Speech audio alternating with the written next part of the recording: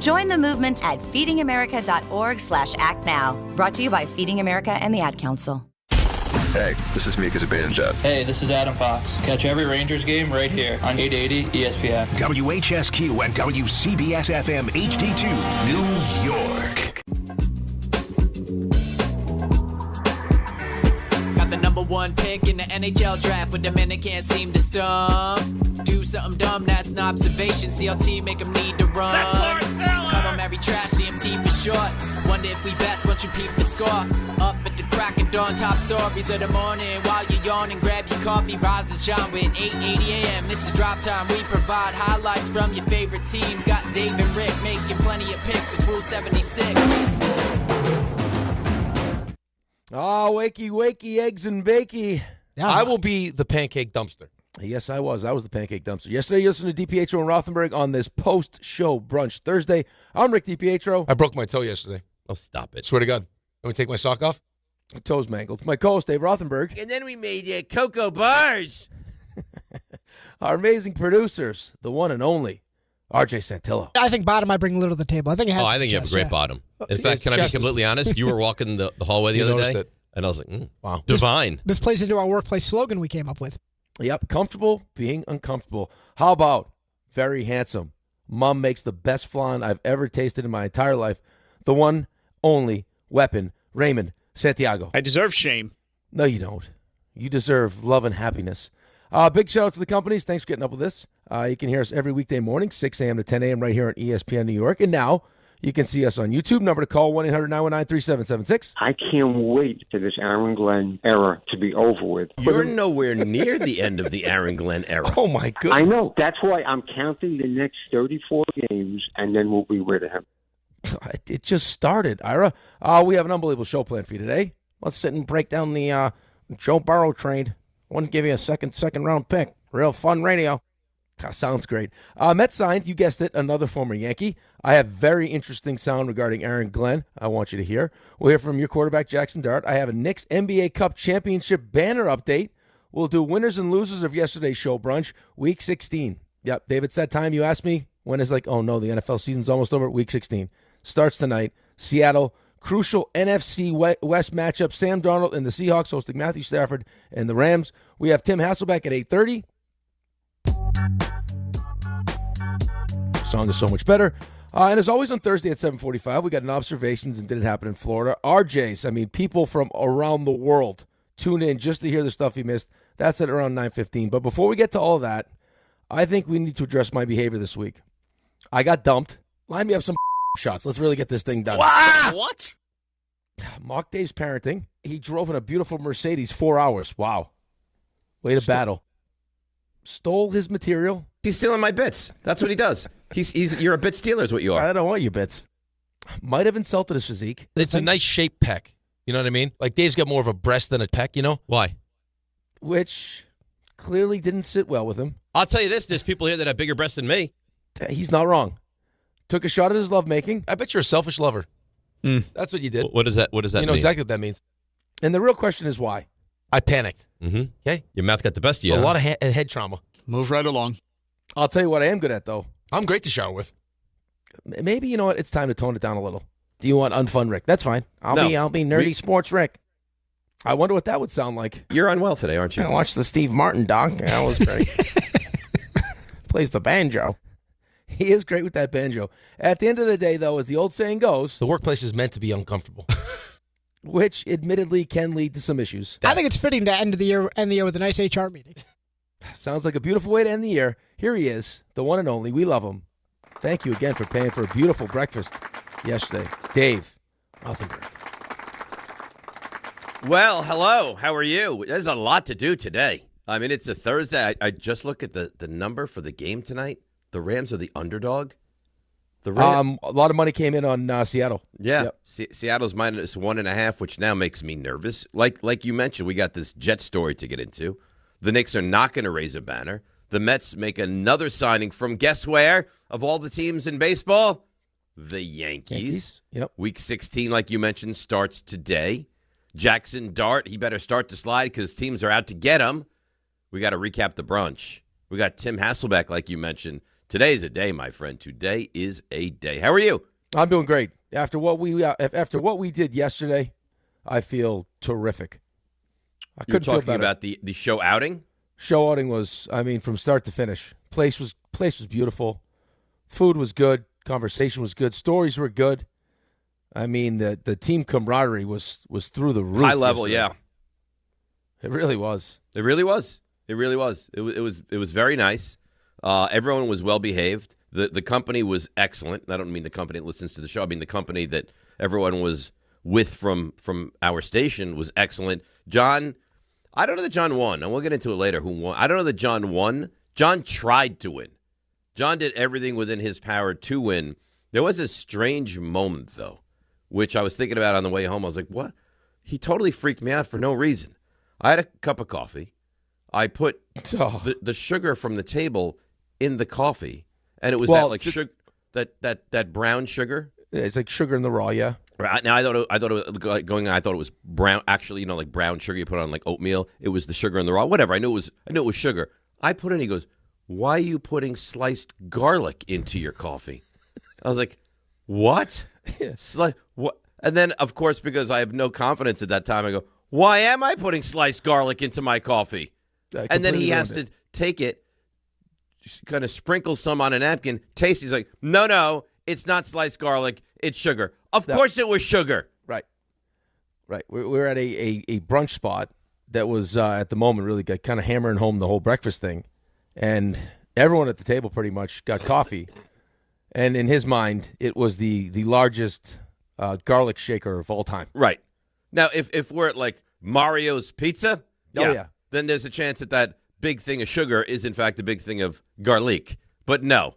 Nobody thought for a second that outside of John, and that just goes to show you how warped his brain, in fact, is. Well, that wasn't really the most warped part of what he did. Was everyone at the table, me, you, well, maybe not you because like you were concerned now, RJ, Ray, and Mike Brownshire, we're all like, John, it's sugar, we promise. He still felt the need to dump it out and taste it. That's right. It's unbelievable. That's right. We did, by the way. And very well played by him. And let's let everybody know. Now, I made sure this was allowed to be mentioned on air. He said, yeah, of course, you can mention this on air. We did get big show news. Big show news. Oh, humongous show news. Big news. Jazz hands. We're having a baby. Yeah, baby. We're having a baby. R.J. Santillo. In mid-June of 2026, little baby girl Santillo will be making her appearance into the world. Congratulations, RJ. Oh, thank you. Yeah, we're running it back. Going for a second try. I mean, you guys have been all around it. Like if this were some kind of like a news gathering story, I feel like you guys off the air have been you've been keen to what's been going on. We could sniff it right out. Yeah, and you have. And I feel like that's what happened last time, by the way. Like they were all over it. The first time they were definitely on it. This time it was the heat was picking up, and I couldn't dodge the questions for too much longer. But I was waiting for the right time to tell you guys, so it saved it for the nice brunch. But the nice thing is you said it right at the start of brunch, and then we could kind of enjoy it. Yeah, but we did enjoy it, and I don't know what you guys believe. I believe in that moment, and I told Brownshire this after. I think John said, okay, challenge accepted. I will not be outdone at this brunch. This is why he escalated? I do believe also that he heard that news and thought, oh, no. Like he's trying to steal my thunder. The plan is gone. Right. So the plan is gone. Yeah. Right. I think he heard that. He's like, he's trying to steal my thunder.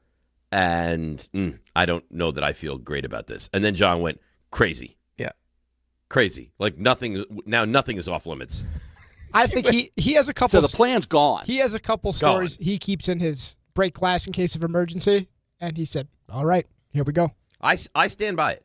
You know the way like teams will script the first drive. Yeah, like the first 10 plays, those are scripted. I truly believe John was scripted and ready to go for almost anything that was thrown out at the beginning of the meal yesterday. I think I'm having a baby might have been his undoing yesterday during the brunch. I think. I don't think. You know. I mean, that was like just before we sat, like as we sat down. That was great.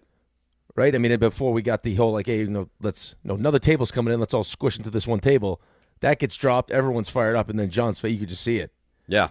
He knew he had to raise his game, and I think he was good. I don't know that he won it. We'll get into that a little bit later in the show. Knicks banner, big story. I haven't heard the sound that we're going to play, but I know the story. Why don't you set it up? Let's take a listen. Let's react to it. Are you want me to set up the sound? I don't. Yes. Okay. You know you found the sound. You I know the sound. I don't even know. I think I know who the sound is from, but I'm not officially 100% sure. So why don't you set it up, and then we'll react off of it. Okay, you're right. The sound is from Mike Florio. Okay. And it is in regards to the firing of Steve Wilkes. So, of course, I clicked on it. And it went from Steve Wilkes to now all of a sudden Aaron Glenn.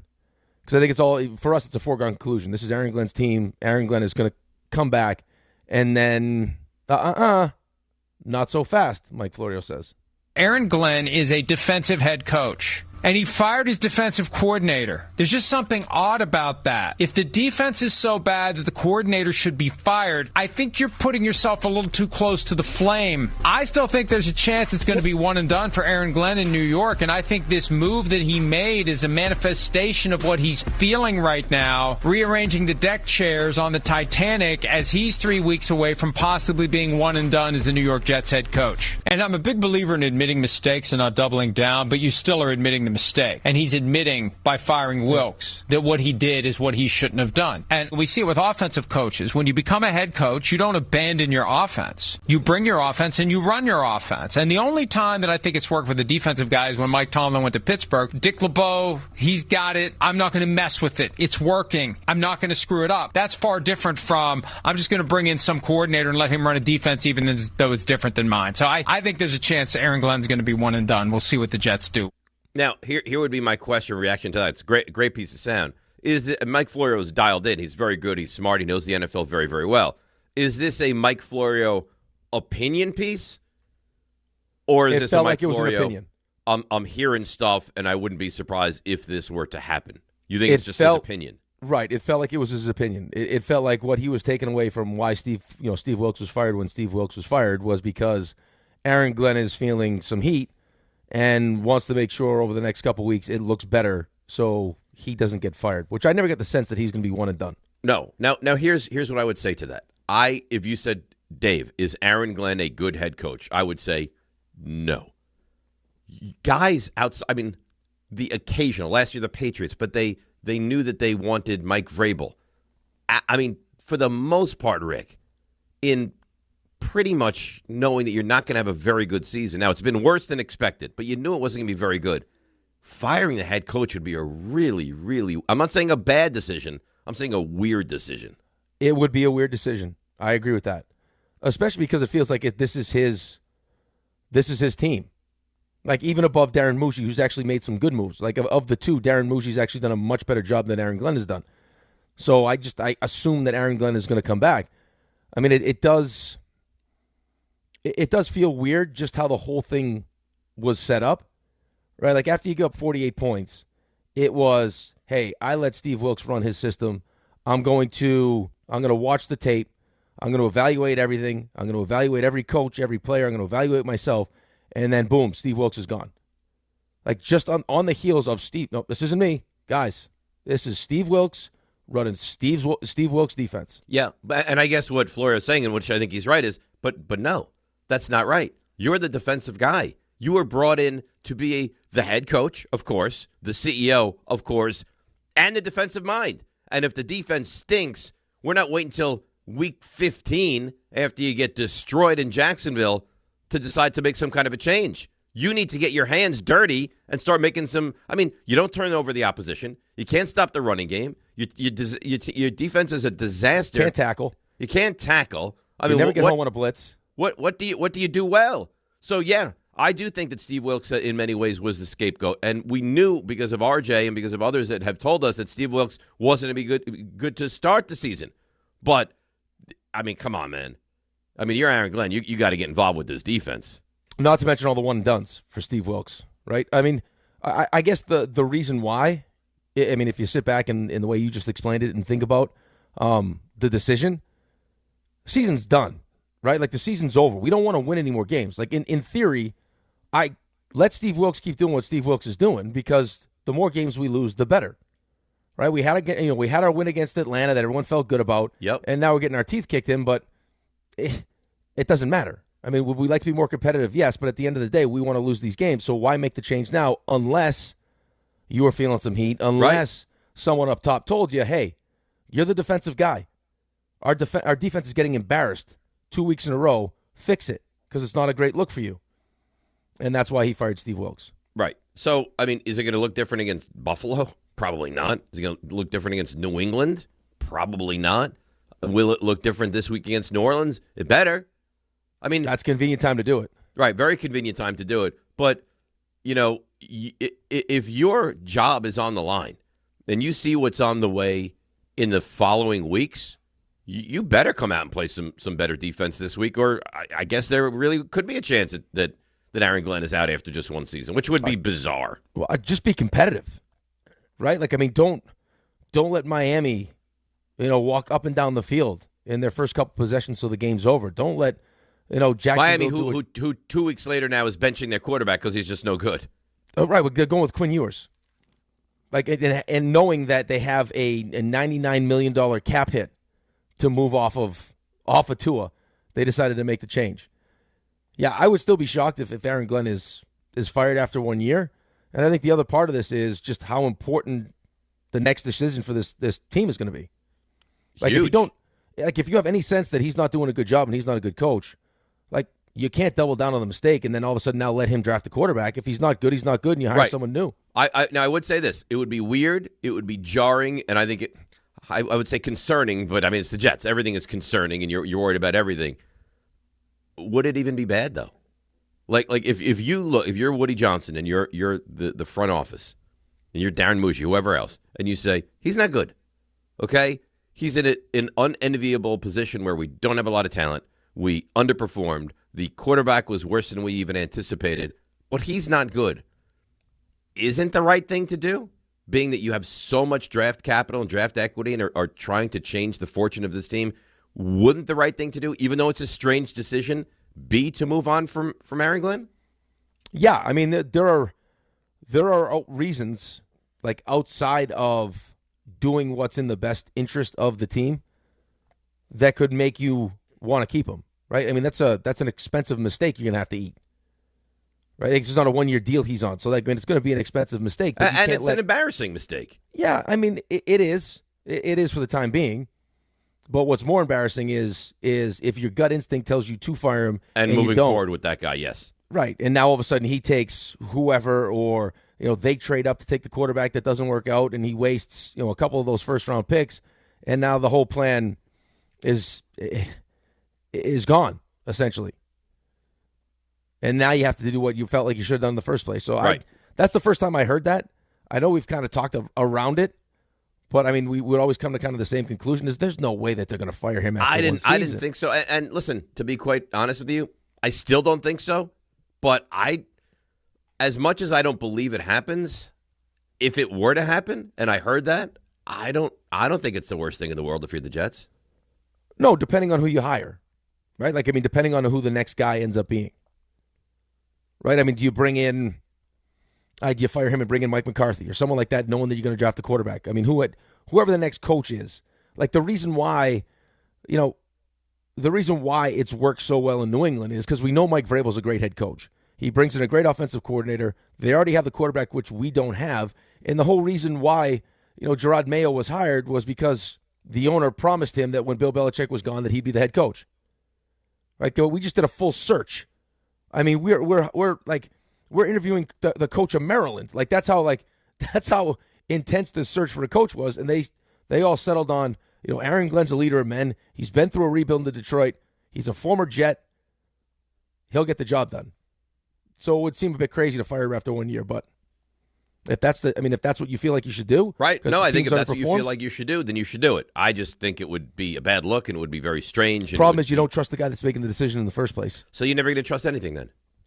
Until it works. Right, exactly that. If you are a fan of the Jets, you're going to trust nothing until something starts to work. And there you have it. I got a really nice email, and I wanted to read it now because they're listening live. This comes from Danielle Keenan. Good morning, Dave, or good afternoon, Dave. I hope you're well and having a great Hanukkah. My husband Tom and I love your show and listen every morning during our hour-long commute. We usually catch the first hour live, which is right now, then listen to the rest of the podcast later in the day. It would mean so much if you could read this on air as a Christmas present for my husband to show my appreciation and love for everything he does.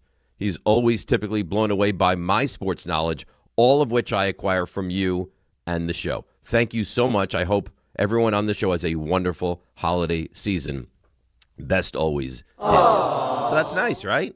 That's really nice. What a way to start the show. Right? I mean, we're usually getting real negative emails to start. No, I got this yesterday. I was like, you know what? First hour, I got to get that out there because that's really nice. And we're trying to spread some holiday cheer this morning. That's exactly what we're trying to do. Exactly that. All right. So you know the topic to start. The Jets, the coach, the decision. 800-919-3776.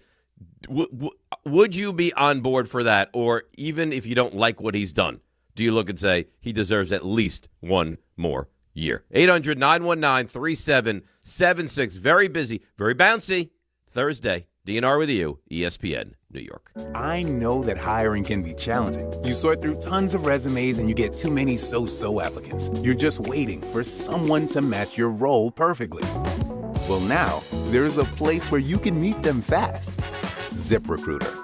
Need to hire right away. Start your search for strong candidates. The right fit awaits. Build your team. Build it sooner. Meet your match on ZipRecruiter. Just head to ZipRecruiter.com/ESPN right now to try it for free. And you're on your way to meeting your match. 4 out of 5 employers who post on ZipRecruiter get a quality candidate within the first day. So try it now. Go to ZipRecruiter.com/ESPN. Once again, that's ZipRecruiter.com/ESPN. Meet your match on ZipRecruiter. Try it free. Health surprises can change your life in an instant. You've seen it happen to others, but it doesn't have to be your story. At Princeton Longevity Center, we customize actionable and proactive health plans to maximize your lifespan and take control of your health. Our Cancer Check program combines cutting-edge technology with top medical expertise to keep you ahead of potential risks. With advanced full-body imaging, genetic testing, and multi-cancer detection blood tests, we look for even the earliest signs of problems. Results are analyzed by expert physicians who craft a personalized plan to safeguard your future. You're not just a patient, you're a partner in your health journey, backed by a team committed to helping you live longer, healthier, and more vibrantly. Our programs have saved hundreds of lives and empowered countless others to take control of their health. Be proactive with your health for the ultimate peace of mind. Call 888-8000-PLC or visit PrincetonLongevityCenter.com. Murray to the net. Score! The New York Islanders are back in action with a brand new theme night schedule you won't want to miss. Bring your friends out for the holidays and take home a custom holiday replica jersey or arrive early for special bobblehead giveaway nights for Matt Barzell and Bo Horvat. Barzell. For Horvat, score! Explore the full theme night schedule at NewYorkIslanders.com. Hey, New York and New Jersey, commitment issues? No problem. Now you can get unlimited talk, text, and data for $25 a month forever, as in for life. Switch now at boostmobile.com. After 30 gigabytes, you may experience slower speeds. Pay $25 a month as long as you stay on the Boost Mobile Unlimited plan. Discover a driving experience crafted to inspire. At Garden City Mazda, exceptional design and sophisticated performance come together during the Mazda More to Move You sales event. Lease the 2025 Mazda CX-5 for just $229 a month at Garden City Mazda. At AT&T, we guarantee our network so you can talk college football with your BFF while taking Buster to the vet. Hey, yeah, I can't believe he ate the whole thing of chicken wings. And I can't believe we're staging a comeback. Touchdown! Yes! Yes! Staying connected matters. That's why in the rare event of a network outage, you'll automatically get a bill credit for a full day's service. For wireless downtime lasting 60 minutes or more caused by a single incident impacting 10 or more towers, must be connected to impacted tower at onset of outage. Restrictions and exclusions apply. See att.com/guarantee for full details. Clinton Yates here, and the holidays are upon us, full of gatherings, toasts, and plenty of cheer. And if you're like me, you want every moment to shine. That's why I head to Total Wine & More, where you'll find it all at the lowest prices, from rich whiskeys and smooth tequilas to festive liqueurs and elegant champagnes. And if you're not sure what to grab, their guides will help you find bottles that impress. You'll always find what you love and love what you find only at Total Wine & More. Spirits not sold in Virginia and North Carolina. Drink responsibly. B21.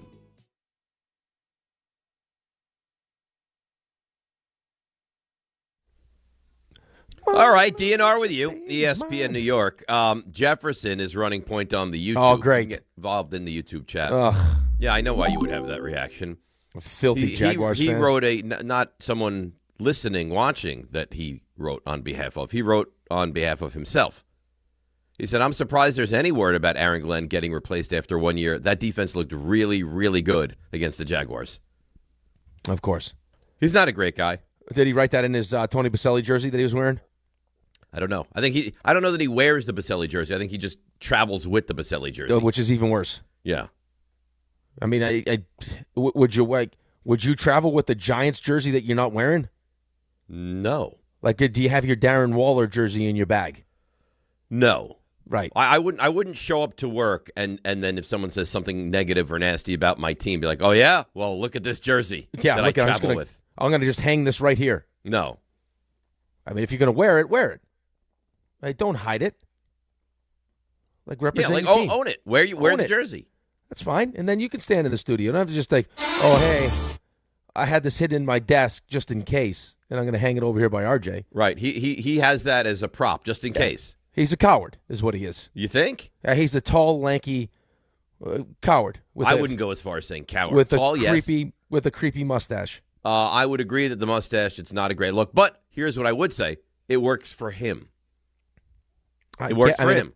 Listen, if you consider what's happening with him working, then yes. Yeah.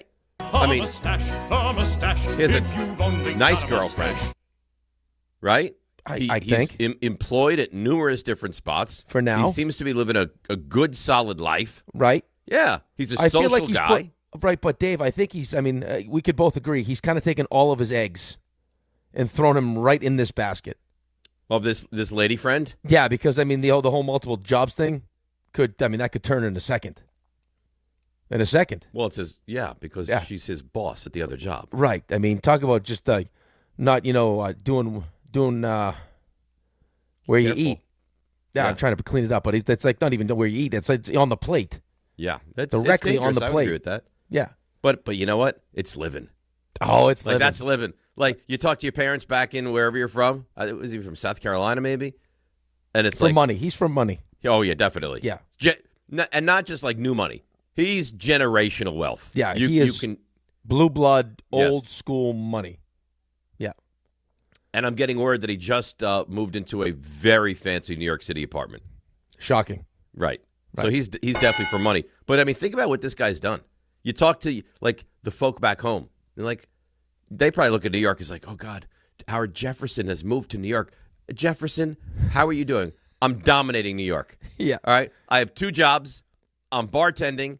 I've taken on a girlfriend, and she's my boss at job number 2. How am I doing? I'm dominating New York. Right. And I'm going to run a half marathon in Canada. That's right. And I'm doing this all with a ridiculous-looking mustache. Right. I didn't put I don't know if he wants this out there, but he told me. I'm going to pass it along because I think it lends itself to the story. So he went out to a big, fancy dinner last night. With the girlfriend. That's right. Mm-hmm. Just the 2 of them? Yep. Mm-hmm. And so he's telling me about the dry wine he consumed. And so he gets the bill. I don't even know what that means. It was a wine that was on the drier side. Oh, okay. So he gets the bill and the gratuity included. What's he going to do? For a table of 2, they included the gratuity? He added his own gratuity on top of the included gratuity? Not only did he add, slapped another 25% on top. Oh, look at this guy. Look at this guy. Well, he doesn't know what to do with all his money. Therein lies the problem. Wait, is he bragging to you about this stuff? Because that's how does that come about? I was asking about because he went out in a town I used to live in, so I was asking where he went. And, okay. And he had himself a time. I was like, oh, because you're in the industry, the restaurateur industry, I know you guys like to take care of your own. He goes, not only did I take care of, bang, on top of gratuity. Is he in the restaurant industry though, RJ? He's really? a bartender, RJ. Right. That's like they'd be like the sound guy on a porn set. I mean, you're involved. Wait, I'm also a porn star. No, you're not. You're the guy that holds the boom mic. Right. You're Mr. Parabolic.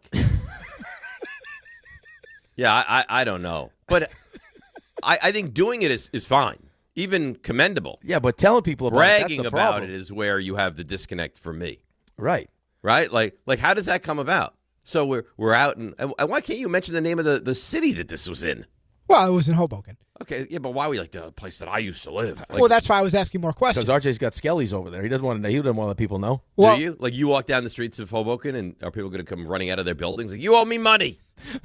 Maybe once upon a time. RJ, this is your child. Listen, I've lived there a decade. I don't know what's happened anymore.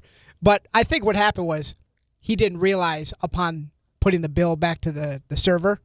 Oh, that he already had the gratuity in there? And then he's like, you know what? I'm just going So to did the server come over and like, excuse me, sir, like this is greatly appreciated, but you're tipping on top of tipping? And then I think he realized, you know what? We're just going to roll with it. Right. He doesn't want to look cheap in front of his girl. Do you believe that he made sure that the boss/girlfriend knew that he left an additional 25% tip? It definitely made a big deal. Yeah. Oh, I didn't even notice that the gratuity was already. Right. But you know what? I'm fine with it. I'm so generous by nature that you know what? Take and keep the extra 25%. And then as soon as he got back, he probably excused himself, called his credit card company. He's like, "Hey, my credit card was stolen." I lead with generosity is what I do. Yeah, I'll return that charge. That stay on the additional charge. What idiot would leave an extra 25%? 25%. I have so many more things to buy at the Ryder Cup store. I put on layaway since the last time I was there and spent $900.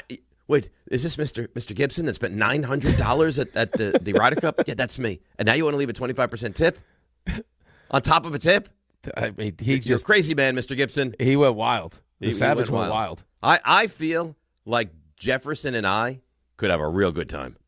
I think younger Dave and Jefferson would have really. Younger Dave and Jefferson would have been a real problem. I think, no joke, I think little docuseries on Jefferson's life. I think you get your people and you get them to follow him around a little bit. Like a day in the life of Jefferson? Yeah. I think, if Jake was Here smart, it is. Ready? Yep. Here's the title. Think about this. Up on the marquee. Jefferson takes Manhattan. Or Jefferson moving on up. Yeah. That'd be nice. I like it. And then you go into his big swanky apartment. Like you see where, and then he's got this beautiful apartment. Like, where's Jefferson getting all this money? And then you go back to like the family history of wealth. Yeah. Well, where does he get the money? His parents. It's family money. It's generational wealth. Right. And then we see him doing puppy yoga. There's a trust fund somewhere set up for Oh, Jefferson. 100%. I mean, he's at Williams-Sonoma buying beautiful blenders for her. I mean, this guy, he doesn't spare an expense. No, because why should he? When you have the wealth that Jefferson has, why should you spare an expense? It's only money. It's only money, exactly. Let's go to some of the only calls. 800-919-3776. By the way, no, I'm not going to say it. Say it. I was going to say only money. Rick, big fan of OnlyFans. Yeah. Yeah. Not me. Mm-hmm. I'm surprised you left that alone for so long, to be honest with you. I had to, right? Some former coaches of Michigan, big fans of OnlyFans. Yes. That's a sad story. It's an awful It's a sad story, but some of the details of that story are crazy. I know. Find me on OnlyFans. It sounds like we're only like scratching the surface of how deep that story's going to go, too. But that was like, this thing all goes down, and he's already DMing OnlyFans models. Like, he got a real problem. Real problem. Well, yeah, think about the story. Real problem, yes. Yeah. Let's go to some of the by the way, do you understand the magnitude of this sports weekend? Yeah, I do. You got the college football game Friday, which is a must-watch. You got noon on Saturday, college football. Right. 3:30 on Saturday, college football. Right. You got college basketball all day long. All day. And then you have NFL Saturday starting at 5 or 5:30, and then you have the NFL all day Sunday. This is one of the great sports weekends you'll have. Action-packed. Yeah. Did you see the report, or is it a fake report, that the quarterback from Michigan is potentially going to LSU? Did you see that? I did. The freshman that they paid so much money for. Is it Underwood? Is that his name? Yeah. Yeah. I did, but I don't know that that's a definitive. I think that's rumor at the moment. Did you see the amount of money? Well, I know he's making a ton to go to Michigan. So but it was it was like the headline was like, I mean, he may leave Michigan for a $20 million NIL deal. God. Here's the thing, and maybe I'm reading the room wrong. I watched a bunch of Michigan this year. I was not overly impressed with him. No, freshman, I mean, but you see... I get it. Listen, not like a great offense, not a ton of talent, freshman year, all those things I understand to take into account. Maybe I'm wrong. Maybe I'm missing Lane Kiffin, his offense, $20 million bucks. Mm-hmm. I mean, dude, if I was making that kind of money at college, I'd be a why doctor. Would you ever leave for the NFL? I'd be like Chris Wanke. Here's Rick DiPietro in his first year in the NFL at 32. I mean, are you serious? Yeah, you go into the NFL with $50 million in the bank. It's a crazy thought. Couple kids, married, you're 27. What a life. Yeah. ESPN, by the way, is your home for the college football playoff this weekend. Tomorrow night, Alabama, Oklahoma. It's almost like I did this read without even knowing I had this read on ESPN and ABC, along with 1050 ESPN and on the ESPN New York app. So you can consume it on ESPN. You can consume it on ABC. You can consume it on 1050 ESPN. And you can consume it on the ESPN New York app. So to not know what's going on in this game would be a crime. Then Saturday, Miami plays Texas A&M at noon on ESPN and ABC, along with 1050, and you guessed it, the ESPN New York app. Followed by Ole Miss and Tulane, along with Oregon and James Madison at night. Both of those games are on 880 ESPN, and you guessed it, the ESPN New York app. All right, now that we've done that, let's take a break, come back. I know you're waiting on the line to get into the Jets. We will do that next with you guys. DNR with you, ESPN New York. New York Lottery's holiday scratch-off games are the perfect gift for everyone on your list. Like me, your Aunt Jules. I told you I didn't need a gift this year, but I secretly really want one. Or me, your neighbor Frank. I hope you didn't forget I'm coming to your holiday party tonight. Or me. Why does no one ever think of the voiceover guy? Anyway, New York Lottery's holiday scratch-off games have more winners and top prizes up to $5,000. Please play responsibly. Must be 18 plus. Gambling problem? Call 1-877-HOPE-NY or text HOPE-NY. This is Rick Brunson, the assistant coach from the New York Knicks. I'll be driving to our games this season in style in my new Jeep Gladiator from Princeton Jeep. My friends at Princeton Jeep gave me all-star treatment, and you can expect the same thing. Just mention I sent you, and they'll treat you like family. Princeton Jeep has tons of inventory and great deals on new vehicles. Visit Princeton Jeep at 1045 State Road in Princeton, New Jersey, or online at PrincetonJeeps.com and tell them Rick Brunson sent you. Hey, it's Michael Kay, talking to you about my friends at PC Richard & Son. They're local, family-owned, and I trust them, and you can too. Right now, save on all holiday gifts for everyone on your list. And with their holiday price guarantee, your price is protected. If the price goes lower from now through December 24th, they will match it. You can't beat it. Plus, you get fast and free delivery. PC Richard & Son, the company you could trust for over 116 years. Free delivery excludes Manhattan. If you've been injured on a construction site, then you need a lawyer who knows New York's unique labor laws. At the Parisman Firm, they have decades of experience handling construction accident cases and a proven track record of delivering huge results. Their team has already recovered nearly $1 billion for hardworking New Yorkers. From scaffold accidents to slip and falls and equipment failures, they've got your back. Call the Parisman Firm now at 718-WORKERS. That's right, 718-WORKERS, because your case is their cause. Get the justice you deserve today. Right now at Bay Ridge Honda, experience the wonder of holiday savings with the 12 days of deals during Happy Honda Days, like the Accord SE, only $299 per month, or the all-wheel drive HR-V LX for only $269 a month. The 12 days of deals on now during Happy Honda Days, plus receive thousands in benefits and savings with their Bay Ridge Plus Advantage plan. Upfront pricing, total peace of mind. Visit BayRidgeHonda.com. 39 months lease, 7,500 miles per year, 2026 down, plus tax, tag, and fees. See dealer for full details. Texting enrolls you into recurring automated text messages. Consent not required to purchase. Message and data rates may apply.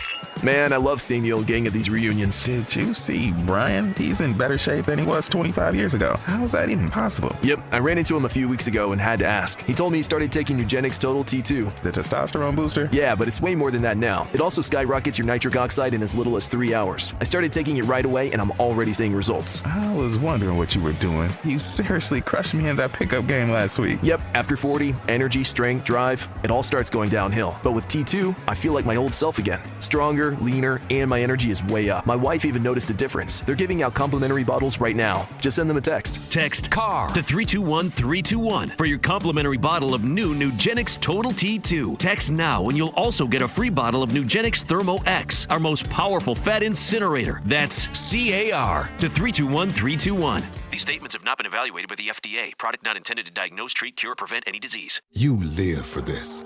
The wins, the losses, the slam dunks, and the buzzer beaters. The dream that this is your team's year. Hope, it's what keeps you coming back. So you represent with anticipation and with pride.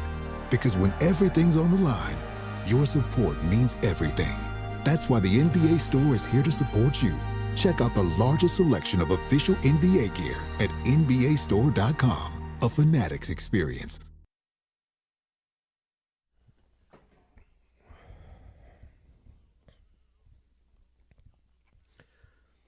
Don't you think they had a misstep in that song?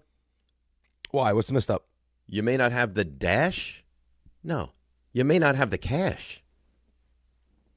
Take it up with Seth MacFarlane. Yeah, I mean, I find like there are some songs that I listen to that also have missed opportunities. I mean, you may not have the girl. You may not have the dash. What the hell does that even mean? You may not have the... Well, what's the term? Dashing? Yeah, Play it again. Ray, play it again from the top. All right, here. Yeah. No. You may not have the looks. You may not have the cash. And then you get into the mustache. It's a misstep. It is a misstep, but... Yeah, it could be. But I think that's about like the... Yeah, right. Like, I mean, you don't have the looks, you don't have the cash, so really, what do you have going for you? I got the mustache. Exactly. Yeah, I'm with you. Right. I mean, have you ever walked into a room and be like, oh, my God, that guy has tremendous dash? No, I don't know if I don't think they'd say it that way. They say that guy is dashing. Riz. Yeah, he doesn't have the... Like, you'd say Riz now. Mm-hmm. Riz, there you go. There you go. That's a good comp. Right. Okay. All right. Well, I'm just trying to add to the song. Luckily for Jefferson, he also has the cash. Lots and lots of cash. And for whatever reason decides he wants to keep the filthy mustache. Yeah. I bet that thing smells brutal. Probably, but it works for him, and that's all that really matters. Okay. Let's get to the calls. 800-919-3776. Joe in Ocean Gate. Good morning, Joe. How you doing? Good morning, guys. Great week of shows as always. If I don't speak to you guys, Merry Christmas, Happy Hanukkah, and everything. And yep. Happy holidays, Happy New Year, and everything to you and yours, Joe. Thank you. Want to lead off with RJ has to win the breakfast because having another kid, a daughter, it's awesome. And like having one of each is like I have a son and daughter, and it's phenomenal because it's like the perfect couple, 2 and 2, and it's really great. So congratulations, yeah, right, but Joe, to RJ. he's already been he's been practicing this for the last couple. Like he's already been winning the whole time. Like the process of getting pregnant is also a huge win for him. Absolutely. Well, yeah, it's like the bonus, be careful right? with Joe. So Last time Joe was on, he had a boob chart in his room. So Oh, be yeah, careful good where you point. lead Sorry. him, please. Sorry. You get on me about that. You guys talk about porn and everything. No. And OnlyFans. So like, I'm just kind of joining the party, Okay. But You want some shots? Joe, you want some shots?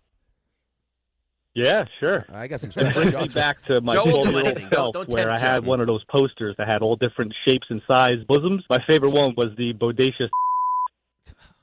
No one's ever why heard do you of this bleep poster, that? Joe. No one has ever heard of this poster. Because they're All scared, Joe. They're no fun. That's why. At a Spencer's, the Spencer store. right. Okay. I don't Makes know. all the sense. Let's get to the Jets. Please, let's get to the Jets. All right. Well, the St. Martin thing, you have to go to the beach where the planes come in. They land right over the top of you onto the airport. So you got to go to. I've heard. But About you got to this. go to that beach.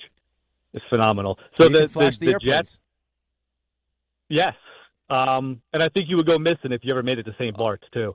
We'd find you like Joe, 10 years Joe, later. Listen, we give you I think it's fair to say a lot of leeway, right? And the boob chart, the OnlyFans, you guys talk about porn, the breakfast, who won the brunch, the girl that the whole thing.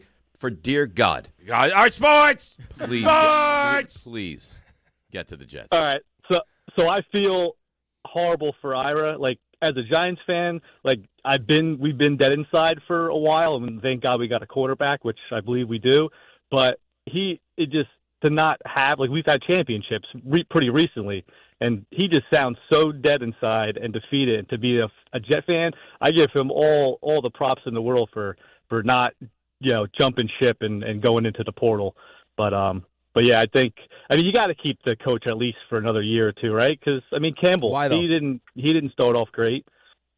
Right, but I mean that's now right. But again, like it's not used like it's not as simple as like just use the results and let's use other examples of coaches that have got have gotten off to poor starts. I mean it's up to the people inside that building to to make that decision. Like if they feel like the building is different and the standard is changed and they're headed in the right direction, then of course you keep them. But if you don't feel like that's the case and you're now like going into a draft or next two, like where you're going to control these drafts, you have 5 first-round picks and you need a quarterback.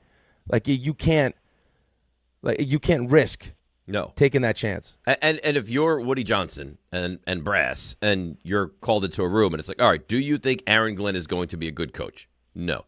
Then you have to fire him. Right. Then you'd be doing yourself a tremendous disservice if you brought him back just because guys get second years.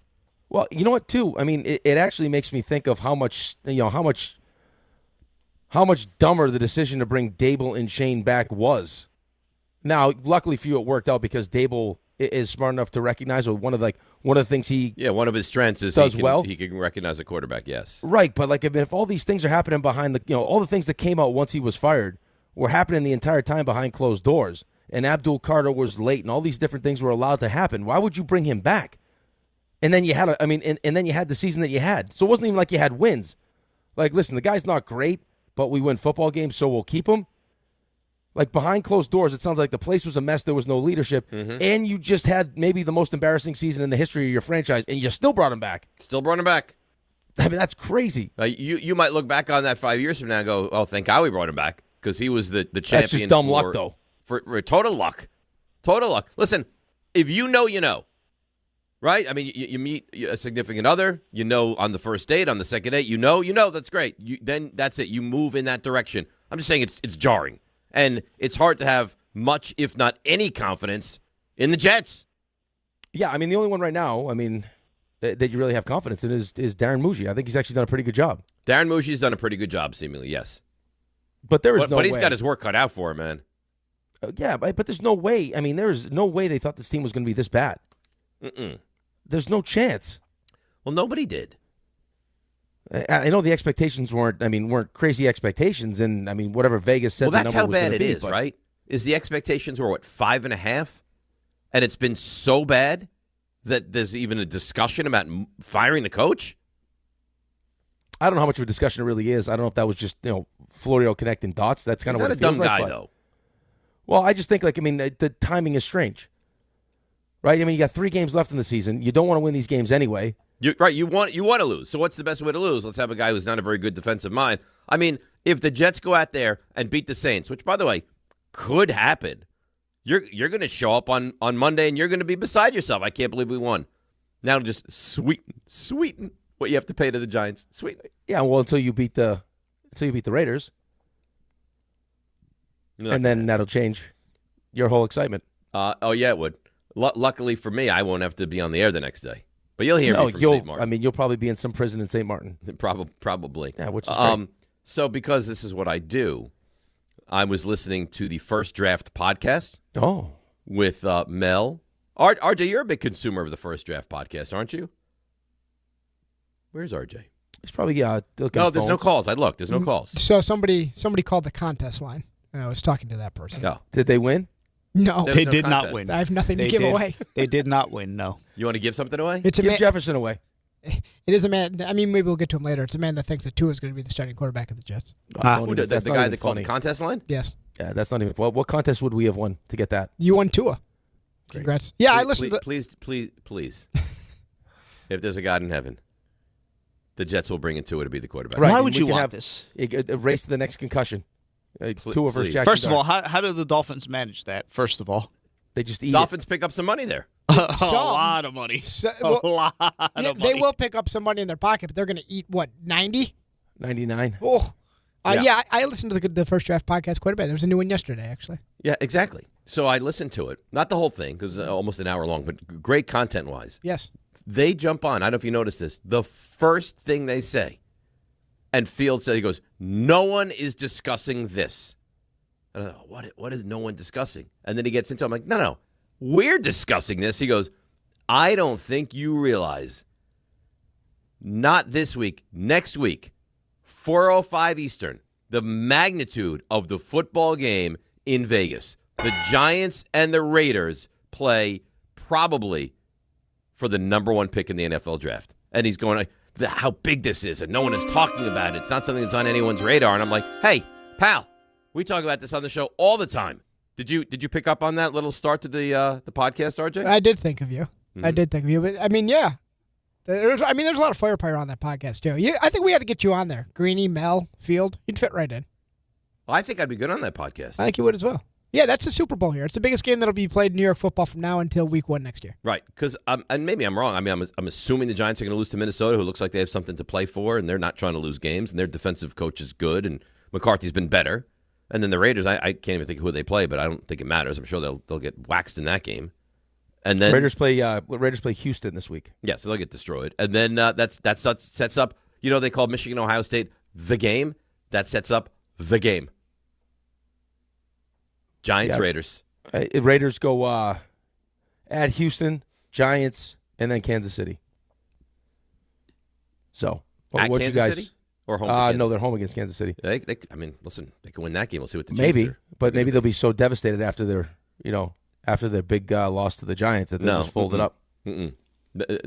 I might wear a Raiders hat. I don't think a Raiders hat's going to help them. I think it might. I think if they know in a foreign land I'm wearing a Raiders hat, that might be all it needs to push it over the top. So Tua's deal, he's got $54 million guaranteed to him in 2026. On March 15th, $3 million of his 2027 salary becomes guaranteed. Cutting him would leave $99 million in dead money. Post June 1 cut would equal $67 in dead money in 2026 and $30 called 2 in 2027. What a bad signing that was, huh? That's a tough one. You know what the thing is? When they made it, I was like, what's going on here? And now here we are. Let's go to Neil, Long Island. Neil, good morning. You're on ESPN New York. Good morning, guys. 56-year Jet fan. I listen to 4 hours minimum of Jet content on YouTube. I'm probably the number one caller on the Jake Asman show, which I know is an ESPN show. You guys hear me? We hear you. Oh, we got you. Yeah, we're listening. Okay. To weigh in on the Glenn situation, I'm an entrepreneur. I've had many employees work for me, and I just want to basically go through a typical conversation that I would have with an employee using Aaron Glenn as the employee when we sit down at the end of the season. You mind if we play that? Oh, I would prefer we do, yes. Go ahead. Okay. Are we role-playing here, Neil? Yes, we are. I don't know which one are you going to... Who's going to play the Aaron Glenn? I think Rick should play Aaron Glenn because Rick is the Jets fan. No. I saw your acting skills yesterday. I think you should be Aaron Glenn. I was told you were the better actor. And Neil, all right. I'll play Aaron Glenn. I'll play your game. All right. Terrific. Okay, you walk into the room, you put your arms out, and, how you doing, Aaron? How you doing? No hugs on this one. This is an exit interview here, a possible This is an exit interview? All right, hang on. Let me get into character. Exit interview. And okay. All right, I'm ready. And scene. Okay. Okay. Take a seat, Aaron. You have any water? Go through 5. I'm parched, Neil. Take whatever you want. Okay. Okay. Take a seat. I have 5 things here that I'm assessing your season on and whether or not we're going to move forward with you or not. And the first thing I want to discuss is the start of your tenure. You mentioned to our fans that we were going to win now. Neil, I got an appointment. How long is this exit interview going to be? It's going to be Neil, this is only 5 minutes. question. Neil, this is only question. This is question one. Okay, all right, let's go. We'll pick it up. You chose a veteran quarterback with Fields. You really liked him. Darren Mucci didn't like him as much as you did. You made me open my checkbook for a huge contract, and you gave him no veteran competition. What grade do you give yourself for number one? I would say a C. I mean, it wasn't a great move. We were in a position where we didn't have a lot of options, right? I mean, to just snag a quarterback in the 11th by the way, hour. you did, Hang on Aaron, now, let me Neil. I'm in the interrupt middle you. of saying something, all right? I think it wasn't a great position we were put in. Also, here's the thing. He's a loser, okay? I didn't realize how bad Justin Fields, in fact, was. He's mentally weak, and he's not capable of succeeding in this market. And it was partly my mistake, but more the fact that now I know exactly what kind of a quarterback he is. So I'd give myself a C. Number two, you're keeping players. We're going to go through 5 things? Just try. Well, we'll speed it up. Keeping players that clearly have not performed. Clemens, Adams. RJ, hang on. Cut. RJ. Yes. What do I do? Parachute. Anything else? Jump out. Anything else? I think we wrap it up. Neil, I don't want to work at your company anymore. I'm out. I'm out. The production costs for this movie, we're way over budget. I mean, that was supposed to be a quick exit interview. That thing was going on forever. I mean, and you wonder why movies today are 3 hours. If we just let that continue, RJ, at what point do you think we finish the exit interview? 7:30. Yeah, we lose 2 breaks at least. A minimum. Well, legal ID, the whole thing. Well, I mean, right out the window. The good news is I was contemplating how long could we walk away from and then come back and he'd still be going. Yeah. Hey, you shut your mouth. I'm answering the question now. Well, I mean, if you want to give me the floor, then give me the floor. Yeah. You have to ask for water? I mean, come on. I'm just parched. sat down. What a pain in the ass you were. Like, I just let him ask the questions. How am I a pain in the ass? He calls me in for an exit interview. He demands I sit in his office, and he doesn't even offer me a water? A diet soda, something? It was an exit interview. It's not meant to be a protein bar. You know, you're hungry. Who knows? That thing was. Think about the length that thing was going to go to. You would have needed multiple meals, right? I mean, a menu. Oh, could you imagine? He's an entrepreneur. Yeah. Could you imagine? Could you imagine those exit interviews? No. He's probably got a PowerPoint slide for you. He's also the #1 caller to the Jake Assman show. Oh yeah. At that pace, he's probably the only caller to the Jake Assman show. No wonder the show is 4 hours. It's got to be. By the time and that wraps up the podcast for today. That's right. So what do we have on the docket today? Neil.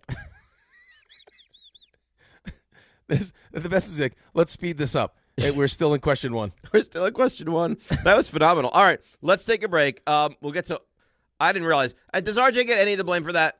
No. For putting me into an exit interview with Neil? I think RJ's immune from blame today, given the news. Maybe that's true. All right, let's take a break. Come back. We'll get to your calls a little more rapidly than we've done. DNR with you, ESPN New York. All right, let's see what's happening on the roads today. Here is Debbie Duhame. Hi, Dave, Rick, Ray, and RJ. Hey, RJ, congratulations on baby Santillo #2 on the way. So happy for you. Guys, let's see what's happening. You're not going to be happy at all at the Queens Midtown Tunnel right now. Over on the LIE westbound, bumper to bumper into the Queens Midtown Tunnel. Only one lane getting by because of a broken water main in Long Island City on 50th at 11th. That's causing problems at the Queens Midtown Tunnel. Watch for slowdowns on the thruway south exit 14 into Spring Valley and on the Hutch South getting into Eastchester. A collision sponsored by Unbound.org. Right now, there are young people across the world facing a tough choice. Continue their dream of education or drop out to help their family put food on the table. You can help change their future in a single moment. See how far your support can go at Unbound.org. I'm Debbie Duhame on 880 ESPN New York. For over 100 years, Slomin's has been your trusted partner in comfort. When it comes to home heating oil, we deliver more than just quality fuel. We deliver peace of mind. With price protection, automatic deliveries, 24/7 service, and up to 30 days to pay your invoice. Our dedicated team is just a call away, ensuring you stay warm and comfortable all winter long. Slomin's, New York and New Jersey's largest heating oil provider, proudly serving our community for generations. Give us a call today at 866-GET-HEAT or visit oil.slomins.com. Good Karma Brands is proud to be an equal opportunity employer, providing equal employment, development, and advancement opportunities to all teammates and applicants. To learn more about careers with us, please send an email to talentacquisition@goodkarmabrands.com. That's talentacquisition@goodkarmabrands.com. Hey, New York and New Jersey, Boost Mobile has an unlimited talk, text, and data plan that's only $25 a month forever, meaning you'll only ever pay $25 a month for the rest of your life. Who wouldn't want unlimited wireless when it only costs $25 a month forever? If you don't, you must be one of those people who enjoy overpaying for their phone plan. $25 a month forever is truly as good as it gets. So go online and switch now at boostmobile.com. After 30 gigabytes, customers may experience slower speeds. Customers will pay $25 a month as long as they remain active on the Boost Mobile Unlimited plan. Friends, it's football season, the best time of the year. You should be out there tailgating, cheering on your team, and enjoying every Sunday. But if you're dealing with neck pain, back pain, sciatica, or nerve pain, even getting off the couch can feel like a challenge. You don't have to live like that. There's help. Dr. Jay Shaw at Sandwell Pain is New Jersey's top pain specialist. He's Ivy League trained, double board certified, and is dedicated to helping you get back in the game. Here's what makes the difference. No surgery, no scars, no long recovery, no pain medication. Just precise, non-surgical image-guided procedures that deliver real results. Dr. Shaw treats neck pain, back pain, joint pain, migraines, nerve pain, and sciatica with a plan that's customized for you. Same-day and next-day appointments are available, and with offices in Woodbridge, Livingston, and Inglewood, relief is always close. So don't let pain keep you on the sidelines this season. Visit SandwellPain.com to call, text, or book online. Most major insurances are accepted. That's SandwellPain.com. Relief is closer than you think, and it starts today. Discover a driving experience crafted to inspire. At Garden City Mazda, exceptional design and sophisticated performance come together during the Mazda More to Move You sales event. Lease the 2025 Mazda CX-5 for just $229 a month at Garden City Mazda. Harry Douglas here, and the holidays are rolling in, and if men in your life are struggling with their holiday wish list, tell them to add Manscaped to make gift giving easy and completely stress-free this year. From the beard hedger to the lawnmower trimmer, Manscaped's precision tools keep you looking sharp, feeling confident, and ready for every event and celebration. Right now at Target, get 20% off on the Handyman Shaver, Beard Hedger, and the Chairman Plus Essentials Kit, a must-have for a smooth face shave. Hurry up though, offer ends December 27th. Hey, I'm Mike Slater. My dad passed away at the age of 63. It's out of nowhere. Had a stroke. Super hard, obviously, for the whole family, but my dad had life insurance. This is why I have life insurance for my family, for my wife and 4 kids. And the best place to get life insurance is ethos.com because you can do it in 10 minutes. And there's no medical exam and no blood test, just a few health questions. Get life insurance in 10 minutes so your family is protected. Ethos, ETHOS, ethos.com/play. 880 ESPN, WHSQ, and WCBS-FM HD2, New York. A Good Karma Brands radio station. This is DiPietro and Rothenberg. I think there's a chance Aaron Glenn's going to be one and done. I would still be shocked if Aaron Glenn is fired after 1 year. It would be weird. It would be jarring. I would say concerning, but I mean, it's the Jets. Everything is concerning. Would it even be bad, though? Aaron Glenn is a defensive head coach, and he fired his defensive coordinator. There's just something odd about that. Your defense is a disaster. Can't tackle. What do you do well? The season's over. We don't want to win any more games unless someone up top told you, hey, you're the defensive guy. Fix it, because it's not a great look for you. This is DiPietro and Rothenberg on ESPN New York and streaming live on YouTube. Henry K. emails in, did RJ become a new father for the second time during Neil's call? My goodness. that was a lot to unpack. It really was. Do you think that RJ was holding the baby information and not telling us, waiting to lead with it at the brunch to win the brunch? No. You don't? No, I just think, I mean, there's that kind of like that awkward span of time where, like, that's a tough span of time. Right, but you don't feel comfortable. So, like, we were asking him, and he's known for, however long he's known. 3 months, yeah. Right. So, like, until you get the go-ahead from your wife where she feels comfortable announcing it, that's a tough spot. But he could have told us, like, yesterday. Right, at but the studios, he could tell us, I at know, any but point. But that's, I mean, that group of people is our group. Like, what are you going to, instead of, hey, I know we got the brunch on Wednesday, I'm going to call everyone together on Tuesday. Hey, guys, show meeting, Andrew's pregnant. Well, it's convenient that it gets exposed or announced at the brunch, and now it's like, all right, he has a huge leg up on winning the brunch. But okay, here's what I'll say. Was it to win the brunch? No. Was it, however, because he also made a move in fantasy that now has sent John's shockwaves, plan. Shockwaves. Maybe this was all part of his bigger plan, which is to really get inside John's head. To disarm him? Yes. Mm-hmm. Throw him for, because you could tell. I mean, the second that news came out, John's whole plan was now, like, in his mind, like, shifting at the and for some reason, I had to hear about it, like, on the walk to the brunch. I was like, so listen to what happened. And I was thinking to myself, like, I don't really care. Like, this doesn't interest me even a little bit. So I picked up C.J. Stroud, and I was going to have Kyle Pitts, but RJ bid so much on Kyle Pitts, and, okay. One single move sent his team into turmoil. One single move really could shape the entirety of the postseason in our fantasy football league. Yeah. And then just to kind of put the exclamation point on, hey, it's my show, I own you, is pregnancy news, John's day ruined. John can't win the brunch. There's no chance John wins the brunch. Even with the craziest things he had on his list of things to talk about, right? None of it worked. RJ, like, there was something said yesterday that normally, if that's said, it's a guaranteed win. Like, if you walked up to a person and said that, I'm confused at what was said. RJ, do you remember what the line was? RJ knows. Just jarring. Was it the height line? Oh yeah. You better believe it was. Who said that? It's out of pocket. John's line. You know what I'm talking about, Dave. You were there.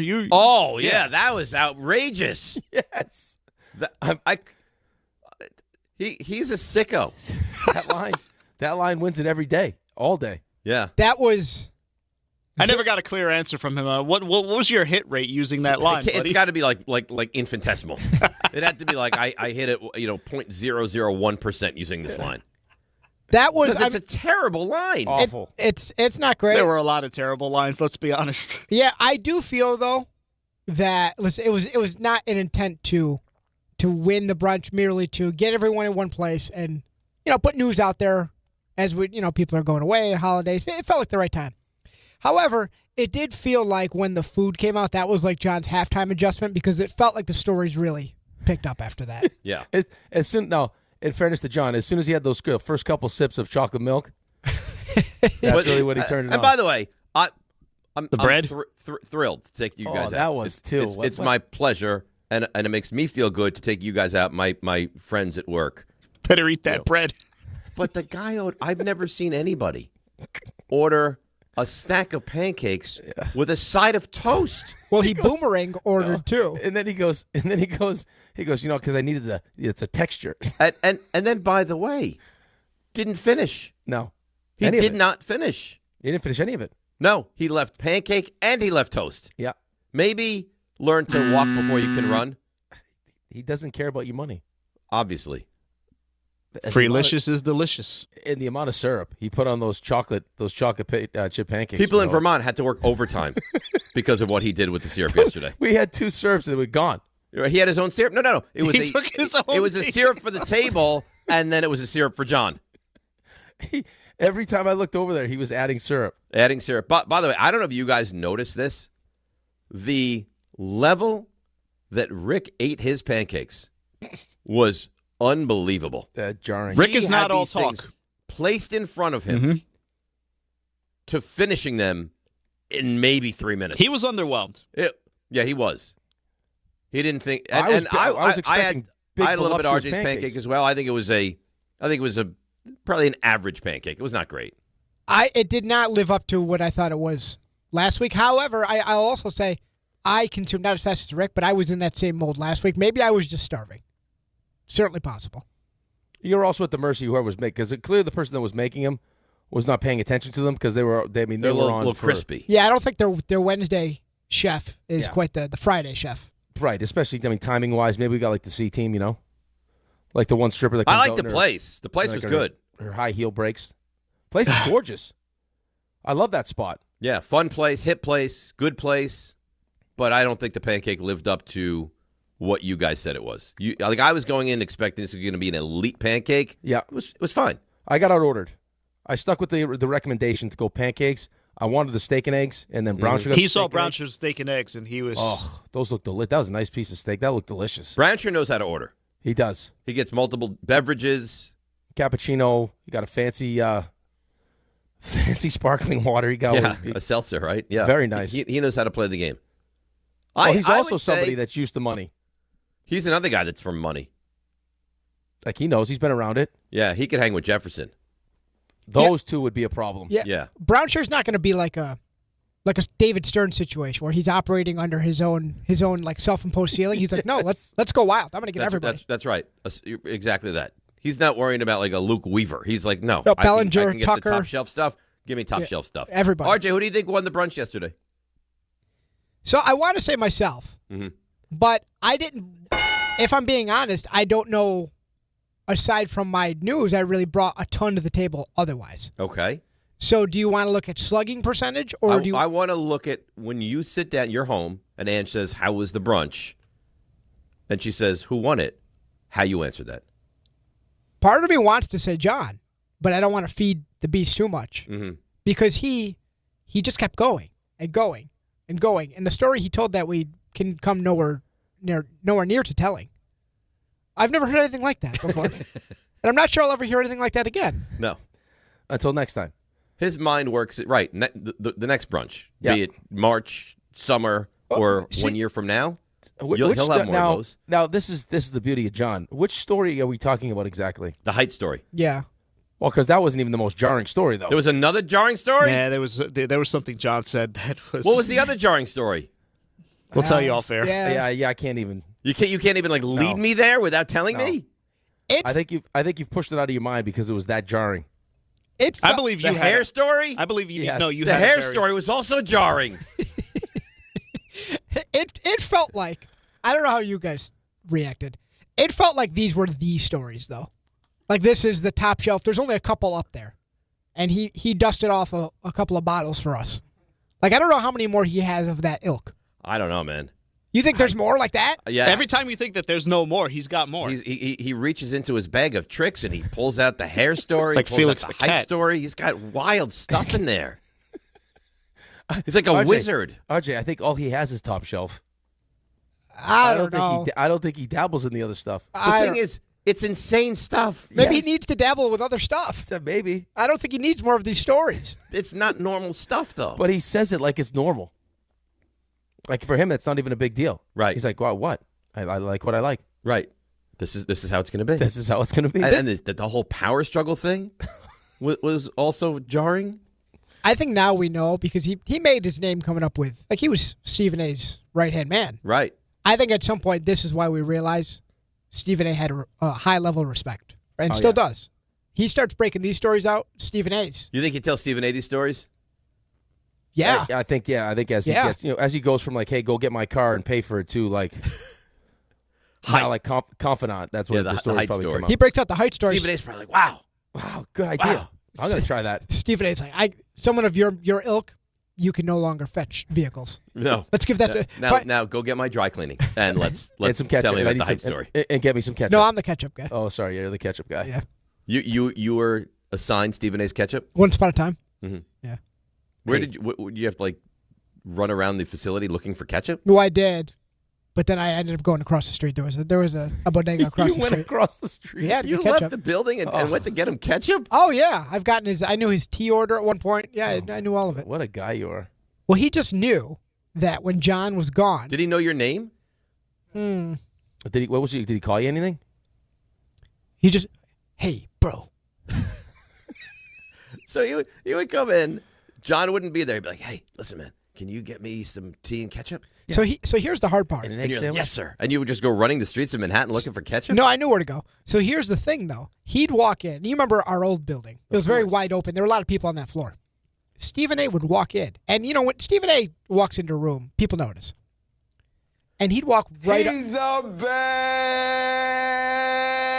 bad man. And he would walk, and as other people notice, like important people, he'd walk right up to me. And when John was out. And no one knew what he was saying to me. No one knew it. He was literally just putting in like a food order. For all people knew, he was telling me. But it made you look important. Yeah. So I was like, you got it. And it'd be a quick conversation. Somebody'd be like, what was that about? I'll tell you later. None of your business. Yeah. Right. High level It's stuff. secret stuff. High level stuff here. Now people know ketchup. Ketchup. And tea, 2.5 sugars. Now, were you concerned that you had to get him like the Heinz ketchup packs, or were you like, any ketchup will do? Yeah, I would search out the Did it have? You had to go top shelf. highest level ketchup I could find, yeah. Yeah, good stuff. And this guy whose name is spelt like lasagna? I think that was Loizaga. Yeah, Yeah, it that's definitively was. Yeah, that's it. All right, we'll get back to the brunch later. Let's get to Rob in Monmouth. Rob, good morning. You're on ESPN New York. What's up, guys? Happy holidays, everybody. I just want to do a quick hit roundtable real quick. Ray, I'm looking forward to having some pasteles and coquito, Boricua Ray. I hear you, brother. Ray, RJ, congratulations on the baby. I think RJ and Ange are like the Patriots. They went from Tom Brady and roll him right into Drake May. Just the franchise continues. Dave, yeah. If that last caller was a movie, that would be Waterworld.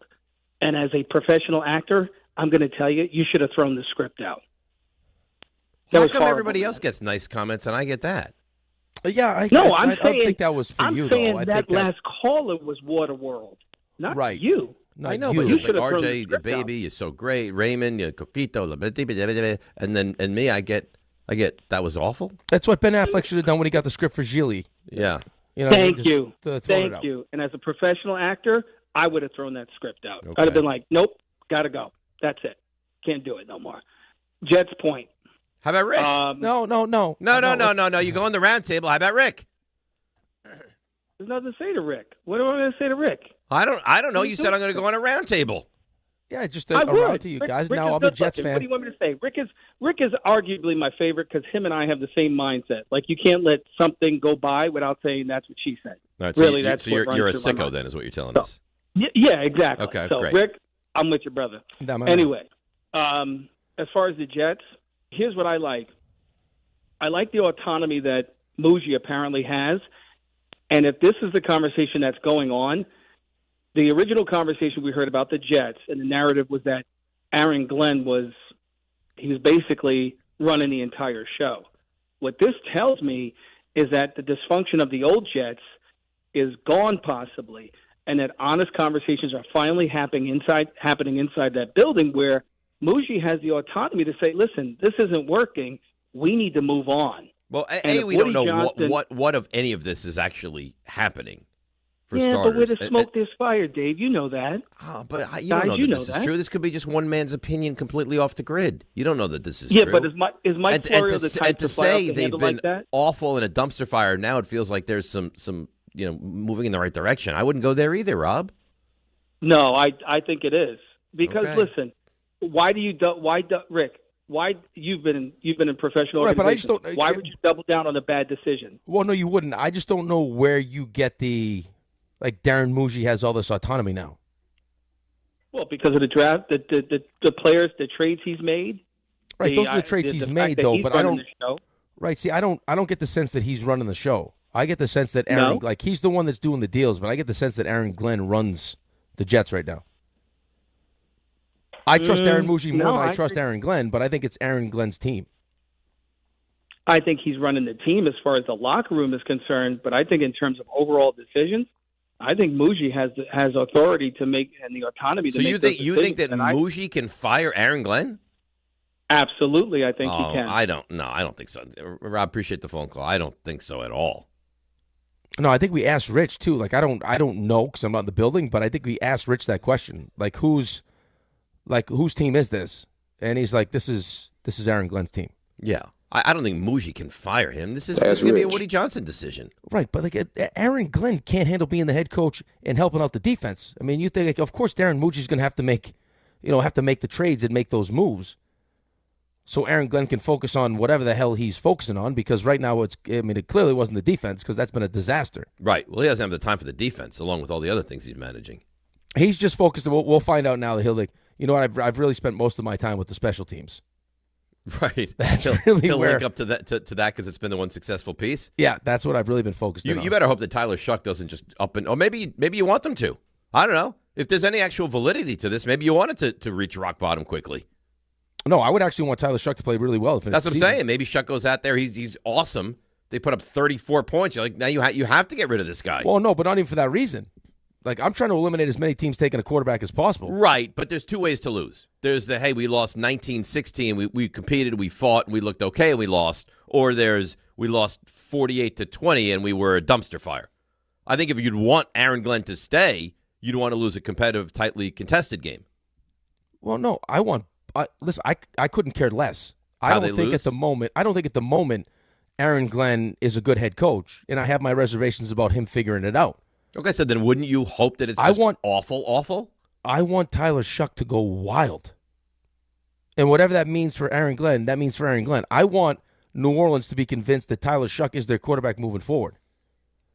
You want to take them out of the equation, huh? Yes, I need teams to not want to take a quarterback right now.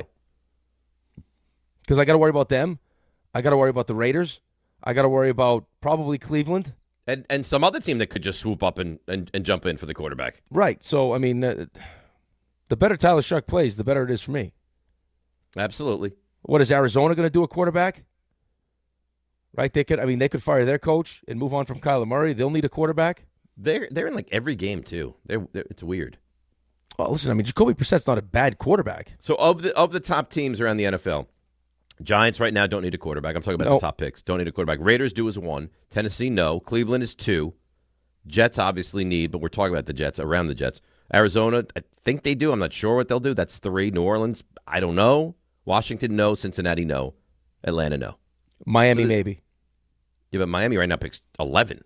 Yeah, but they may. I mean, if they move on from, if someone wants Tua, they're going to need a young, cheap quarterback. Oh man, I hope the Jets bring in Tua. Or not. Don't even say that. It's not even funny. Year. Oh, why would you do that? What do you mean? You said you're highly rooting for the Giants to beat the Raiders. Yeah, right. This is my response.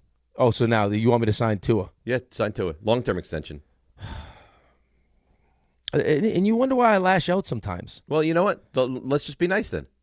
I've dealt with so much pain with this team. You really have. And you just want to take every opportunity to just push the knife in a little bit deeper. I think I'm pushed into a corner, and this is the way I respond. No, you're like the person that dry needled T.J. Watt. You can't just stop with the needle. Like, you just keep pushing the needle until there goes my lung. That to me is very strange. You've had dry needling. I've had acupuncture. Go into the lung? Well, you also probably have more stuff to get through, you know? No, into the lung is It's a deep needle. It must have. I wondered if it's like see right here, like the rib cartilage and stuff you got in here. Yeah. If he was getting some treatment in there, and it's just probably, and then right through there. Probably. All right, let's take a break. We'll come back. We'll do more Jets, but we got to get into the Knicks. This is the right and, in my mind, only decision to make, and good on them. We'll get to that next. DNR with you, ESPN New York. Hi, it's Chuck Devine with SnowCountry.com. Check off the wish list with instant savings and free battery offers on select steel tools. Shop online or in-store. One of the best starts to a ski season you could ever have. You had to expect a warm-up sooner or later, but with all the snowmaking during December, the ski trails will hold up just fine. Shawnee's on 10 trails in the Poconos, while Camelback and Mountain Creek both around 20, and Camelback has snow tubing. Mount Peter's on 9 trails in southern New York. Bel Air is 95%, and Wyndham with a couple dozen slopes. Gore and Whiteface both around 15 miles of trails in the Adirondacks. Southington with a dozen trails in Connecticut, and Mohawk on 8 slopes. Butternut and Jiminy both around 50% of their terrain in the Berkshires. Stratton up to more than 60 trails in Vermont. Killington, 100 trails cover 50 miles. Pico's on most of their terrain, and Smuggler's Notch on 3 dozen pack powder trails. You don't just ski or ride, you dominate. At Killington, we fuel your adventure. Be the beast. Ski and ride Killington. At Uline, they know firsthand the road to success is an uphill climb. Uline started in the family basement, and through hard work is now North America's most trusted shipping and industrial supplier. They get what it means to have the support of reliable, hardworking partners. So they keep 41,000 items ready to ship. Whether your company is still in a basement office or expanding cross-country, Uline will be there on your road to success. Visit uline.com.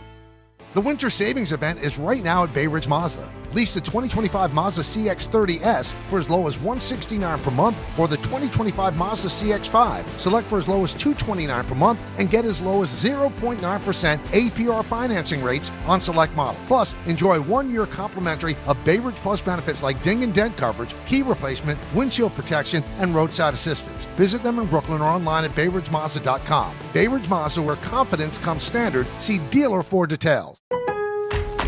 Getting more as a MyLowe's Pro Rewards member is easier than ever with the Lowe's app. Download it today and earn 500 points the first time you log in. Plus, your digital wallet helps you scan, save, earn, and access what you need to manage it all in one place. Download the Lowe's app and take advantage of your Pro benefits today. Lowe's, we help, you save. Valid 12/1/25 through 1/7/26. Offer valid for first login per organization only. Loyalty program subject to terms and conditions. Additional restrictions apply. Visit Lowe's.com/terms for more details. Subject to change.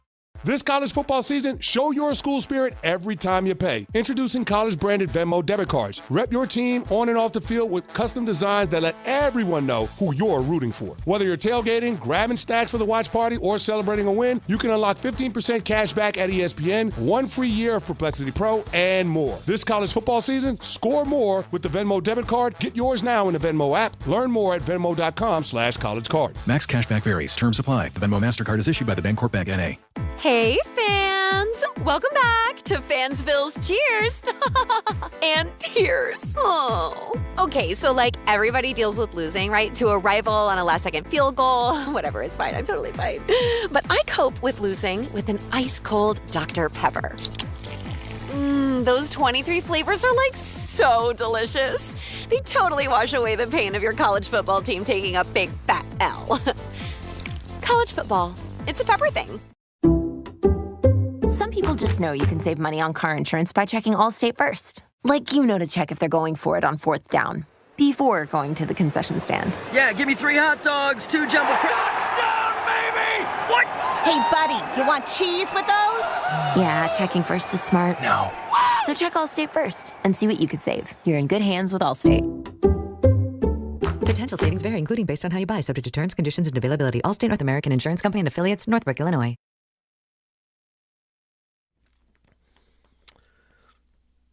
All right, DNR with you, ESPN New York. We roll along in the holiday season.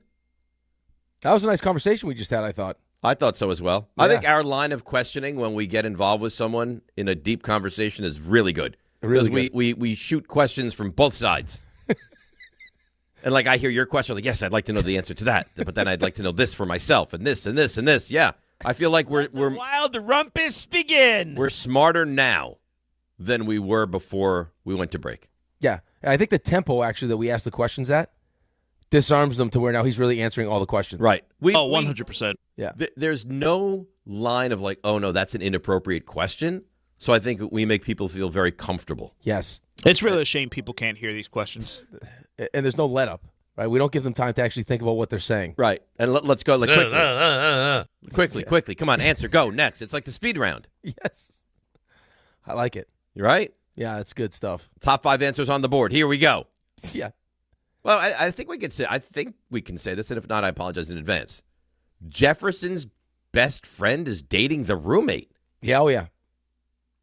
That's an interesting dynamic. Very attractive. Well, roommate. if you couldn't say it, you already did. Well, Ray, you don't. Why is that a bad thing? This is why RJ doesn't trust Dave with his secrets. No. If I thought it was something that was inappropriate to say, I wouldn't bring it up. But why is that inappropriate? I'm not saying it's inappropriate, but you may have asked permission, for that. I know Jefferson's a cool cat, man. To divulge that I'm information. Sure he's fine with it. It's easier to ask for forgiveness than permission. Yeah. If I said, hey, can I mention this on air? And he's like, no. Now no one ever knows. But if I, I'm so sorry, I didn't know. If I offended you, I'm really sorry. It wasn't my intent. If we've learned, and Dave revealed some of this yesterday at the brunch too, he's very up to speed on some of the questions he asks. He's up to speed on what people are doing, who they hang with, the looks of those people. He's got moles everywhere. This guy. Everywhere, including his body. What is the matter with you? You got them checked out, I thought. You said the shapes are fine. I know. Yesterday I'm doing the show. You're like, oh, my God, something's happening on your head. RJ saw it. It cleared itself up. I came home and was like, Sherry, we got anything? She said, it looks fine. I don't notice a thing. Because it went away by the end of the show. It was gone. It was it was taking over your face for a while, and then it receded. The only thing you could think of was some kind of an allergic reaction to something, of which instead of you having a concern of like, hey, is there anything we can do? Can we get you a Benadryl maybe, or put some hydrocortisone on this? You're just like, let me bring it up on air. You have a welt. You have a rash. It's spreading. Okay. I can't concentrate. We got 3-minute breaks. Where am I getting hydrocortisone or ointments? I don't know. This guy's getting Heinz 57. Yeah. Right, but I don't have a medicine satchel with me. Let's take a moment. Right there. RJ, the red splotch right here. If you walk out the building, go quick left, quick right. There's a CVS. Yes. CVS is as big as the day. I can't make it all the way to CVS. CVS is it's closer to the Starbucks. Away. It's closer to the Starbucks. I didn't go to Starbucks. Tom got my Starbucks. If there was such massive concern, you could have said, hey, Bauer, on your way in, after you get my coffee for me, stop at CVS, get this guy some hydrocortisone. Something's happening. I thought you and Brunch had a nice moment yesterday to repair that relationship. Yeah, we're back. Because it wasn't going well. Yeah. He made it known. Listen, Rick put it out there. Hey, can you grab my coffee? Doesn't care. He'll ask anybody. Well, I asked it politely, though. Yeah, but that's... Oh, so if you ask nicely, hey, do me a favor. Go get me a coffee. I didn't say do me a favor. I said, could you please do me a huge favor? I went to Starbucks earlier. It wasn't ready, and now I don't have time. That was the first time you've gotten pushback, though. Well, it wasn't even pushback. It was like because he thought like I was to bully everybody. This is the first guy to say, no, I won't be bullied. We made out at the Mets game. I thought we had a special relationship. I was like, hey, can you jump on your bike and drive over to drive up to the Upper East Side and get my coffee? It's half a block. You asked someone, the way this translates to me, you asked someone that is of managerial status. Very important. And more longevity at the station than you. And he said, essentially, without saying it, I'm not the right person to ask this to. Right. That's exactly He basically said, bleep you. Yeah. How dare you? This man's never paid for one meal. You know what? They should do a documentary on him. Yeah, right. Or a drink. The amount of money I spent on him at the Mets game. Simple ask. He has been in one of the palatial estates, staying as a guest for a vacation of an NFL owner. It's wild. He not only does he believe it, he is of a certain stature. He's like a Kennedy. And his message to Rick: how dare you even think about asking? Yeah, that's really how his response was, RJ. I'm surprised he didn't turn to you and go, listen, how about you go get me coffee? Right. He was offended that I asked him. Yeah, I understand. He comes from a certain, a certain level of wealth and entitlement that he doesn't get the coffee. No, it's more like he partakes in other people's wealth, but yeah, I guess. But that's brilliant. In fairness to him, though, it could have been in the midst of like one of his 12-day fasts when he doesn't eat, so he could have been a little bit, Well, fortunately for my wallet, he ate yesterday. he ate well. Yeah, oh yeah. Let me get a coffee and a bottled seltzer. Then let me get the most expensive thing. Let me get the steak and eggs. But it doesn't matter though, because your best friend got pancakes and toast, which makes no sense. None. And then pancakes to and really bacon, piss maybe? me off, didn't finish either. And you said you better eat that bread. That's what you said to him. Yeah. Well, I stand by that. If you're gonna be as aggressive and order all of it, then you better eat it. And he didn't eat it. No, because he doesn't care. No, he doesn't care. No. All right. So Raymond brought this to our attention right after the show brunch yesterday. The Knicks will not raise the banner. I love this. I love it. And we talked about how they were gonna be forced into doing it, and the NBA was gonna make them. And the Knicks, I don't know if the NBA pushes it, wants it, suggests it, but the Knicks said no. We're not about a banner. I heard Don about this yesterday. He thinks it's ridiculous to not raise the banner, but I am more than fine not raising a banner for this. I don't think it matters either way. Right? I don't know how much of this was response. So what would you choose? What would I choose? Yeah. I agree with you. It's not a huge deal either way, but what would you choose? Well, the team did it. They accomplished it. Maybe for the season, celebrate it. You won it. They gave you a trophy. You made over $500,000. We had the confetti and everything else. So it's positioned as a championship. I know it doesn't mean anything for the regular season as far as a win or a loss, but this is a league thing. You did it. You had to play it. You won it, so you might as well celebrate it. No one's saying it takes the place of an actual NBA championship banner. It's like a small accomplishment, so it doesn't have to be a big giant banner. It definitively is an accomplishment, but you would think like a banner should be a big accomplishment. No, if you would have said to me, and again, I agree with you. I mean, Harry Styles has a banner in there. Like, I mean, who cares? What's his banner about? Like a certain number of shows? Yeah. Like 12 straight sold out days or something? Shows at the Garden. It's like the Billy Joel banner. Right. Oh, listen, your team did it. I would prefer not to do it. Right, listen, your team did it. Very you know what? Here's what I would do. Doing a banner. Okay, here's what I would do. All right? I would ask the team what they want to do. Well, the team didn't want the banner. But I would ask the guys on the team, what would you like to do? I would have a meeting. We can either hang a banner to celebrate your accomplishment, or we could not. Right. You guys tell us. I don't know this. This doesn't come from me. But Alan, who's obviously very close to the team, said that Mike Brown wanted the banner, and Jalen Brunson was like, no. Good. We don't want to do a banner. Okay, perfect. That's exactly how I would have done it. I mean, that's kind of what you'd want your team to do anyway. Is, hey, this is good, but this isn't the goal. The goal is the champion. It's like when guys don't touch the Eastern Conference trophy, right? Right. It could be the only time you ever win it. Like, there's no guarantee that you're back. No, odds are you don't won't even be back. celebrate it. As opposed to baseball, where you win. I mean, you qualify for the playoffs, you're spraying champagne. You win a round, you're spraying champagne. It's just a mindset. You know what it is? You realize also, and it's why guys. And it's why everyone loves Jalen Brunson, though. Well, he's hard not to like. But people, and you realize this, and the more you're away from New York, the more you realize this. People hate New York. Mm-hmm. People hate New York teams. People hate New York fans. If the Knicks raise a banner, they would get crushed. I heard people yesterday talking about, the Knicks make such a big thing about this, and they stormed the court. They had hats and T-shirts. What are they supposed to do? I don't think they handled themselves incorrectly any step of the way. What are they supposed to do? Outside of Josh Hart doing whatever he did to Jalen Brunson's bum. That's just like close friends. Yeah, messing around. I got a text message from Alan. You were Josh Hart. That's what he said. I don't think anyone disputes that. Yeah. Well, here's the thing. I don't know why. I could guess why people don't like New York and the. I think there's an fans. envy of New York. I don't know if it's an envy in New York. And I think that we think we're the best, and people are turned off by that. Right, but we're. And we love basketball. We're gonna take it all, because we're the New York Knicks. I think you hit it. I think we have the tendency to overhype what we are. We believe in our mind, and I think part of this is true, that we are the center of the universe. That it's the Mac. Yeah, I don't think you're wrong. So even after winning playoff games, the celebration that's going on outside the Garden, it gets mocked. But I mean, if you're a fan, you're paying money to go to the game, and you want to celebrate your team's win. I think we all can. We're all smart enough to recognize that this is not. This isn't the ultimate goal, but why wouldn't you enjoy the moment? I think it's great. I don't know why we want to poo-poo this whole thing. And then you have the old adage, well, act like you've been there before. But most of these people haven't been there before. We haven't. Right? This team has been dysfunctional for how long? Right? Who remember? I don't remember 1973. Do you? No? How would I?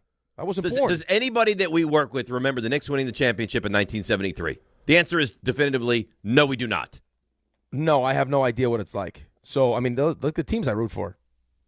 The closest I've been is with the Mets. Yep, you saw the Mets in the World Series. Is that it? That's it. Right, because you were not a Knicks fan in '99, so you don't remember that.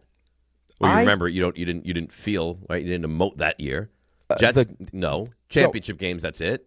I had the Eastern Conference Finals for the Islanders a couple times. Mm-hmm.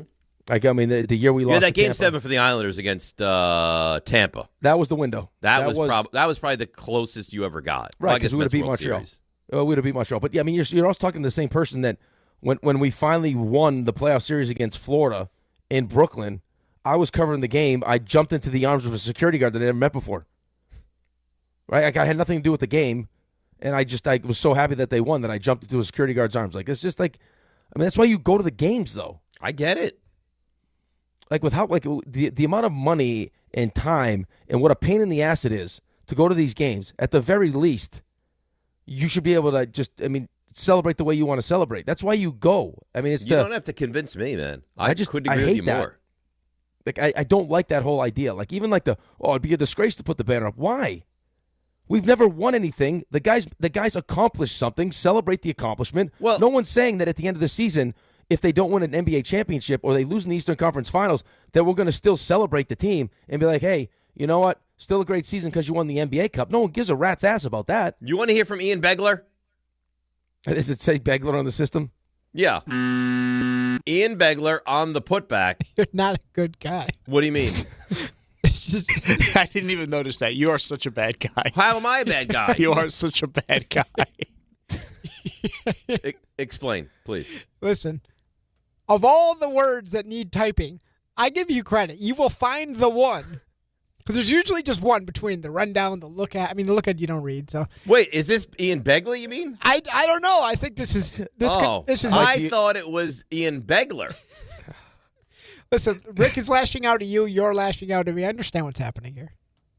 Well, anyway, Ian Begler was on the putback, and he explained why the Knicks did not and will not raise the banner. What was said to me was, a source said they're focused on bigger goals. They're focused on June, winning then. And they don't want to diminish the title. They respect the title. They're going to celebrate the title on Friday when the Knicks come back home, and they're going to give the fans a chance to celebrate the players. They're proud of the players, but they see it as not something that's their primary focus right now. And at the end of the day, I mean, nobody said this, but it's not worthy of a banner in those rafters. That's the conclusion that they obviously came to. I agree with Begler. I think that is spot on. Spot on. I'm being serious. Like, I think what he said is exactly right. I think the Knicks have handled this perfectly. Yeah, right. But I mean, it's exactly how I would have done it. Now, I don't know if that makes it perfect, but I mean, that's coach wants it. Hey, what do you guys want? It's your accomplishment. Do you want to celebrate it? Do you want to put up a banner? It's up to you guys. And then have the team come together, the captain of the team say, no, this is great. The money's great. We had our little celebration in Vegas, but this is just the beginning. There's one banner we want to hang. That's it. I love that. And that's what we'll hold that hope for. I like it. All right, let's break, come back. You know what else I like? Knobservations. But did it happen in Florida? Right, but don't pretend like, and this is probably why people hate. Don't pretend like you're too good to hang a banner that's not an NBA championship banner. We're not. We're not above that. Well, they're saying they didn't want to do it. Like Lakers, I could understand. We're not. I mean, but it's a made up thing. They don't want it. I'm for it. I'm for not hanging the banner. So you would hang the banner? No, I'm not saying the players. I'm just saying the people that are like, oh, it's a disgrace. What? Because we're above? Because we've won so many championships? Like, that's not who we are. We're not the Celtics. We're not the Lakers. No, but is this banner worthy raising? Like, no, take a I'm moment, not start saying, the game 8 minutes late? I'm not saying it is, but I'm saying, like, is it like it gets you so worked up that this would be a disgrace? No, I don't think it would be a disgrace. No, I would not get that worked up. I'd rather not have it, but it would be a big deal. I would prefer to go in this direction. If they did it, I'd be like, whatever. I wouldn't be horrified by it. I'm going to try again. We can break, right? Hold on, let me check the clock. Yep, we can break. Great. Let's do that. Come back. Knobservations DIHIF, Tim Hasselbeck as well. DNR with you, ESPN New York. Health surprises can change your life in an instant. You've seen it happen to others, but it doesn't have to be your story. At Princeton Longevity Center, we customize actionable and proactive health plans to maximize your lifespan and take control of your health. Our Cancer Check program combines cutting-edge technology with top medical expertise to keep you ahead of potential risks. With advanced full-body imaging, genetic testing, and multi-cancer detection blood tests, we look for even the earliest signs of problems. Results are analyzed by expert physicians who craft a personalized plan to safeguard your future. You're not just a patient, you're a partner in your health journey, backed by a team committed to helping you live longer, healthier, and more vibrantly. Our programs have saved hundreds of lives and empowered countless others to take control of their health. Be proactive with your health for the ultimate peace of mind. Call 888-8000-PLC or visit PrincetonLongevityCenter.com.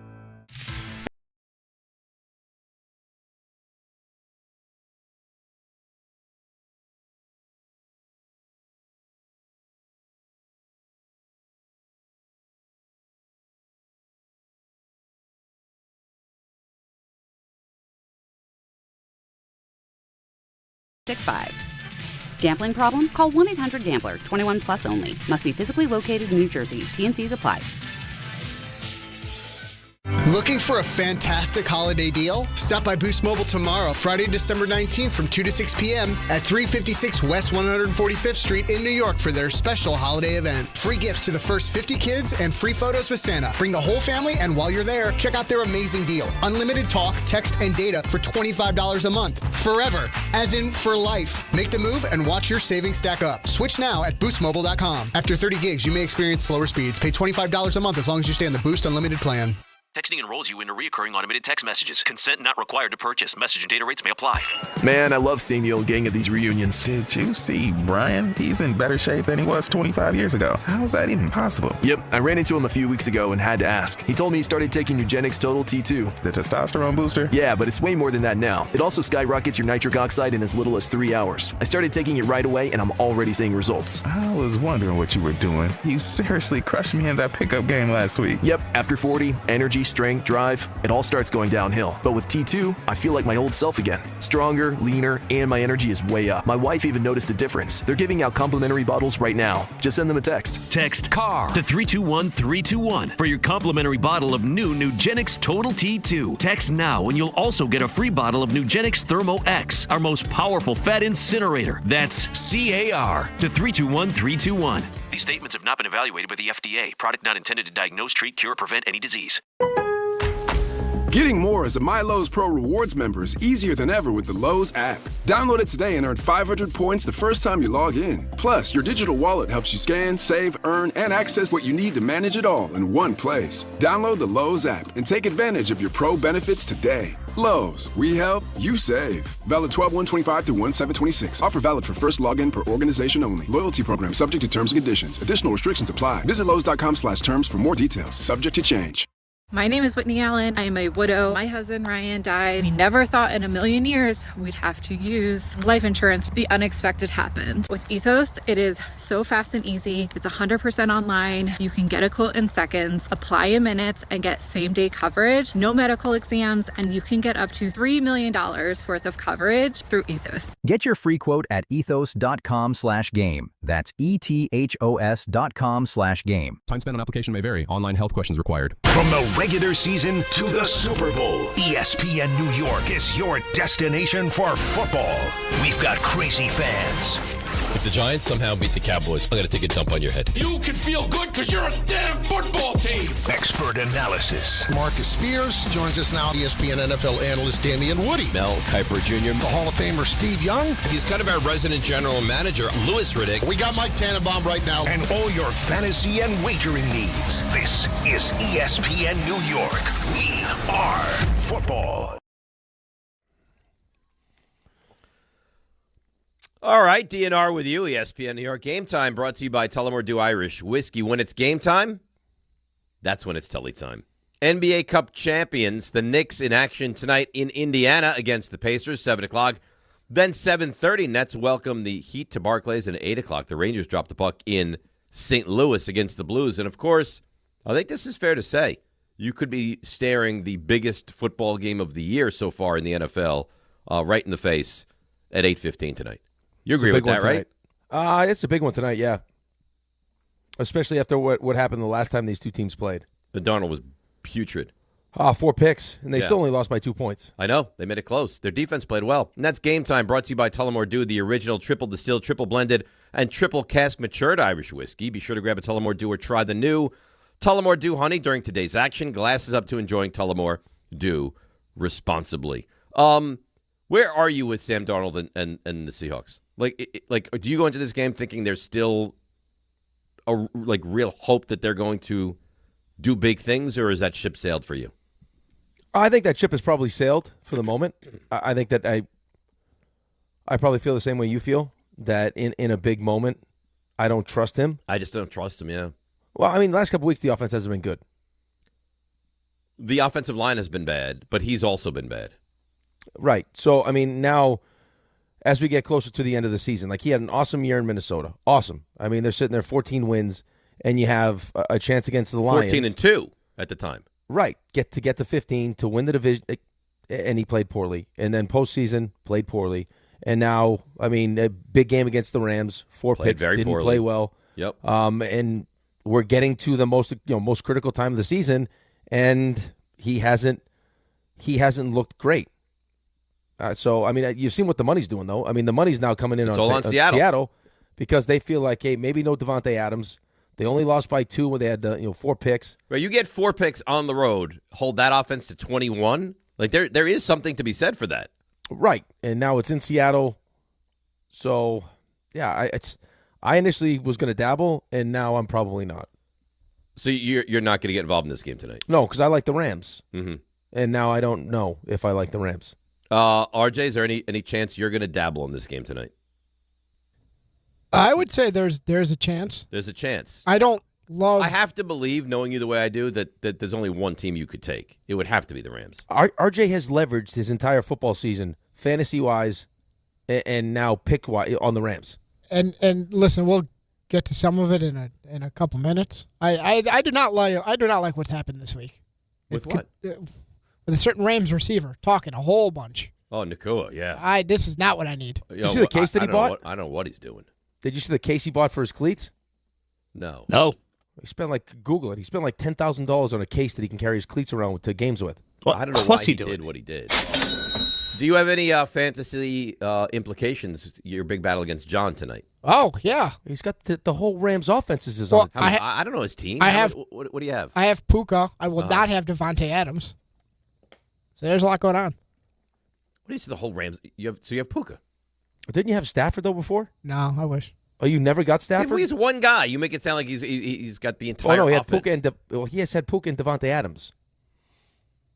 I could have sworn he had Stafford, but I think because Stafford's back was an issue to start the season. I think people were staying away from the Rams, and he said, "You know what? I'm buying low." That's exactly what happened. That's What's exactly the spread on your game against John? John's favored. I don't know what the number is. He's favored by 52-48. So it's close percentage. Yeah. So it's close to a toss up.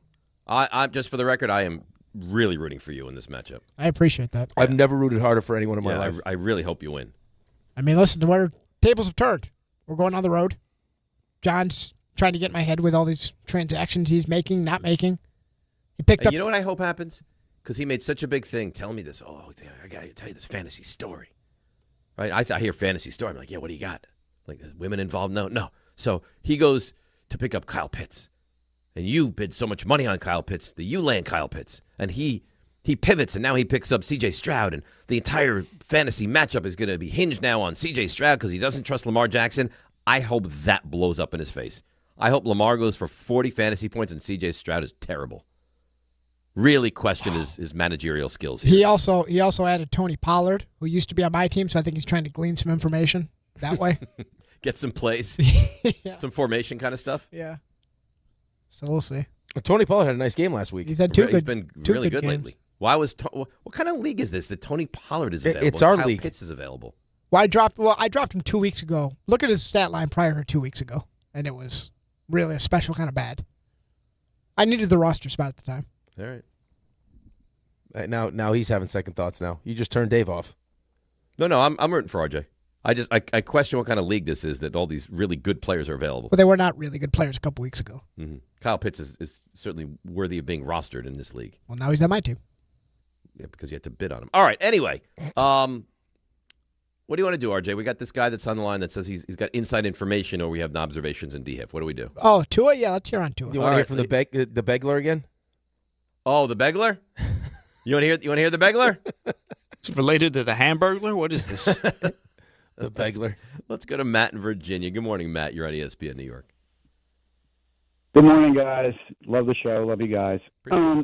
So this one's really for Rick so much since he's such a Jet fan. You guys have been talking this past week about how Aaron Glenn has, really tried to introduce this timing offense that isn't working with Justin Fields. So I was hearing things online, just rumor mill stuff, but the perfect timing quarterback for the Jets next year, since he just got benched, would be Tua. It would. I know it's $99 million against the cap, but after June 1st, it goes under 60. That's against Miami's cap. Cheaper to get him. That's against Miami's cap. The $99 it's against Miami's money. cap. But it would be cheaper for them to trade away Tua and eat the 60 and get those picks than the Jets giving a king's ransom away to either the Giants or whoever for a first-round pick. Yeah, but he is a timing quarterback. Being sincere for a moment. How many picks are you giving up for Tua? Tua is not that good. Tua is being benched in Miami for a reason. Tua is also, like Mel said the other day, it's better to go off of someone that you know than the unknown. And I know he's not very good. Quarterback. You Matt, forget about what you're hearing or reading or talking to. You look at Tua and think that's the guy. That would help. No. I'm not saying he's the guy. But what other options in this offseason or the draft are the Jets really looking at? And he has had good years. And right, McDaniels, for the record, though, but for the record, though, McDaniels will come back. Right, but for the record, so it's $99 million in dead money because they've already paid that out to Tua in Miami. And then when you bring him over and his contract over, he's making $56 million this year, which would also go to the money, the dead, what is it, RJ, $35 million for Rodgers and the 22 for Fields. It was like Fields. 50. That's another 57. Plus so now you're talking over $100 million, like $113 million on quarterbacks, and then he makes 53, and then in his final year he makes 65. Right, and by the way, he's not that good, and he's never healthy. So right, I mean, if you do it and it blows up in your face, then you get exactly what you deserve. Well, just think about that for a second, though. I mean, if the team that you're getting the quarterback from is willing to eat $99 million, that's someone you want to bring in? Really? No, I don't think he's very good. I wouldn't want to do that. Tua's fine, but it's not. If you told me I could bring him in for nothing, then I would consider it. But even then, so probably not. I don't want Tua on my team. You want to pay him $50 million? I don't want to pay him, and he's never healthy, and he's not very good, and he's awful in cold weather. I don't want Tua on my team. Yeah, I don't know if that plays well in at MetLife. No, I don't think it does. Hey, beat you at MetLife. Yeah. But he's not good in the cold, that's for sure. That was the win in the cold, though. He beat us. Yeah, the win in the cold, it was like 42 degrees or 40 degrees or something. It was like at that bare minimum of getting below that number. The other night when it was frigid in Pittsburgh, the guy looked horrendous. Okay. I mean, you don't have to yell at me. I'm not yelling at you. I'm talking. So nasty. I didn't mean to yell. RJ? Hi. RJ? Hey. You feel like I was yelling? Well, leaning that way. Leaning towards yelling? How do you think Rick was at the brunch yesterday? I thought he was great. You thought he was like top shelf? He overcame a hurdle, which I thought was the table debacle. What was the hurdle? Well, it was a debacle. He was initially on one side, and then he had to move over. Swing around. John was very aggressive. Yeah, that the table situation really got away from us, I thought. But we rebounded nicely. I thought very nicely. So you think that Rick was very good. How was Ray? Ray was excellent. I was concerned by the end that Ray needed a nap. He might tip over. He was that tired, but he powered through. Ray's always tired. And Ray was like the Magellan of the trip. He really led us. He was to get to the restaurant. Yesterday was a lot to ask of Ray because he was up doing post game for the NBA Cup champion Knicks. He's up for 45 minutes. Powered Not through. A lot of sleep, but that's par for the course. That is Ray. He's a man that navigates on very little sleep. But yesterday it caught up to me though. Yesterday I'm not was special. Lie. Yeah. Brunch are always good. How did I do? How do you think I performed? You get a lot of credit. You put it together. You paid for it. I mean, this was in a way your outing. Yeah, but I don't want to know. I don't want to be thankful. I thought you really took a back seat yesterday. I thought that you let us know going in that there was no real intent to win the day. I wasn't trying to win, but right. I thought I had some winning lines. They had some great lines, but there was kind of like this more, hey, I'm going to sit back. I'll watch these guys go at it. Yep. And I'm going to enjoy my breakfast. I'm going to pay for the whole thing. And let's just have a nice afternoon. But in a retelling to Cass, and she says, "How did Dave perform?" You weren't like, "Ooh, Dave was brutal." No, I was fine, right? Yeah, no, I thought everyone performed well. RJ stole the day, and then John. I mean, John really threw everything he had at it, and unfortunately, there was just no chance for him. John was doing everything in his power to try to win. Right, John at the end of by the end of the meal, he's throwing. He's emptying the playbook with flea flickers and you name it. That's right. Hail Marys, right? Quarterback goes out into the route. Everything he could do, he was doing. Right. He had his final kind of hey, I got one last shot was Zeke playing center. I think that's what he threw at us. He's got Ezekiel lined up at center. Yeah, that was really something, wasn't it? I mean, that line is still wow. It was jarring. It was jarring. And there's no way it's ever worked ever. No, they can't. No, because if it works, you have to question who's that working on. Right. Then how's he not in jail? Yeah. Or pepper sprayed. I don't even think I would, and I've said lots of stuff like to try to talk to people. I don't think I would even be able to say that. No, it would never cross my mind. No. That thought has never once crossed my mind. It's sick. Yeah. He was almost like I was wrong for being like, no, that doesn't matter to me at all. He's like, what? That doesn't matter? I used to walk up to people and say that. What? Yeah, like, what? That was my line. That was my line. Yeah, he's an interesting guy. There's no doubt about it. RJ? Hi. RJ. Hi. How you doing? Good. How's Ange feeling? Pretty good. All things considered. Good. I'm glad. I'm happy for you. Excited for you. Thank you. You ready to do the Knobservations and the Did It Happen in Florida? Yeah. Well, the floor is yours. These extra tape on their knob, make their knob bigger. are knobs. What was your best sport in school? By far, tennis. Oh, my God. Shake All right. And this Can you just put on that Rothenberg guy? is Knobservations. That has a nice ring to it. DiPietro and Rothenberg. What a great open. It's Just nice. terrific. Yeah, I thought so. By the way, the Tua stuff not landing well. My buddy Noah, who listens every day. I love when your buddies listen. It makes me happy when your buddies listen. About Tua, he texted, "Don't speak that into existence. Vomit sign, vomit sign, vomit sign, vomit sign." Oh, really? He's a Jets fan? Yeah. Vomit signs. Yeah, it's not great. Noah, Noah, okay. Noel. How many Knowles do you know? I know a few Knowles. Do you? Yeah. I feel like that's a name that. Nobody that's under like 50, but I know a couple. Yeah, I feel like that's of a certain age. But it's a legitimate name. Yeah, it is. Yeah. Anything you want to tell us, by chance?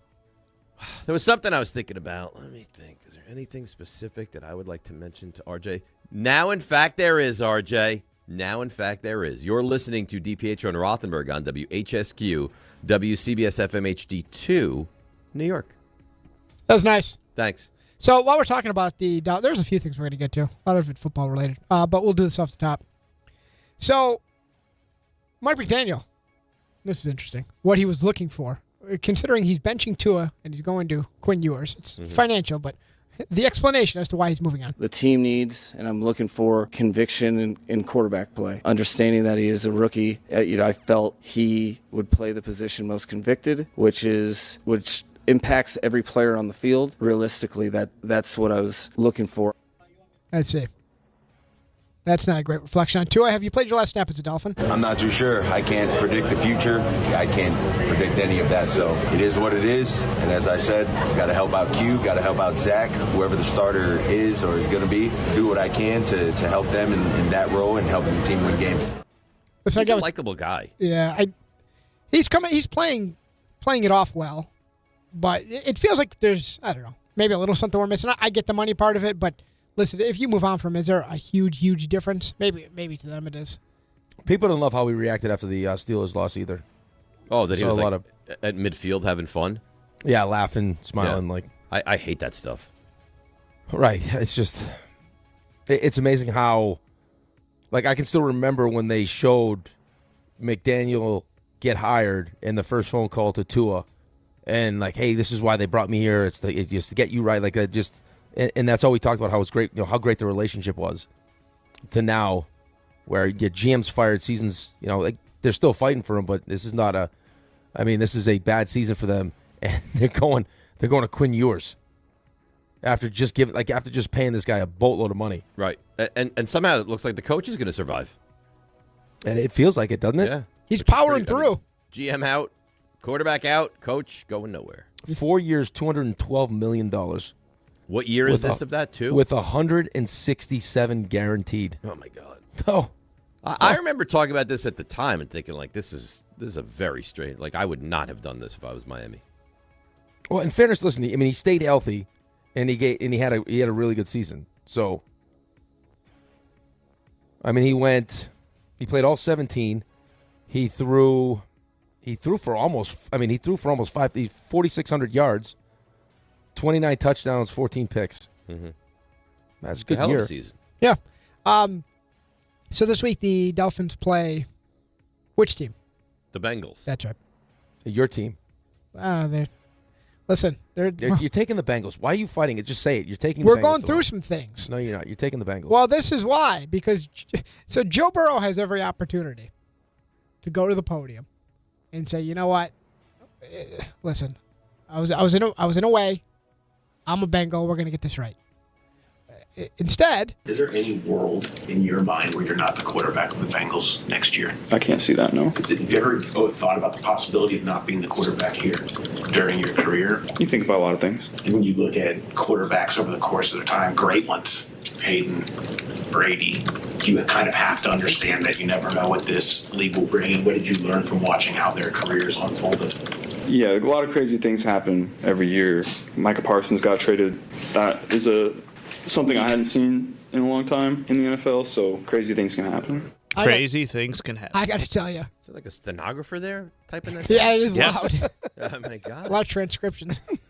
I got to tell you, if somebody were to ask you how your marriage is going, and it ended with, listen, crazy things happen. Yeah. It's over. Oh. He could have squashed this, and he did not. Not wrong, just early. He's probably interested to see what the options are. I'd be. Well, would you want to go back to Cincinnati? No, of course not. Who'd want to go to Cincinnati? I mean, listen, he's got Jamar Chase, he's got T. Higgins. Like, I mean, they did bring, they did pay his receivers, but no, I mean, he should have been the MVP last year. I mean, you had the guy who led the league in sacks, you had a receiver win the Triple Crown, and you had Joe Burrow, who, I mean, statistically had the best season for a quarterback, and they didn't make the playoffs. And, oh, by the way, my owner's selling TVs out of the facility. Yeah, of course you don't want to be in Cincinnati. Right. I hope he's driving. I think they also was ever able to get Cincinnati to that level. I think they also have the fewest people employed on their staff in the NFL. Not shoveling out the stadium. I'm sure. It's all great. They shovel out the stadium, and you have to walk across the street, like a highway to get into the practice facility. You literally put your life in danger just going to practice. Could you imagine you're driving through and it's one of those yield for pedestrians, and it's just like it's a Bengal sign. Players. Oh, look, Please. Oh, look, it's Joe and Jamar. Please do not turn Jamar Chase into a speed bump. Like, you know how there's that guy on the crosswalk when it turns white? It's an actual Bengal head. Players are coming. Our gym in Syosset used to be in a trail, like a trailer. Have you seen when they I believe I've that seen it on the West Side Highway when they have like a group of little kids and they tie them together? Have you seen that? Yeah, that happens in the city. I see it all the time. That's the West Side Highway. So I'm saying maybe they do that with the Bengals. Maybe it's like Jamar and Joe. You stay together. You guys are tied together. Buddy system. Yeah, exactly. I like. Uh-oh. What? I got some interesting news here. Big news? Oh boy. Interesting news. Is this like station news or is this like real big sports news? No, this is big. This is big show news. Big show news. So I just got a text message from my wife. Uh-huh. My brother-in-law works for BMW. He said he heard the show yesterday and is willing to offer up me and you going down to the BMW performance track and having a real race. Oh, really? Where would that be? Oh, that's on to something. That's down in South Carolina. Oh, yeah, sure. It's a quick trip. Oh, yeah. It's a quick trip. Why are we going to spend any time on this? How fun would that be? And by the way, I never said that as far as a race that you wouldn't win a race. I said I'm a better driver than you. You're not a better driver than me, though. Definitively. You kill animals for sport. Not for sport. Yeah, for fun. The fact that fun. you think hitting a deer on a kill highway for fun, is man. my fault is remarkable. Deer. It was night. You've heard Raccoon. the phrase deer in headlights for a reason. They call you the deer hunter. Deer. Boom. Deer. Possums. I went back and actually watched that because that was Possum. Raccoon. Oh. Boom. that was one of the social clips. If vermin is in the way, what was I supposed to do? Now. It's not a vermin. That's a living, breathing being. When you brought that up, Rick, yesterday about the deer, Dave's first response was, first of all, you don't know that deer has passed. What annoying is terrible. Dave, you're a real menace on the streets with these poor animals. You're a killer. No, they get in my way. I can't help it. Oh, my God. A great driver. If they don't, then you kill them. You might have That's issues. not even from that. I mean, you are. You have tendencies. Vermin is a negative term for a small, annoying, or destructive animal. You don't leave yourself You're burying the lead. You have tendencies. You're displaying some tendencies here. You also don't leave a lot of room for plausible deniability. I bet you almost everyone listening to the show that has driven for a decade plus has either hit or come very close to hitting a deer. I've never hit a deer. Well, knock on wood, Raymond. Well, that might be true. However, not yet. it's your total lack of remorse for doing so that's most troubling. Not that it happened. Well, I'm very remorseful. No, you are I had to have my car towed to the shop. I had to go through insurance. It's just not sound like checks drawn. The whole Right, thing. but that's not remorseful for the death of the animal. Yeah, that's feeling bad I'm for not yourself. remorseful about that. You were asked about the deer's well-being. Boom, deer. Oh. Yeah. You don't know that. If you're going to be dumb enough to cross a road where cars are going 70 miles an hour, How does the deer know that It's the not a car's smart going animal. Let's I call know it what it is. The animal, How does the car know it's that a the car? stupid animal? How does the Back deer in the know day, that I the once car's killed a going man. 70? Why are we roasting the deer? It's the victim. Yeah, the Vic is dead. Or, according to Dave, that one Allegedly. survived. Dave is blaming We the don't, victim. we don't know that it's dead, That- firstly. And with secondly, all- it had a death wish. Right. I told Sherry back in the day I once killed a man. With all the brains that were in your grill, I'm sure that thing is still walking around. That's the They one. had to The one pick that out, survived. Like pieces of flesh. Big fan of serial killers. I don't know. You could easily put together a case to have him locked up. Yeah, In, Locked up. in hindsight, we've got a lot of evidence here. Dave's a mess. I'm a gift. Yeah, I'd say that's accurate. You have no remorse. You I know have what? remorse for you the know bills who you that get I on to paid. discuss this? You know who loves me? Ian Begler. Don't Love lash me. out at RJ now. That was a little typo. Serrano kill a living thing. He's, that, and I told him during the break, what makes him is he sat on it. It's like he saw something. He saw something in my defense in like the first quarter, and he sat on it, and he set it up, and You're he bringing set the it up. safeties very, very high here. And then he I've gotta waits. capitalize. And the way he posed it, do you want to hear from Ian Begler as a serious question? It's so diabolical, I actually respect it. What I do not respect is what Puka Nacua is doing. We're in a fantasy semifinal against John. I do not need this kind of distraction. So he went on, I don't know if he thought that, I think it's the Aiden Ross show. And I don't know if Do he we just know did. who Aiden Ross is, or that's just like some I'm not super familiar. stream or something? Okay. I don't know if he just did not think this would get attention. By the way, afterwards, he made it known that Sean McVay had to talk to him, like, what are you doing?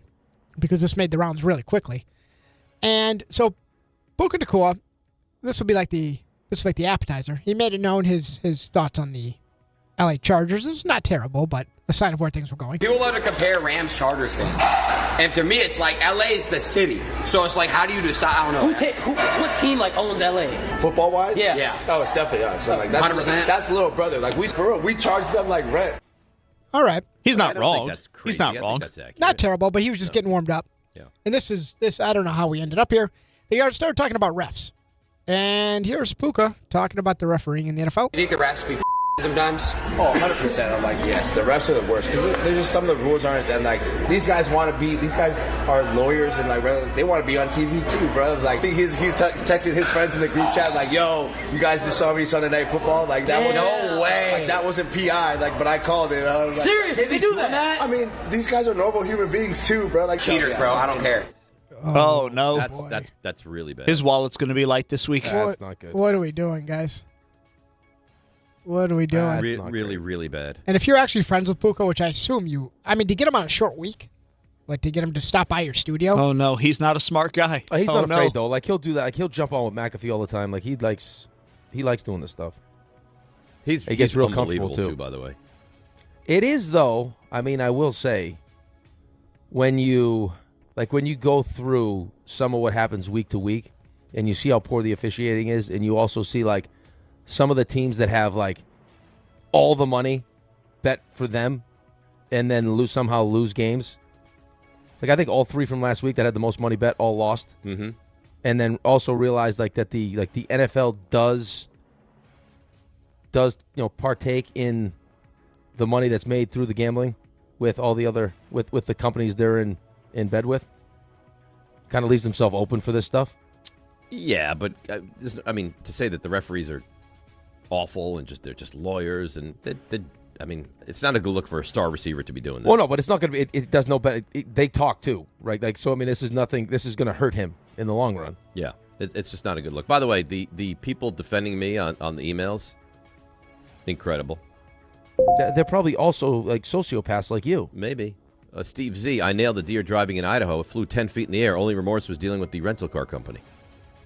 Oh, my goodness. It's unbelievable. Tom D, I drive all day for work, and you're totally correct. Sometimes animals get in the way. Some sort of goose or duck decided to end its life by walking in front of my car the other day. The explosion of feathers was wild. So I'm not alone here. Yeah. Yeah, but is this a group of people that you want to be in with? Yeah, absolutely. Steve Bowes, why the bleep are they blaming you for hitting animals when you're driving? Not like animals run in front of you. You're going 60 miles an hour. They want you to smash the brakes.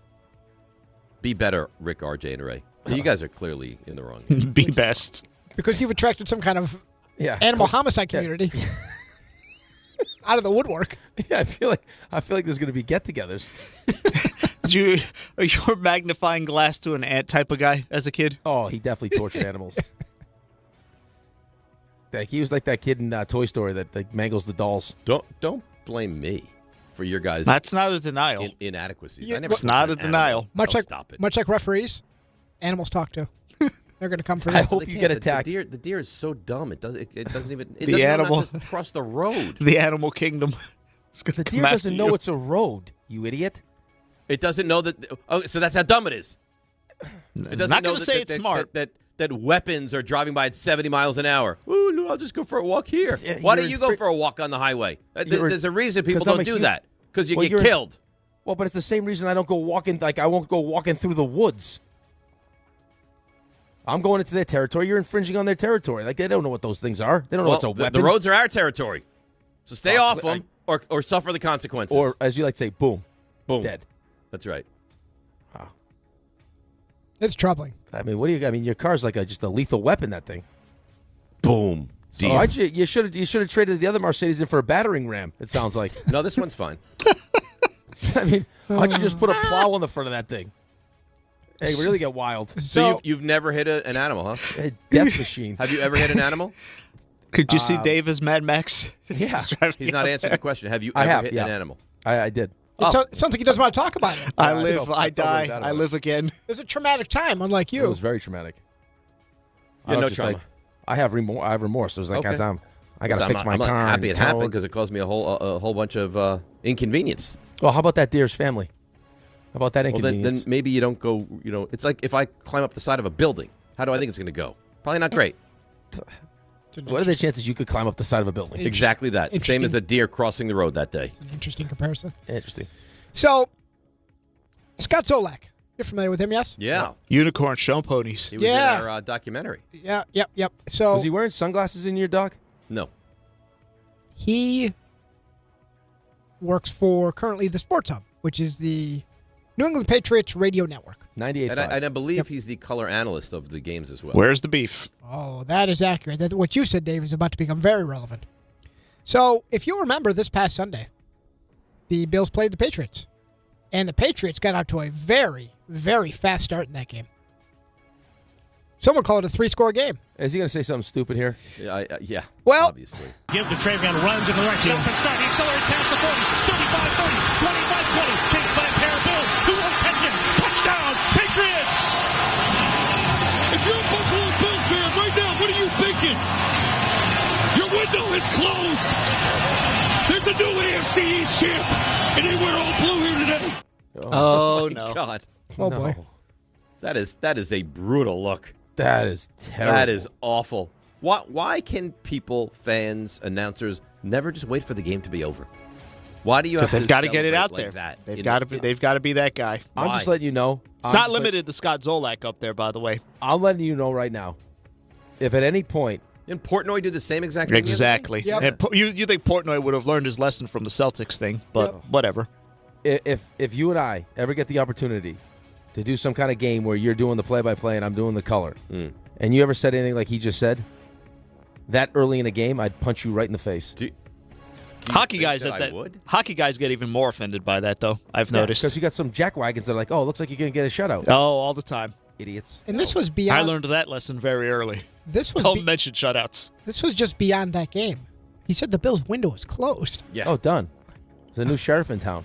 Clearly, he doesn't have control of his mouth. No. And it just things pop out. You're familiar with this guy, right? Yeah, I mean, yeah, you know I Scott Zolak. Yeah. He probably doesn't murder animals like you do, though. Well, I don't know. John K. emails in, I've never hit a deer, but I've hit a cat, rabbit, raccoon, all of them. My friend hit a deer. We had to shoot that deer after. He sounds proud. Oh, my. I don't know that he's proud. He's just telling you how it is.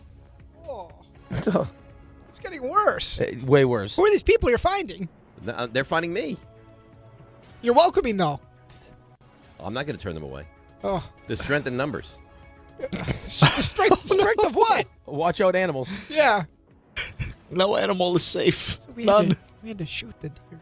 So there's a dad going A lot of viral. dads. There's a lot of dads, but there's a dad specifically that's a Jets fan. I don't know if either of you came across this. Is this the one reading the book? Oh, this is wonderful. This is troubling. I really looked hard for his name and I couldn't find it, but I'll try again. But this is a new father, as you do to little kids. You read them bedtime stories, and this is his quick synopsis of what it's like to be a Jets fan.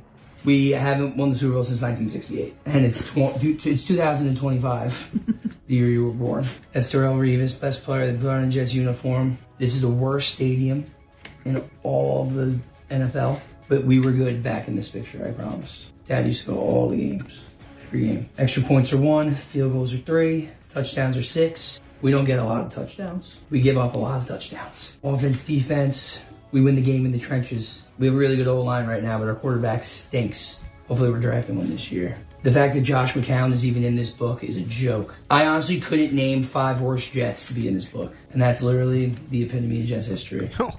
Wow. It's depressing. Yeah, it really goes on is. more than that. Yeah, it does. It's a very, I don't know if you saw the video. It's a very cute video because the baby is little, like clearly under a year, just kind of like looking at this and cooing along, and it's very cute. And you feel the pain for this poor guy. Yeah, well, I cut it off where I did on purpose because he talks about certain people needing to pass on in order for the Jets to be good again. It gets a little dark after that. But yeah, anyway. I have a Josh McCown. How's he? How is Josh McCown in this book? I don't know, Josh McCown. It's the Jets. Yeah. Come on.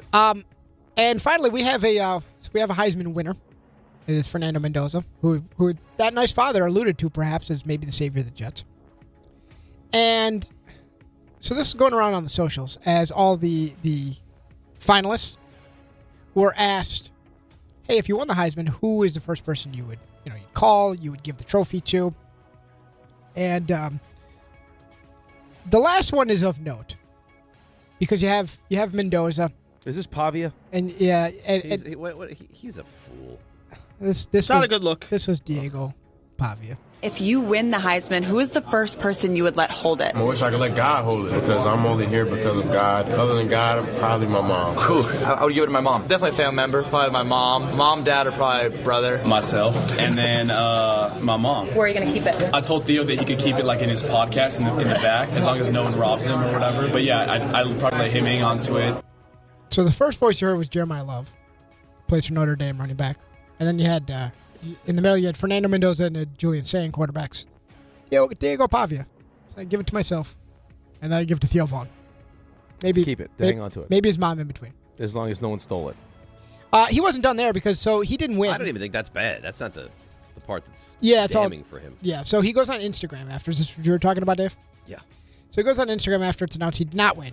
He wasn't even that close. He finished second, but it really wasn't close. Fernando Mendoza's the Heisman winner. But the expectation was that he was going to get crushed. Not to Diego Pavia.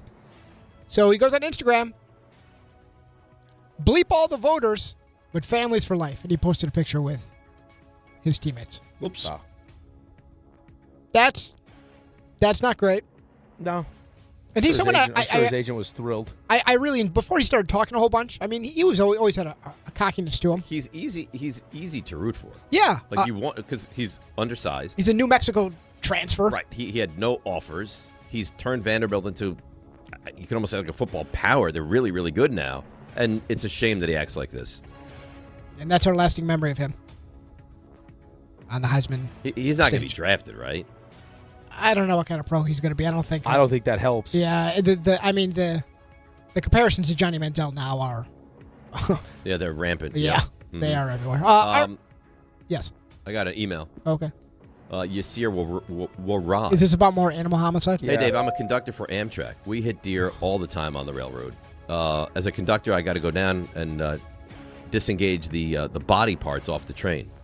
So then we can start moving again. Really, what you're talking about is no big deal.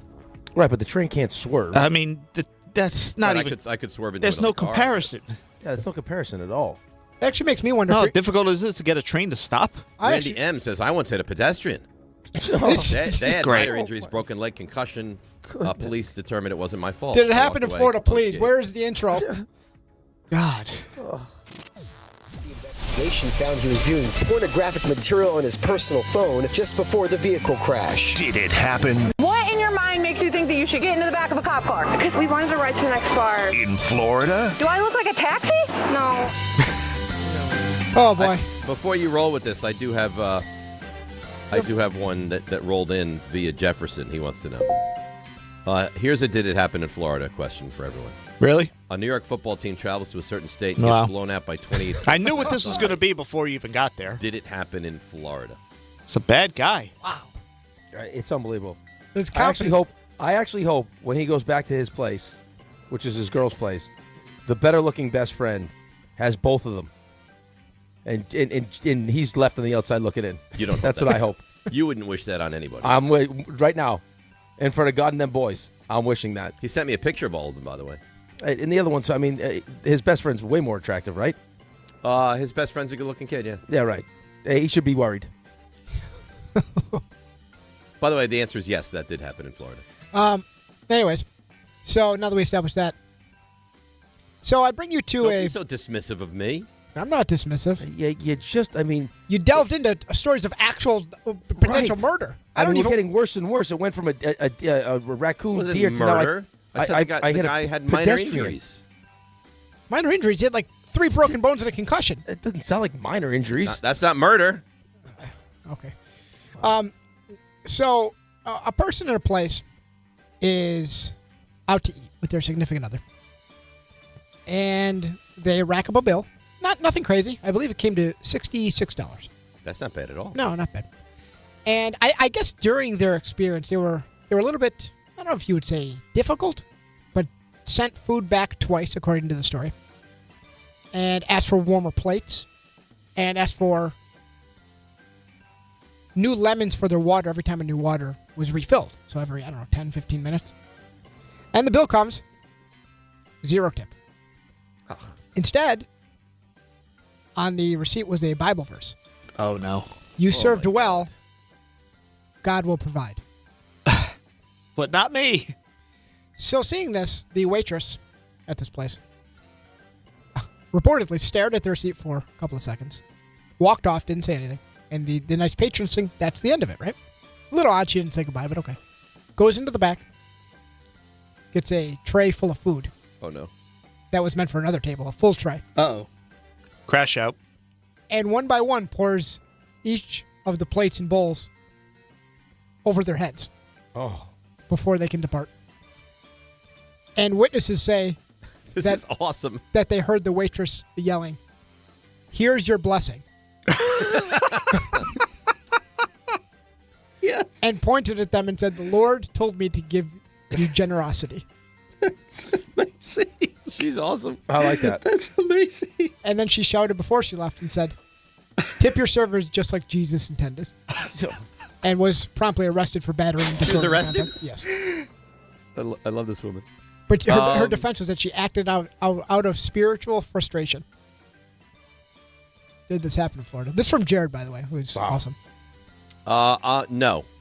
Did not happen in Florida. Because it's so Florida that it's not Florida, but it's probably somewhere in the South, but not Florida. Okay. I would say. Rick?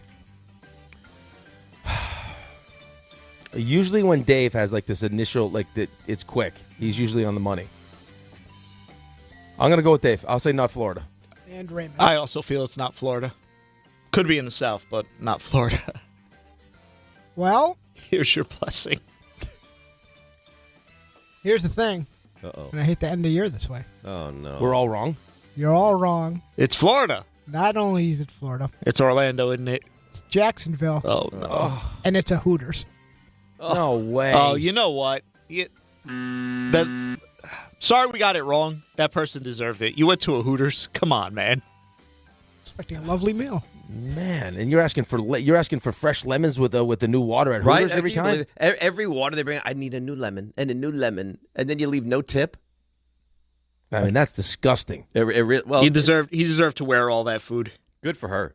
It's a shame she got arrested. Yeah. Thank you, Jared. Who's Jared? Jared from Morganville. He's the one that gave the story. Oh, that's a good story.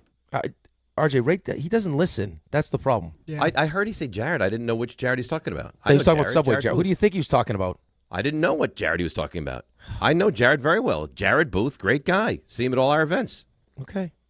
All right. Just making sure. Don't question on your next animal killing spree. Jared Goff is who I was speaking about. Yeah. You know what? That would be great. I would love it if Jared Goff listened to He's the show a big that fan. intently. Yeah. Everyone defending me. Everyone. Not one email have I received saying, like, I can't believe you hit an animal. How dare you? It's not, but it isn't. I can't believe you hit an animal. It's like the animals you've already told us. It's the lack of 5. remorse. I hit a deer. I hit a different raccoon. animals. That's it. It's not like I'm hitting hundreds of animals. Who knows? I know. I thought those were door dings. It's probably from animals ricocheting off your vehicle. I'm not side-swiping animals. They get in the way, and then they pay. That's my money. I almost just spit my water. We got up another all new over the slogan. They get in the way, and then they pay. Great. That's just Let's to go break. along with the office is meant to be uncomfortable. This is, Yes. great stuff. We have some great slogans on the show. Let's break, come back. Tim Hasselbeck on the other side. DNR with you, ESPN New York.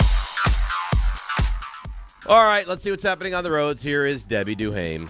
DNR, good morning. Good morning, dear. Across the tri-state, watch out at 10 a.m. Dave Rothenberg coming through on the West Side Highway. Right now, the FDR Drive southbound moving really slowly, getting down toward the 90s. Northbound FDR Drive slowing down through the 70s. Watch for delays on the westbound belt at Rockaway Parkway. It's a collision. Traffic slowing down 22 West right into North Plainfield. All lanes closed. Accident investigation. Sponsored by Unbound.org. Right now, there are young people across the world facing a tough choice. Continue their dream of education or drop out to help their family put food on the table. You can help change their future in a single moment. See how far your support can go at Unbound.org. I'm Debbie Duhame on 880 ESPN New York.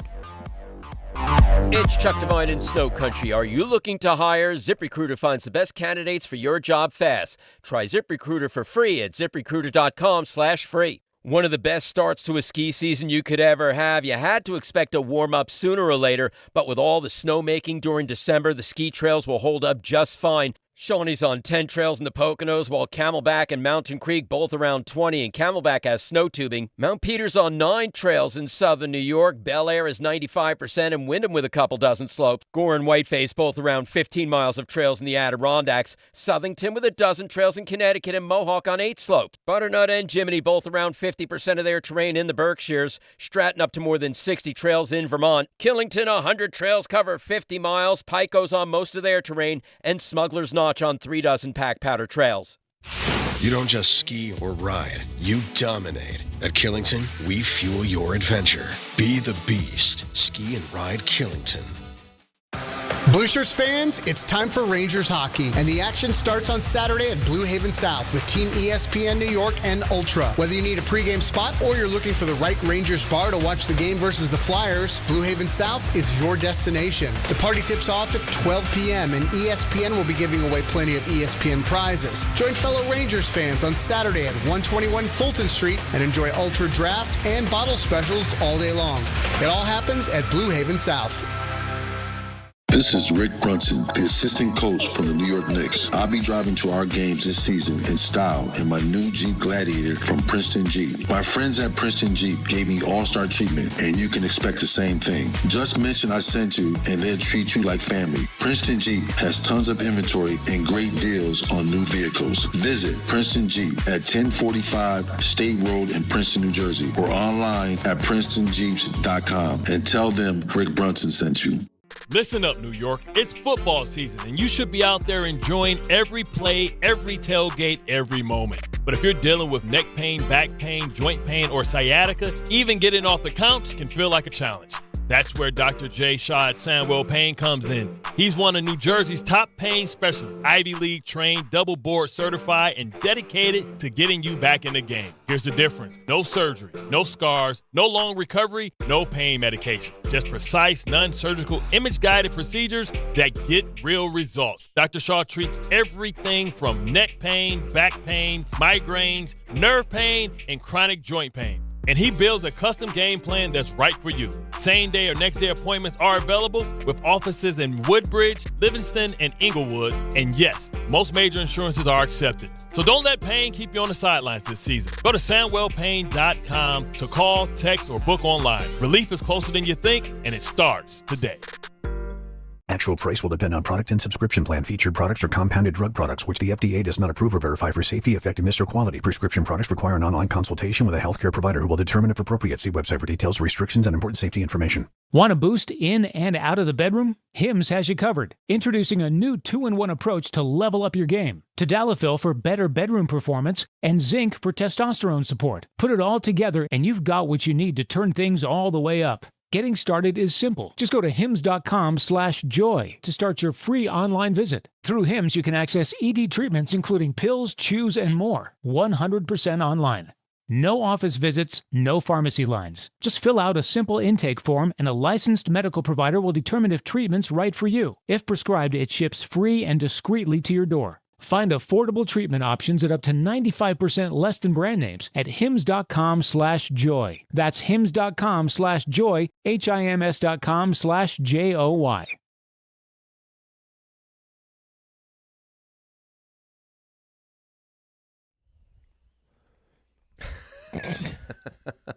See?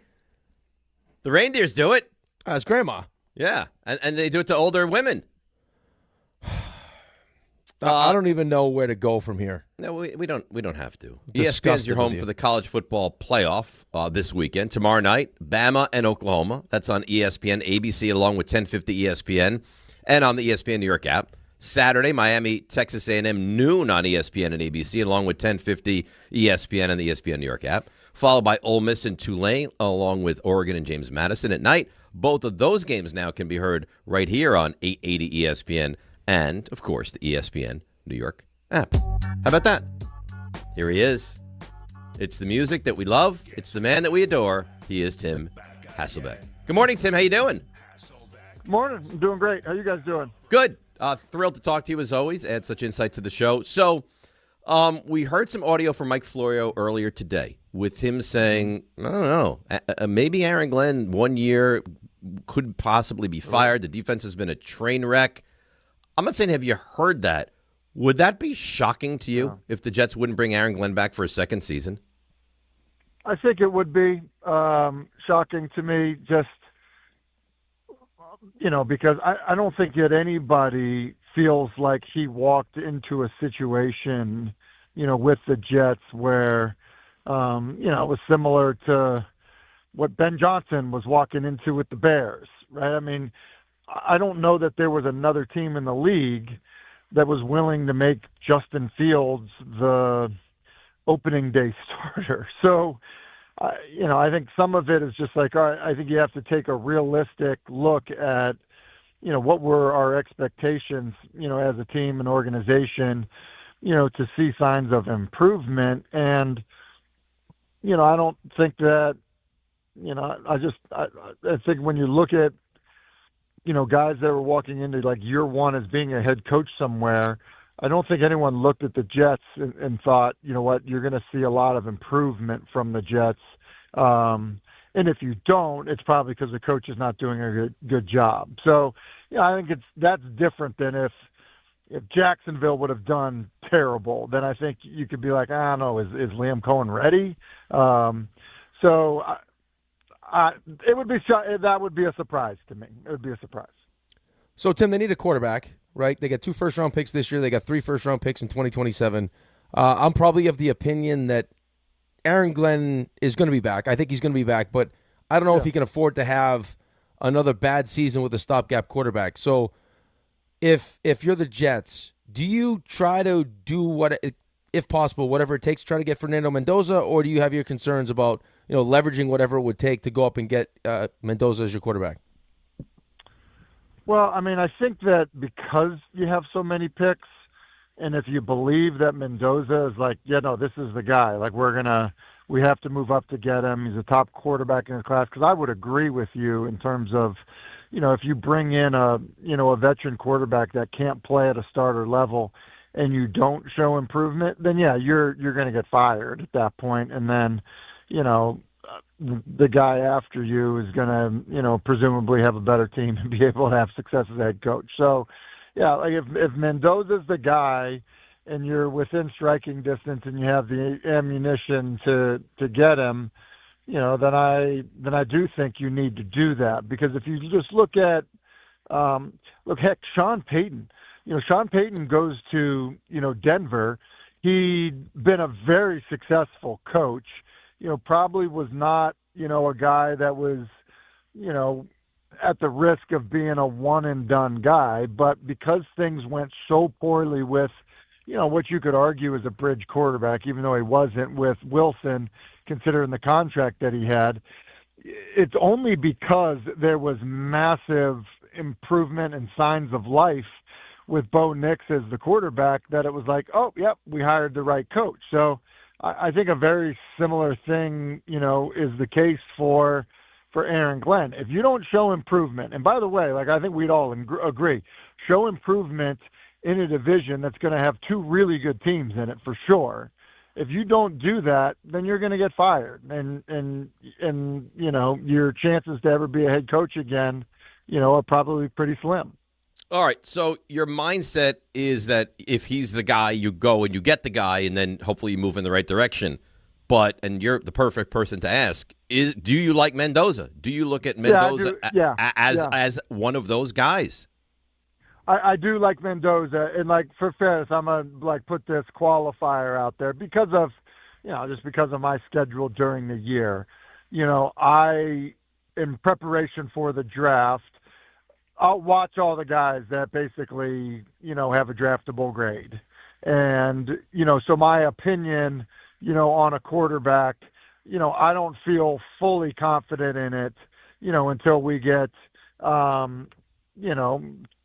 towards the middle to end of March. So I'm just going to put that qualifier out there. Some guys, I'm just going to be real, some guys in the media, they don't have the time based on their TV schedule, how much, NFL or college football they're watching, to really do a deep dive into, watching a guy play and being like, yeah, this is how I feel about him, right? So I'm just going to put that qualifier out there. I'm not just copying what somebody has said or taking somebody's opinion on a quarterback. So on what I have seen from Mendoza and the measurables and, other aspects of, I think what I've seen from him, he looks like a guy that everyone's going to have a first round grade on him. That's what it feels like to me. And so that's why I've kind of said, look, if he's the guy, if he is, a prospect that's similar to Trevor Lawrence or similar to Drake May in your eyes, or similar to, whoever it is that has come out in recent years, yeah, you need to figure out a way to get him to show life, right? So, look, would you guys agree that if Jaxson Dart, was playing well but not getting injured, that Brian Daboll would still have his job? I don't know. I mean, they blew games so epically. No, sure. But I'm just saying, if he wasn't getting, part of it is if he wasn't getting hurt, they maybe wouldn't have been blowing the games. But right. I think it's a combination of both. I think it's the fact that they blew continuously huge leads in epic fashions, and the fact that you continue to put this quarterback in harm's way. Yeah, and so I would kind of make the argument, if Jaxson Dart was rolling, it was oh my gosh, this is great, and he wasn't getting hurt, which I do think, you probably are not losing games if the quarterback's got to come out of the game, or he's in the blue tent and you're visiting it, and those types of things, right? Then I don't know that he loses his job, because I think it's oh wow, I don't know that we want to pull this promising quarterback away from what we've got going here. So that's why I think that it matters, how the easiest way to get fired is to have a young quarterback that you've invested in not playing well or struggling for some reason, because then what's going to happen is ownership is going to be yeah, look, we're not turning the page after year one on this. So we need to, figure out how to get this quarterback that we believe in to play better. Right. You guys, you lived it with Daniel Jones. It's the same thing. Right, but Tim, the problem is they have a new coach, and he ended up in the blue tent again. So my question would be, if it's you, right? So if you end up on this list and they interview, like how much would that play into how you felt about the job? Because I just don't know at this point. And maybe he does learn, like if you can coach it out of him, and if you can't coach it out of him, like do you believe that the kid is going to be available, and does that change how you look at this job and whether or not you want to take it? So first off, Rick, I appreciate it because I know it was hard for you to put me on the short list. Okay? No, you're always on my short list. He talks about you as one of the very few all the time, Tim. All the time. I mean, like that was amazing. Like, and I heard that I'm on the short list in front of Flutie, which is amazing because, you know, if he was going to choose a BC guy, like it was definitely going to be Flutie. And it would be a massive raise. Let me just be very clear about that from high school coaching to the Giants. I think that you can. I think you can do things, right? So I believe that it's twofold. We touched on this a few weeks back. I believe that it's twofold. There's no question that as a coach, you can call plays that you know your quarterback's going to get hit, like, and you can call plays that, you know, there's a good chance he doesn't, right? Like that's the deal. And now, if you're like, look, part of what we are going to do is he is going to be part of the run game, period.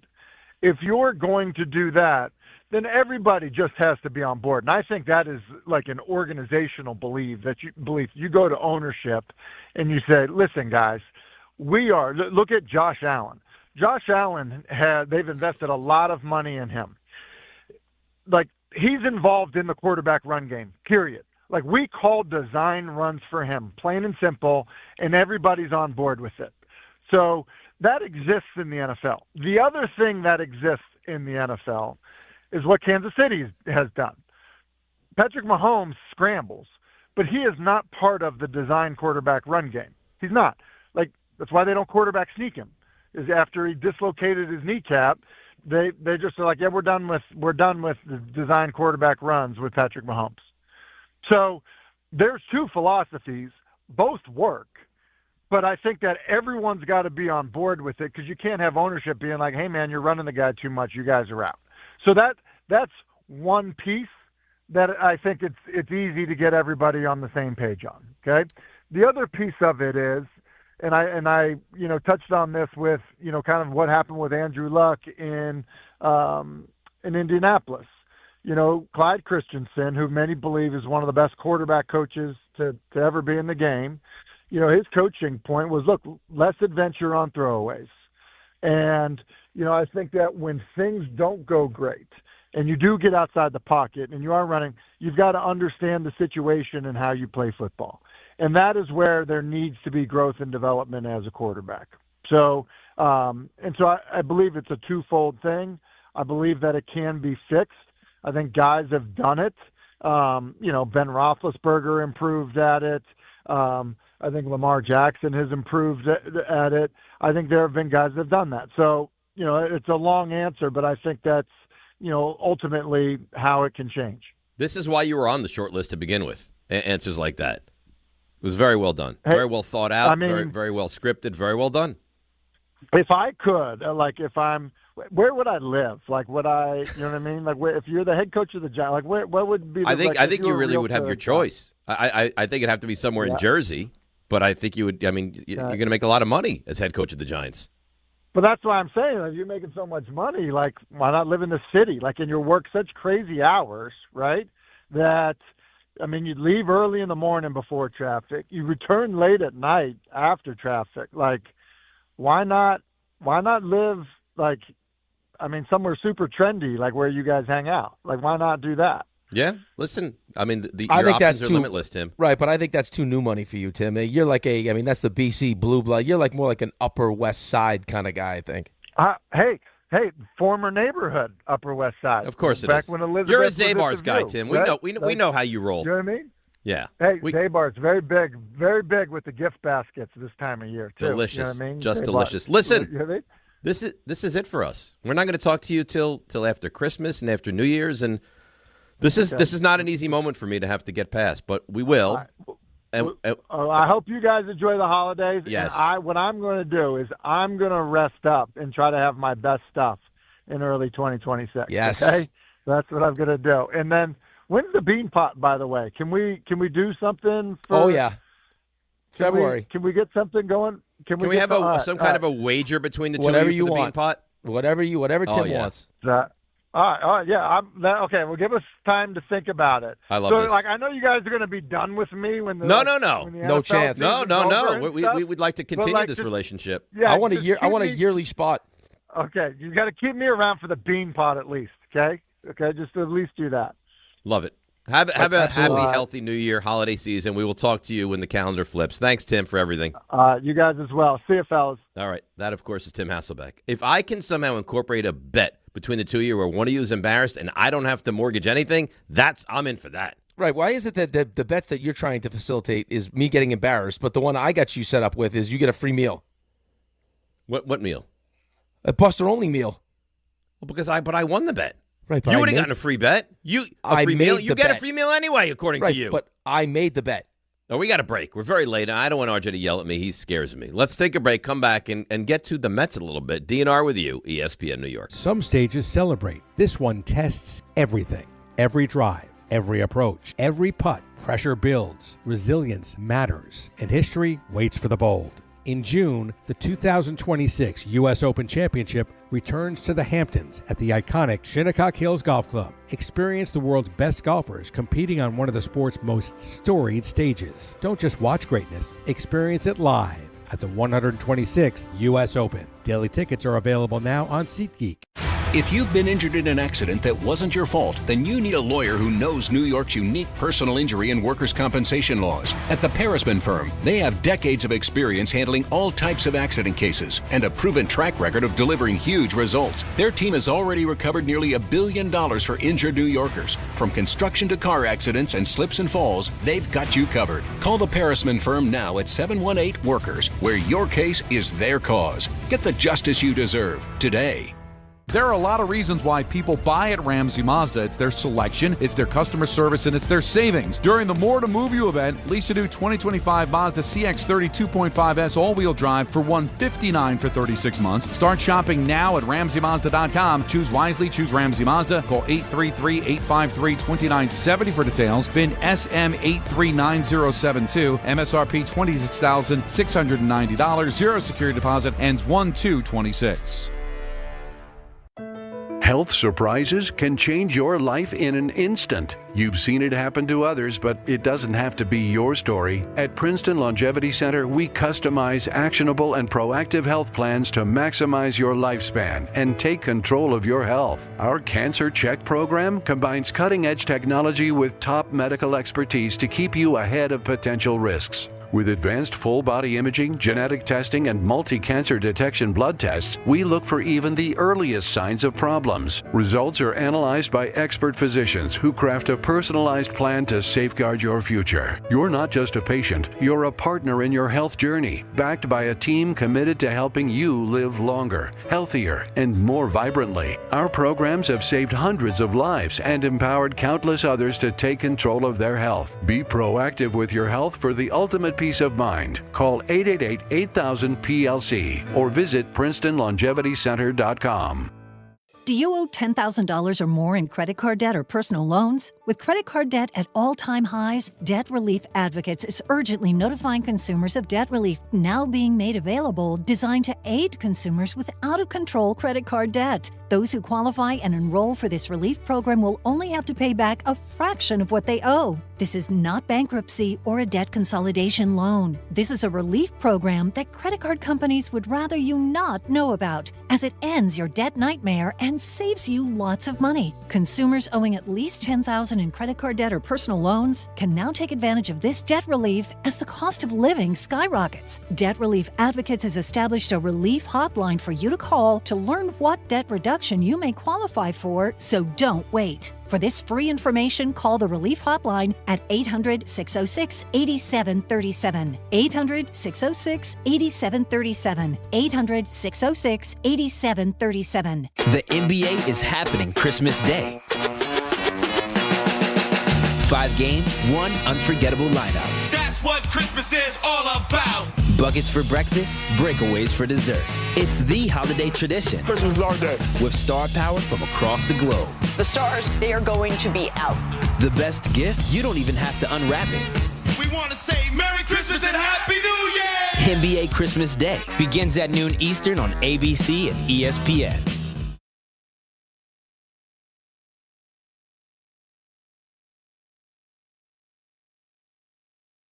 All right, DNR with you, ESPN New York. I enjoy greatly Tim Hasselbeck, and I can't wait for the wager with the Bean Pot. BU is typically the better team, though, right? I know, it depends. No, it goes both ways? Yeah, it depends. Both those teams are good, yeah. I mean, both of those teams get are up there getting the best recruits every year. Like the Celebrinis of the world. You know what? I'd happy to have the same bet that you facilitated for me and Buster. But that's just, a nice meal. Right, the nice meal, but he's in Tennessee. Right, so it's not going to happen. Right. But unless you want to fly to Nashville, like Buster's in New York. Maybe he sends us a glorious gift basket from Zabar's. That would be nice. That would be nice. I think he's looking more for that. Right, but I think he's looking more for embarrassment is what he's looking for. Embarrassment? Well, if he wants to embarrass you and you to him, I'm not going to stand in the way of that either. I think that's what he would prefer. Like, loser has to wear, I'd have to wear something BC, he'd have to wear something BU, something like that. Ooh. Like maybe he has to coach one of his games in full in a full BU uniform, helmet, skates. How great would that be? He has to coach one of the games in a BU hockey jersey. No, full equipment. I want skates. He's not going to coach a game on the sideline in skates. I want the headset over the helmet. Oh yeah. I don't think he's going to coach a game in skates. That'd be nice. Yeah, I don't see that happening though. Well, I put some skate guards on those things. He'd be fine. Anthony Wynn sends in a tweet. Just a heads up, I drive for a living, and the company I work for actually instructs us never to swerve, never to slam on the brakes for an animal. Just crush the animal. Statistically speaking, it's way more dangerous to try to avoid them. This is what I do. I don't think it's the actual murder that is troubling. It's the lack of remorse that is troubling. Well, if you said to me you can kill an animal or you cannot, I would choose to not. I don't want to kill an animal. But you're right. I don't have a tremendous amount of remorse after hitting said. To be clear, everything you just said is statistically right. I agree with what the tweet said. I've been told those things. Like if it's inevitable that you're going to hit the animal, just speed up, just power through it. Speed up. No, just that's the worst thing. The worst thing you could do is slam on the brakes or swerve. It's the worst thing you can do. I agree with that, but speed up. Yeah, well, yeah. Don't decelerate. Don't brake. Okay. Yes, you're right. But again, as Rick pointed out, that's not the issue here. Your process is not wrong. It's your rationalization for the process. What do you mean? The fact that it doesn't keep me up at night that I've hit a deer? Right, like, okay. No remorse. Here's like a serial killer. Right, this may not be a great example, but it's the first thing that came to my mind. If, God forbid, you, me, RJ, and Ray were in some kind of crash where we were stranded somewhere and we had to eat you. This may not be a great comparison. But we'd have to eat. We'd feel bad that we had to eat. Like, there would be like, oh, I don't really want to do this. But I'm also a human being. I got to eat Dave. Yeah, listen, your life is the same as the deer's life. No, it's not. Yeah, it is. So if you walked in tomorrow morning and they said, Rick, Dave or a deer has died, you'd say, I don't, either one. They're both human beings. Well, they're no, both living Nando, you ate Nando. No, like, I would feel bad that I ate Nando. No, I mean, because in that you would choose the deer to die over me, as morbid as that may be. No, because the deer can't speak. If the deer could if the deer could drive a show, maybe. The deer's of no use to me. Right. So that's what it's about. It's about what do you get out of it. No. Let's hear what Perry in Jersey City has to say about this situation. Perry, good morning. You're on ESPN New York. Hey, good morning, gentlemen. I want to say that we are all hypocrites, and I include myself in that group. We go to restaurants, we enjoy eating animals, and yet we somehow think that that's less cruel than running one over. Well, you're running one over. You're not getting the benefit of like you're not eating. Like Dave didn't stop and put the deer in his trunk and eat the deer. No, I did not. Right. I didn't realize Perry was going to go there. I'm using the animal for sustenance. Perry. Yeah, like this was for sustenance. Right. No, it was in my way. I was going home. I didn't see it. It popped out. I hit it. I wasn't thrilled about it. It didn't really give me much remorse whatsoever. And maybe that makes me an evil guy. Maybe that makes me the Dexter of the roads. I don't know. I think you've really reawakened a whole community of people. We really have. Just jump right on board. Yeah, everyone wants involvement in this conversation. Let's take a break. We'll come back. More deer talk, of course. More recap of the brunch from yesterday, of course. Oh, and by the way, the Mets sign another former Yankee. It's DNR with you, ESPN New York. Friends, it's football season, the best time of the year. You should be out there tailgating, cheering on your team, and enjoying every Sunday. But if you're dealing with neck pain, back pain, sciatica, or nerve pain, even getting off the couch can feel like a challenge. You don't have to live like that. There's help. Dr. Jay Shaw at Sandwell Pain is New Jersey's top pain specialist. He's Ivy League trained, double board certified, and is dedicated to helping you get back in the game. Here's what makes the difference. No surgery, no scars, no long recovery, no pain medication. Just precise, non-surgical image-guided procedures that deliver real results. Dr. Shaw treats neck pain, back pain, joint pain, migraines, nerve pain, and sciatica with a plan that's customized for you. Same-day and next-day appointments are available, and with offices in Woodbridge, Livingston, and Inglewood, relief is always close. So don't let pain keep you on the sidelines this season. Visit SandwellPain.com to call, text, or book online. Most major insurances are accepted. That's SandwellPain.com. Relief is closer than you think, and it starts today. To help those who want to be helped, but may not be able to afford it. That's what PGA Tour winner Grayson Murray had envisioned for a foundation before he sadly took his own life at just 30 years old. His parents channeled their grief into creating the Grayson Murray Foundation, carrying out his vision to help those struggling with mental health and addiction. To donate and learn more, visit GraysonMurrayFoundation.com. At Jake's 58 Casino Hotel, we're celebrating this holiday season with our $155,000 Slay the Road drawing, including your chance to win a new Land Rover Defender and $10,000 cash. Earn entries all month long, then be here on January 1st between 12 and 3 p.m. when one winner will be drawn every hour to win up to $20,000 cash. At 4 p.m., one lucky winner will win a Land Rover Defender and $10,000 cash. At Jake's 58 Casino Hotel. If gambling is a problem for you or someone you care about, please call the 24-hour toll-free helpline at 1-877-8-HOPE-NY or text HOPE-NY.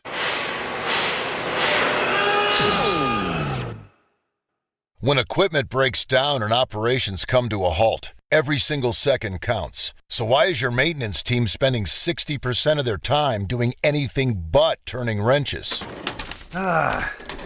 MaintainX is the AI-powered maintenance and asset management system that helps your team get back to actually fixing breakdowns. No more searching for manuals. No more hunting down parts. No more drowning in paperwork. With MaintainX, your team can access manuals from anywhere, create new procedures in minutes, and turn voice notes into clear and complete work order feedback. What used to take hours now only takes minutes. Keep your operations moving, not your paperwork. Join over 11,000 maintenance teams that are already fixing more and filing less. Try MaintainX for free today. Go to maintainx.com/AI. That's maintain in the letter x.com/AI.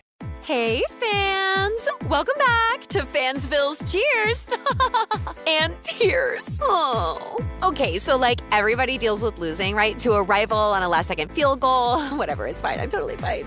But I cope with losing with an ice-cold Dr. Pepper. Those 23 flavors are so delicious. They totally wash away the pain of your college football team taking a big fat L. College football, it's a pepper thing. Whether you're building a single roof or a successful roofing business, roofing contractors like you need the right tools for the job, and software is no exception. Service Titan is on a mission to be the most powerful software platform for the trades, with purpose-built technology proven to maximize revenue, streamline operations, and deliver 5-star customer experiences. We are taking roofing companies like yours to the next level and beyond. Service Titan, we are built for this. See what we can do for roofers at servicetitan.com. Hey, this is Jalen Brunson. Jalen Brunson for three. And this is your home for New York Knicks basketball. This is 880 ESPN. WHSQ and WCBS FM HD2, New York.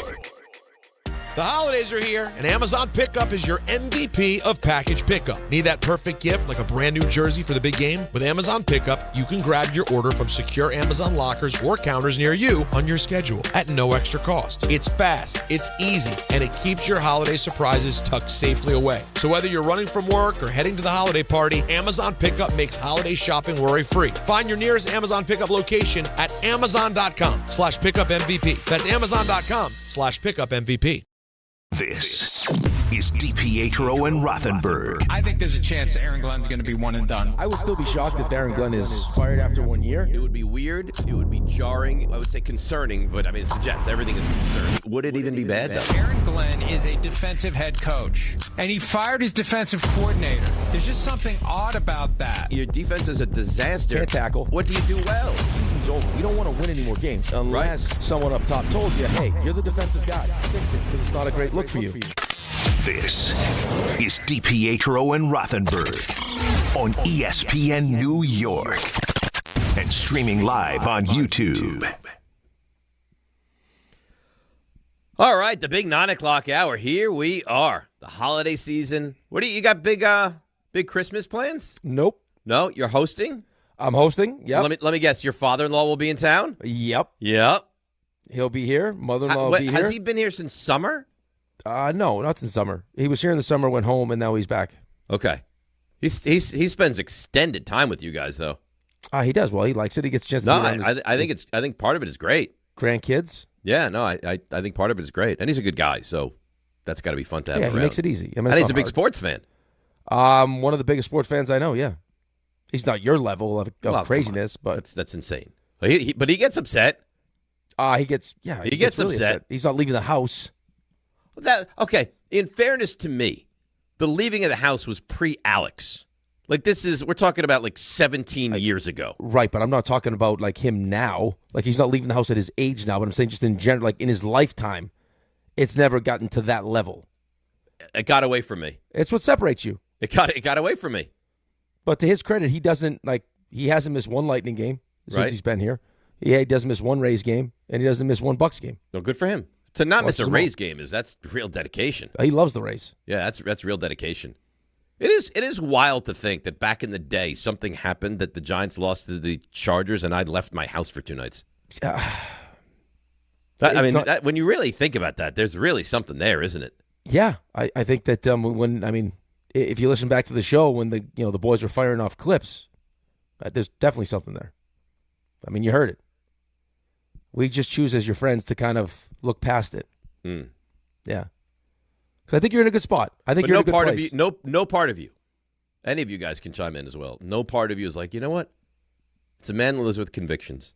Like, Giants lose. He's asked some kind of do you want steak or chicken, and you just loses composure? No part of you. No. I mean, that's a psychopath. It's irrational. It makes no sense.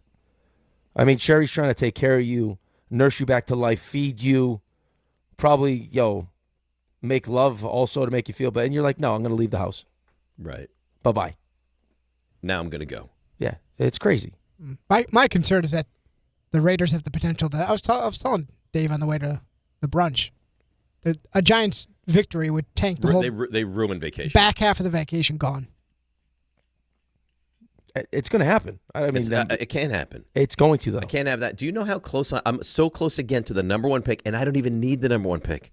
The Kings ransom I can get for that pick. The Raiders do need it.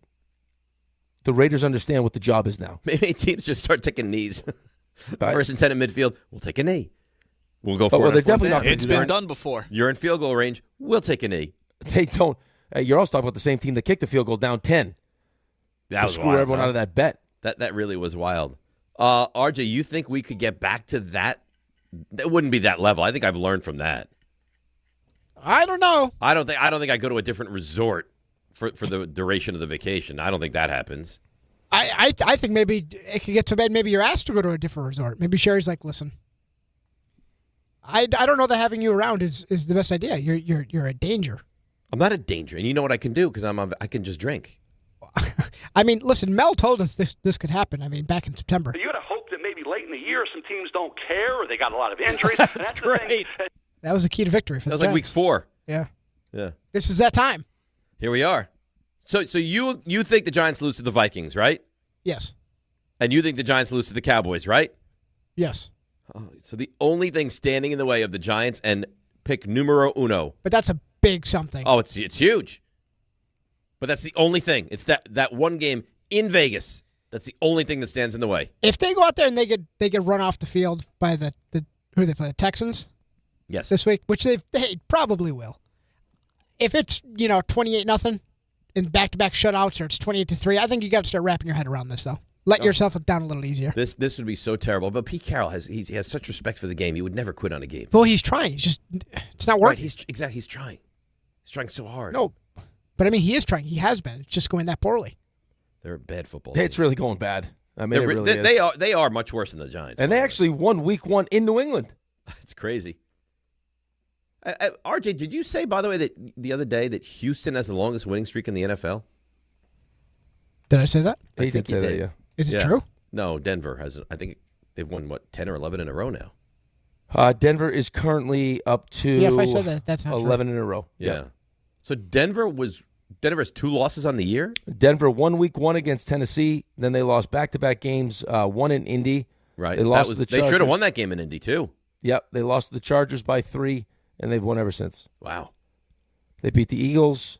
They beat the Texans. They've beaten the Chiefs. And then Green Bay. You think Denver could be better than we've given them credit for?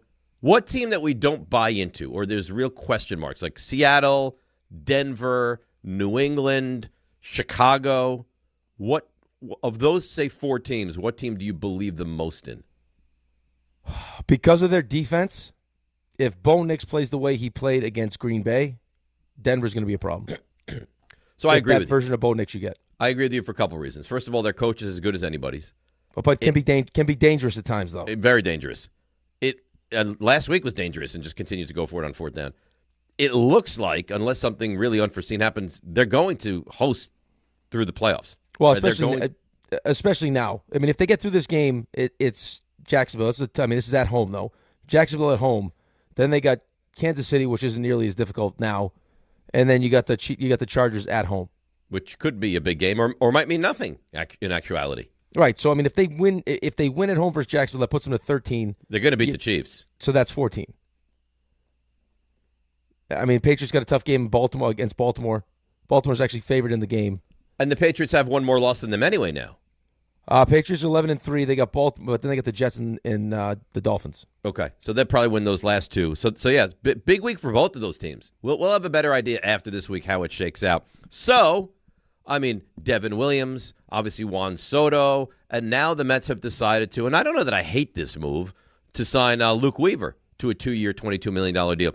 The thing that annoys me is that you get Yankee fans just like, all you can do is take our scraps and our dirty laundry and you bring it over to the Mets. What's your initial take on the Luke Weaver signing? I don't mind the signing at all. I also understand both sides of this thing. I mean, you are talking about letting go of your guy who's been the best, one of the 1 or 2 best closers in baseball, right? I mean, would you agree with that, Edwin Diaz? I think he's the best closer in baseball. Okay, right. So, I mean, good enough where, his offer, hey, this is what I want. Second he said it, the Dodgers was like, yep, we'll do it. Like, you let him leave for what turns out to be $3 million, and you can't wait to sign two failed Yankee closers, which is what they are. Right. I mean, both lost their jobs. Right. That's true. I mean, Devin Williams was not good for the Yankees, and Luke Weaver was unpitchable by the end of the season. So I can understand both sides of it. I mean, I don't know how we're supposed to feel about the whole, secret pitching lab sauce that we had that they just wiped out. Right? I mean, again, that's all we talked about for a year and a half. Yeah, but I don't think you could feel like that anymore. I mean, the pitching by the end of the year was an abomination. That's what I mean, though. Yeah. So, I mean, if that's not the case, then, I mean, we're just hoping that if it was injury, maybe lack of confidence that led to his performance last year and he figures it out. I mean, it's in line with what they're trying to do, which makes me nervous about the potential of bringing in a Bellinger or a Kyle Tucker. You mean that they won't do it? Right. Like, I mean, if you're not going to stretch yourself years-wise, like if you're not going to get uncomfortable at all, you're probably, unless the market, I mean, comes back to you, which isn't something that I thought you had to do in the first place. I thought you were the market. Like you were going to dictate the market. Yeah, I I sitting there understand. waiting. I mean, I really, fully, truly understand why the Mets fan is having this mindset of what the hell are we doing? You're losing huge pieces. You're signing guys that are questionable. I mean, I like Polanco. And offensively, I think he was good. That being said, he's never played first base, and it's just right. But he's not strange. Pete. But offensively, he's not Pete. No, he's not Pete. But you're losing massive pieces, and you're bringing back, I mean, to be quite frank, flawed guys. Like Luke Weaver is a flawed guy. Devin Williams came off a bad season for the most part. I think he was mentally tough in some ways because he was awful, and he was able to kind of resurrect it and get back to it. But I don't know. It feels like, A, why are you signing all these Yankees? Like, the only guys that you look and deem accessible are Yankees players. And secondly, like, I get it, you were with the Brewers. It doesn't mean that every Brewer is the magic elixir either. Like, Devin Williams, I don't know. I like him. I'm not crazy about him. I would like Devin Williams a whole hell of a lot more if he was the 8th inning guy to Edwin Diaz in the 9th inning. Yeah, or Mason Miller. Either one, which right, either apparently one. is still on the table. So right, but we'll again, see. that's also going to cost you prospects, Mm-hmm. which is something that you don't need to do because you have the money behind you. But he's not opposed to that, it looks like. Right, no, but why are we shying away from our superpower? It's what pisses me off about the Yankees, like this version of the Yankees. Like listen, I'm with you. Do I prefer more money, less years? Absolutely 100%. Like that's how I would do my business if I could. It's why like when the Yankees extended LeMahieu's contract so the average annual went down, like what did you think was going to happen? Yeah. You knew at the end of that contract he was going to be awful, and it played out exactly as you thought it would play out. Right, and you're trying to we'll keep playing him, and then it's finally like, okay, we've given him every opportunity, and now we'll eat the money. But it's like, this is what free agency is. If you want the better players, you're going to have to get uncomfortable. You're going to have to make decisions that your numbers don't necessarily support. Like, would I have loved giving Pete 5 years or Kyle Schwarber 5 years? No, probably not. But I also recognize that I just spent almost $800 million on Juan Soto, and I do need to protect this guy. You have to. Yeah, you have to. You can't go into the season with, Polanco batting behind Soto. You can't. No, right, you can't. So, I don't know what the plan is. I can tell, I think you're starting to see what he wants to do as far as commitments year-wise. Because both of these guys Polanco got a 2-year deal. Weaver just gets a 2-year deal. That's Williams got 3, right? Yeah, but still, we're not giving 5-year deals away. No, he doesn't. He doesn't want to give the 5-year deal, which you would think takes you right out of the equation for a Kyle Tucker and a Bellinger. You would think. Right. You would think, like I said, unless the market comes back to you, and now all of a sudden, those guys, they're whatever they thought was going to be available isn't available, and then now, you end up getting the chance to sign them. But I didn't think we were going to be. I didn't think that was going to be our playbook. You identify who you want, go get him. Yeah, that's right. Right, this guy's going to cost this. Money's not an issue. Get it done. Fine. Instead of this small market-minded, well, I don't want to go to this extent and this amount of years and this all that. Now, if you don't want Tucker, I get that. Tucker, to me, is kind of polarizing because he's hurt often, and I don't know if New York's going to be a great fit for him, but you can't just bring in these little pieces and think that the fans are going to be okay with it. There have to be moves here. Well, but especially when you say what you say. When you give reasons why you move away from one of the fans', favorite players that's had a tremendous amount of success. He leads the franchise in home runs, had a really good season last season, and your excuse is, well, it's 5 years. The back couple of years won't look good because we don't like where his age is. We'll think he'll break down. He'll probably end up being a DH, and he's not great defensively at first base. And the guy you bring in is going to be 33 and 34 and has played one inning of one game at first base. So which one is it? Right? That doesn't make sense. It doesn't add up for people. Well, but it's a 2-year deal to a 5-year deal. I know, but you're paying for his age 33 and 34 seasons. Right, but maybe you don't think Pete's going to be good for year 2, year 3. Who knows what you think? He doesn't like Pete.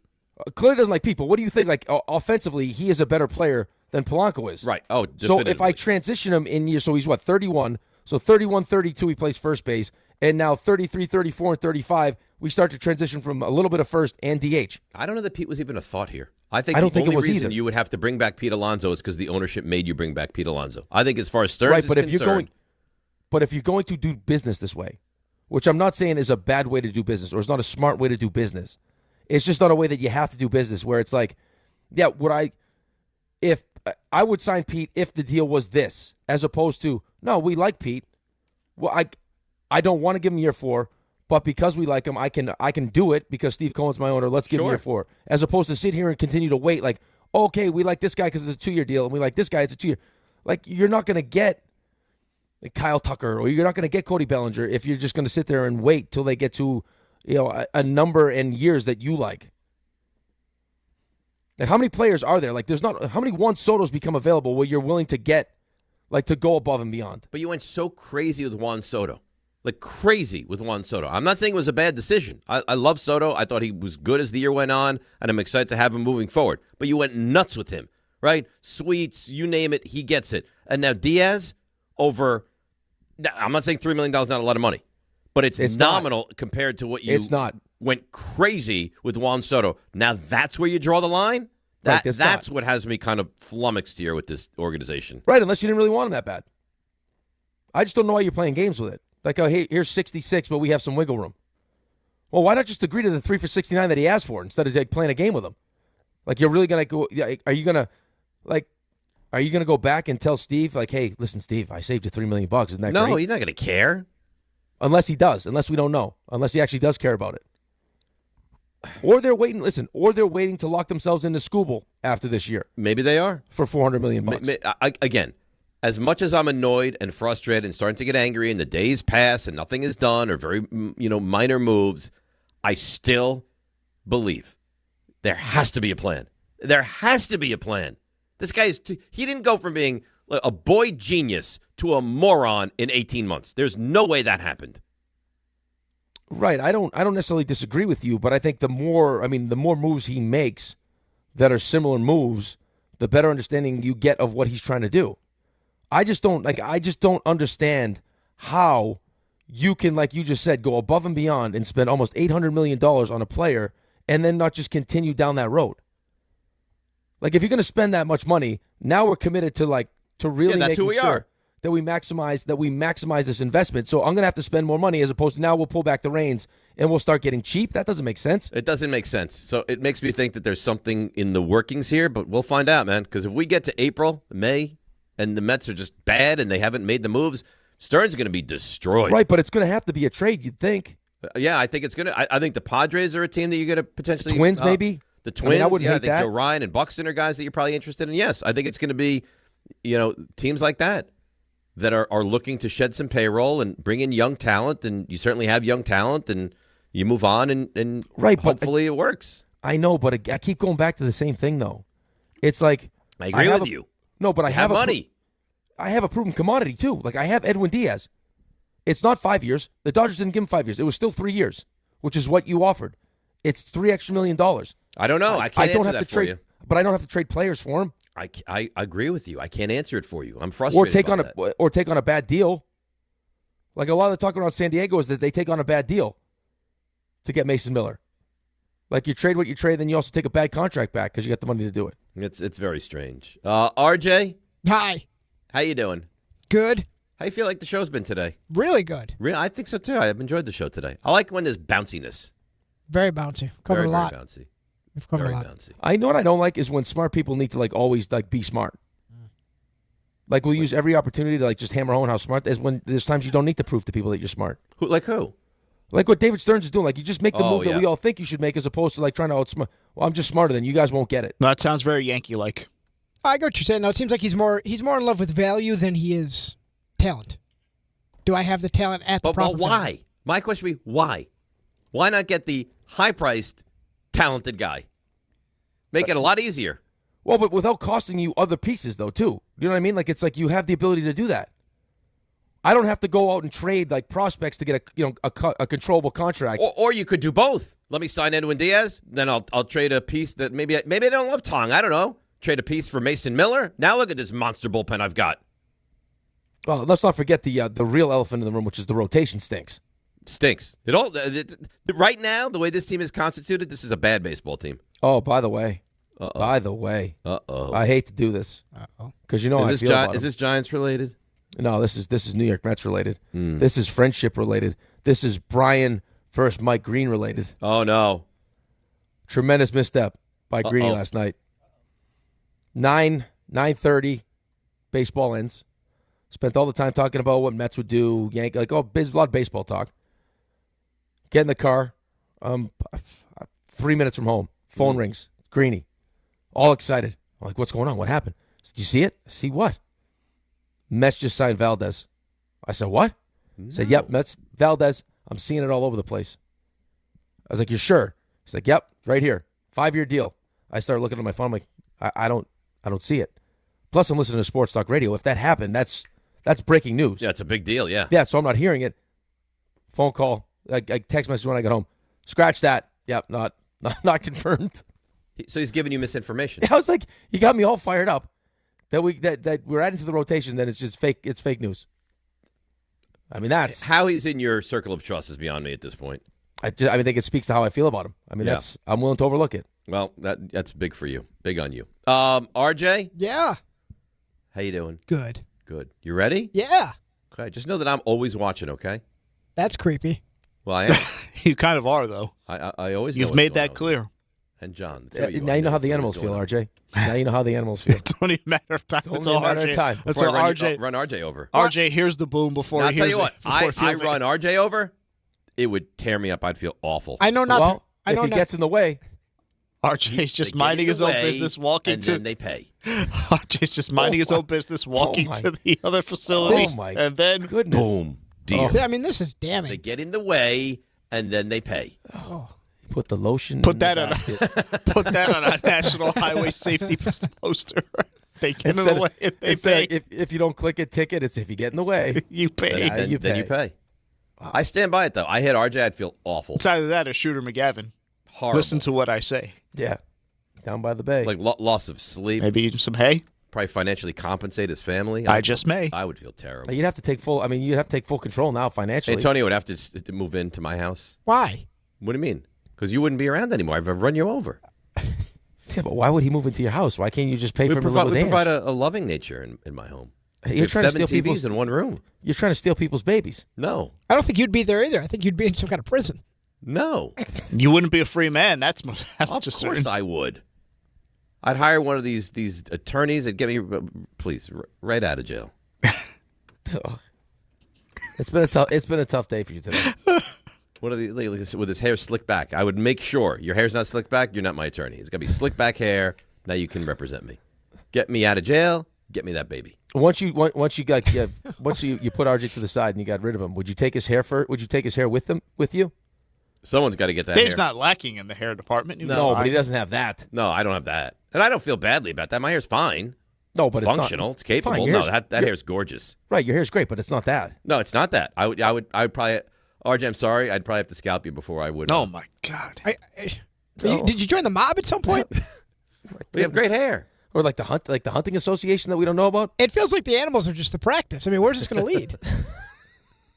No, I'm telling. I don't want to hurt you. That's what Don Corleone said. That's like the basis of an abuser right there. I don't want to hurt you. Don Corleone said the same thing. Why did you make me do this? Don Corleone never said anything like that. Yeah, as you have the plastic bag over his head. I don't want to do this. Why did you make me do this? But you got in the way, RJ, and now you have to pay. They get in the way, and then they pay. RJ? Yeah.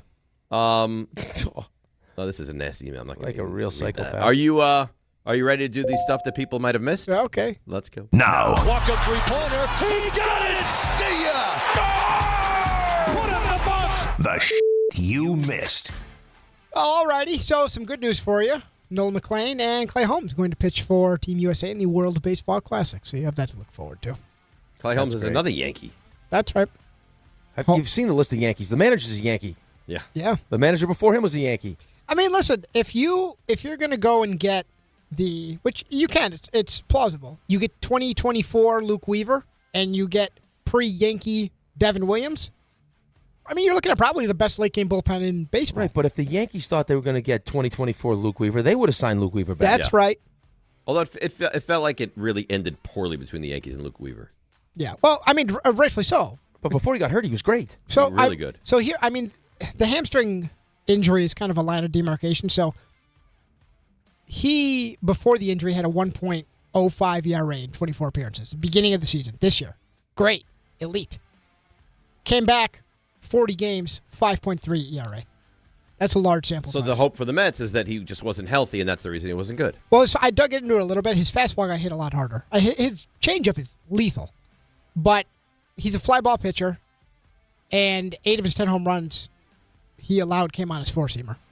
So I don't know if the push-off, the velocity, he's not striking guys out the way he was. Right, but guess who else's changeup is also lethal? Devin Williams. To be lethal. Yeah, right, Devin Williams. I saw he's tinkering with a new pitch, so you got that. Listen, I'm trying to help you. Talk about a bad deal for the Yankees with how that whole thing worked out. Devin Williams? Like, that was one of the huge pieces of their pivot. He ends up losing his job. The facial thing happens. That was weird. With him. Devin Williams for Nestor Cortez ended up being one of the for both sides. And Durbin. Well, Durbin, I was going to say. Was actually good. Durbin's a maniac. He's awesome. He's like third in AL Rookie of the Year voting. AL Rookie of the Year. Or NL, I'm sorry. He Division III product also, Caleb Durbin. That was one of those names that we thought the Yankees were just hyping him up. Turned out it might be he's good. Might be pretty decent. Phillies and reliever Brad Keller reached a 2-year, $22 million contract. Are you familiar with the name Ani Kalambi? Yes, a new GM in the world of Major League Baseball with the Nationals. Yeah, do you know how old? 31 years old. 31 years. That's amazing. 31 years old, running baseball operations for the Nationals. Brady Cook is once again quarterback one. He will be the starter for the Jets this weekend against the Saints. News for tonight, if anyone's interested. Seahawks left tackle Charles Cross out, and we knew that Devontae Adams of the Rams doubtful, highly unlikely. We hadn't practiced. In this Yeah. game. Patrick Mahomes has already started his rehab. He has his eye on returning for Week 1 next season. The Bears have, and this is interesting, they've expanded their stadium search, including outside the state of Illinois. Indiana. I thought that was done. No. I mean, this clearly feels like an empty threat, but the fact that we're even throwing that out there, it's like, hey, Jets, Giants, how about if they played in Delaware? How much fun would that be? Do I take the game tonight? That's up to you. You can dabble. That's up to you. Cam Ward said he wants to be involved in the head coaching search for the Tennessee Titans. I'm interested. How do you guys feel about that? Ridiculous. Really?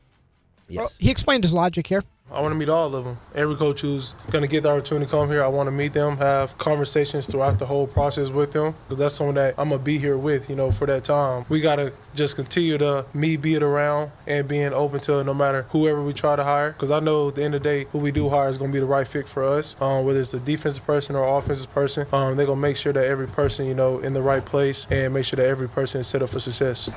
You know what? I should rephrase what I said. I don't believe ridiculous, and I actually like the way he spoke about it. I think he should. Involvement of players concerns me. If he has an involvement, that's, I guess, okay. He shouldn't be the ultimate decision maker. Well, that's not what he said, though. Yeah. No, I think I walked it back. I feel differently. I feel okay about him being somewhat involved. My first inclination was also kind of like, interesting. And then I heard him say it, and I was like, oh, you know what? It is a Titans. There's a decent chance he's smarter than all those people. Well, but it's not even being smarter. It's just, it makes perfect sense. At least get his opinion.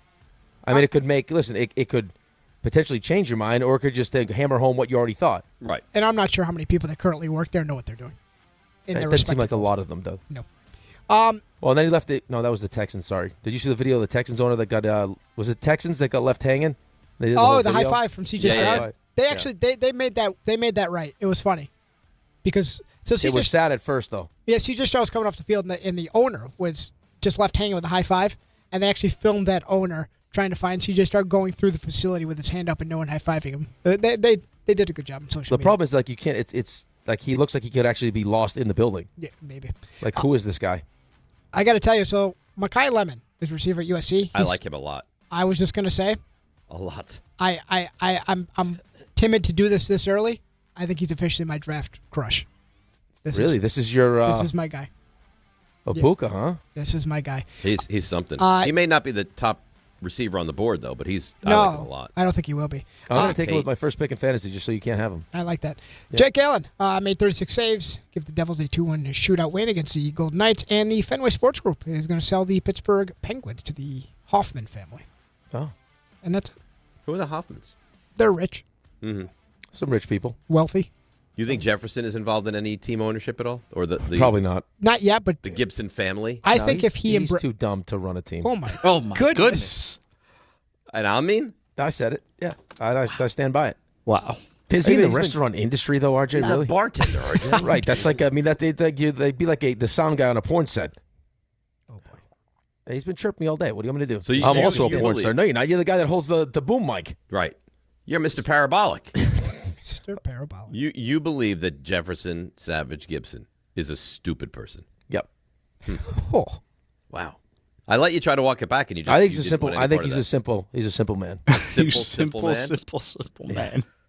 We should probably break. Yeah. We'll come back. We'll get to your calls. Maybe we'll see if any of the four of us are going to take this game tonight. I want to. I'm torn. I don't know what to do, and that would make sense because my picks stink. DNR with you, ESPN New York. All right, now for one final time on a Thursday, let's see what's happening on those roads. Here's Debbie Duhane. Hi, Dave. Hi, Rick. Have a fantastic day, guys. Hey, let's make a move. Avoid 287 westbound getting out through White Plains. It's some ongoing construction. Bumper to bumper 287 westbound in toward the Taconic. Try La Crosse County instead. Over the Van Wyck northbound, slowing down up by College Point Boulevard. A disabled vehicle. Alternate side parking rules are in effect. A good luck alert day sponsored by Compassion International. Compassion sponsorship means food, healthcare, education, and most of all, being known, loved, and protected. There are thousands of kids waiting over a year, and their wait. Sponsor a child with compassion today. Text the word radio to 83393. I'm Debbie Duhame on 880 ESPN New York. Listen up, football.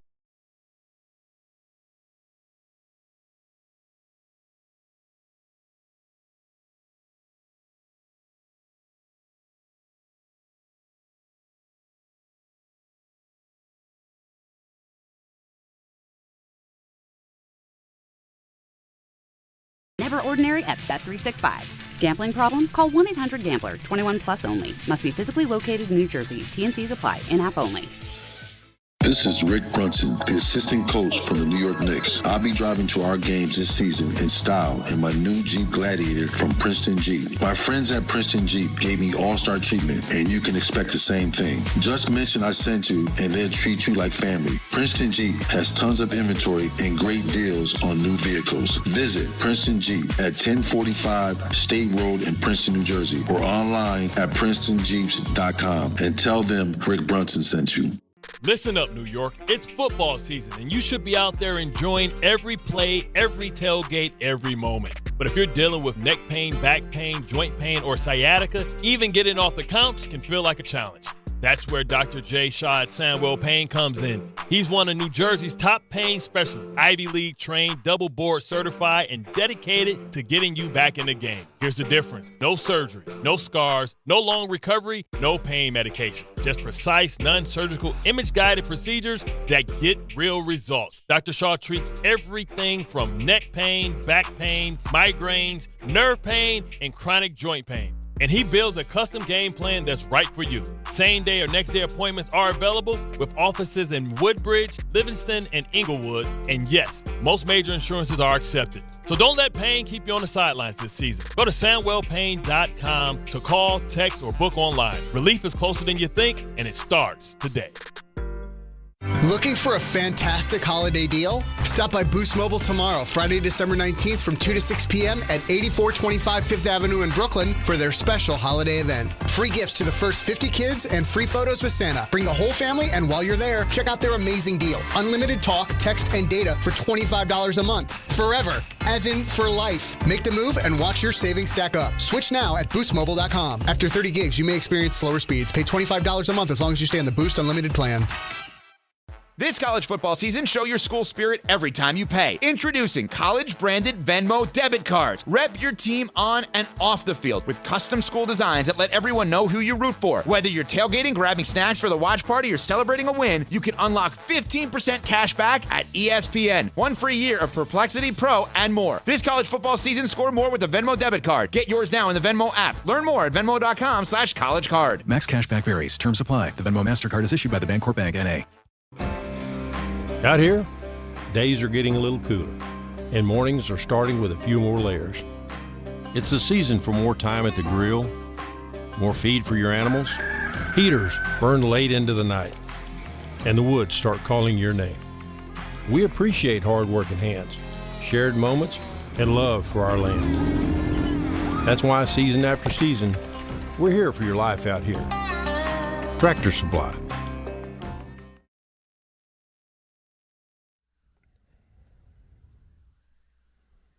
All right, DNR with you, ESPN New York. I got to let you know something. Game time brought to you by Tullamore Dew Irish Whiskey. When it's game time, it's Tully time.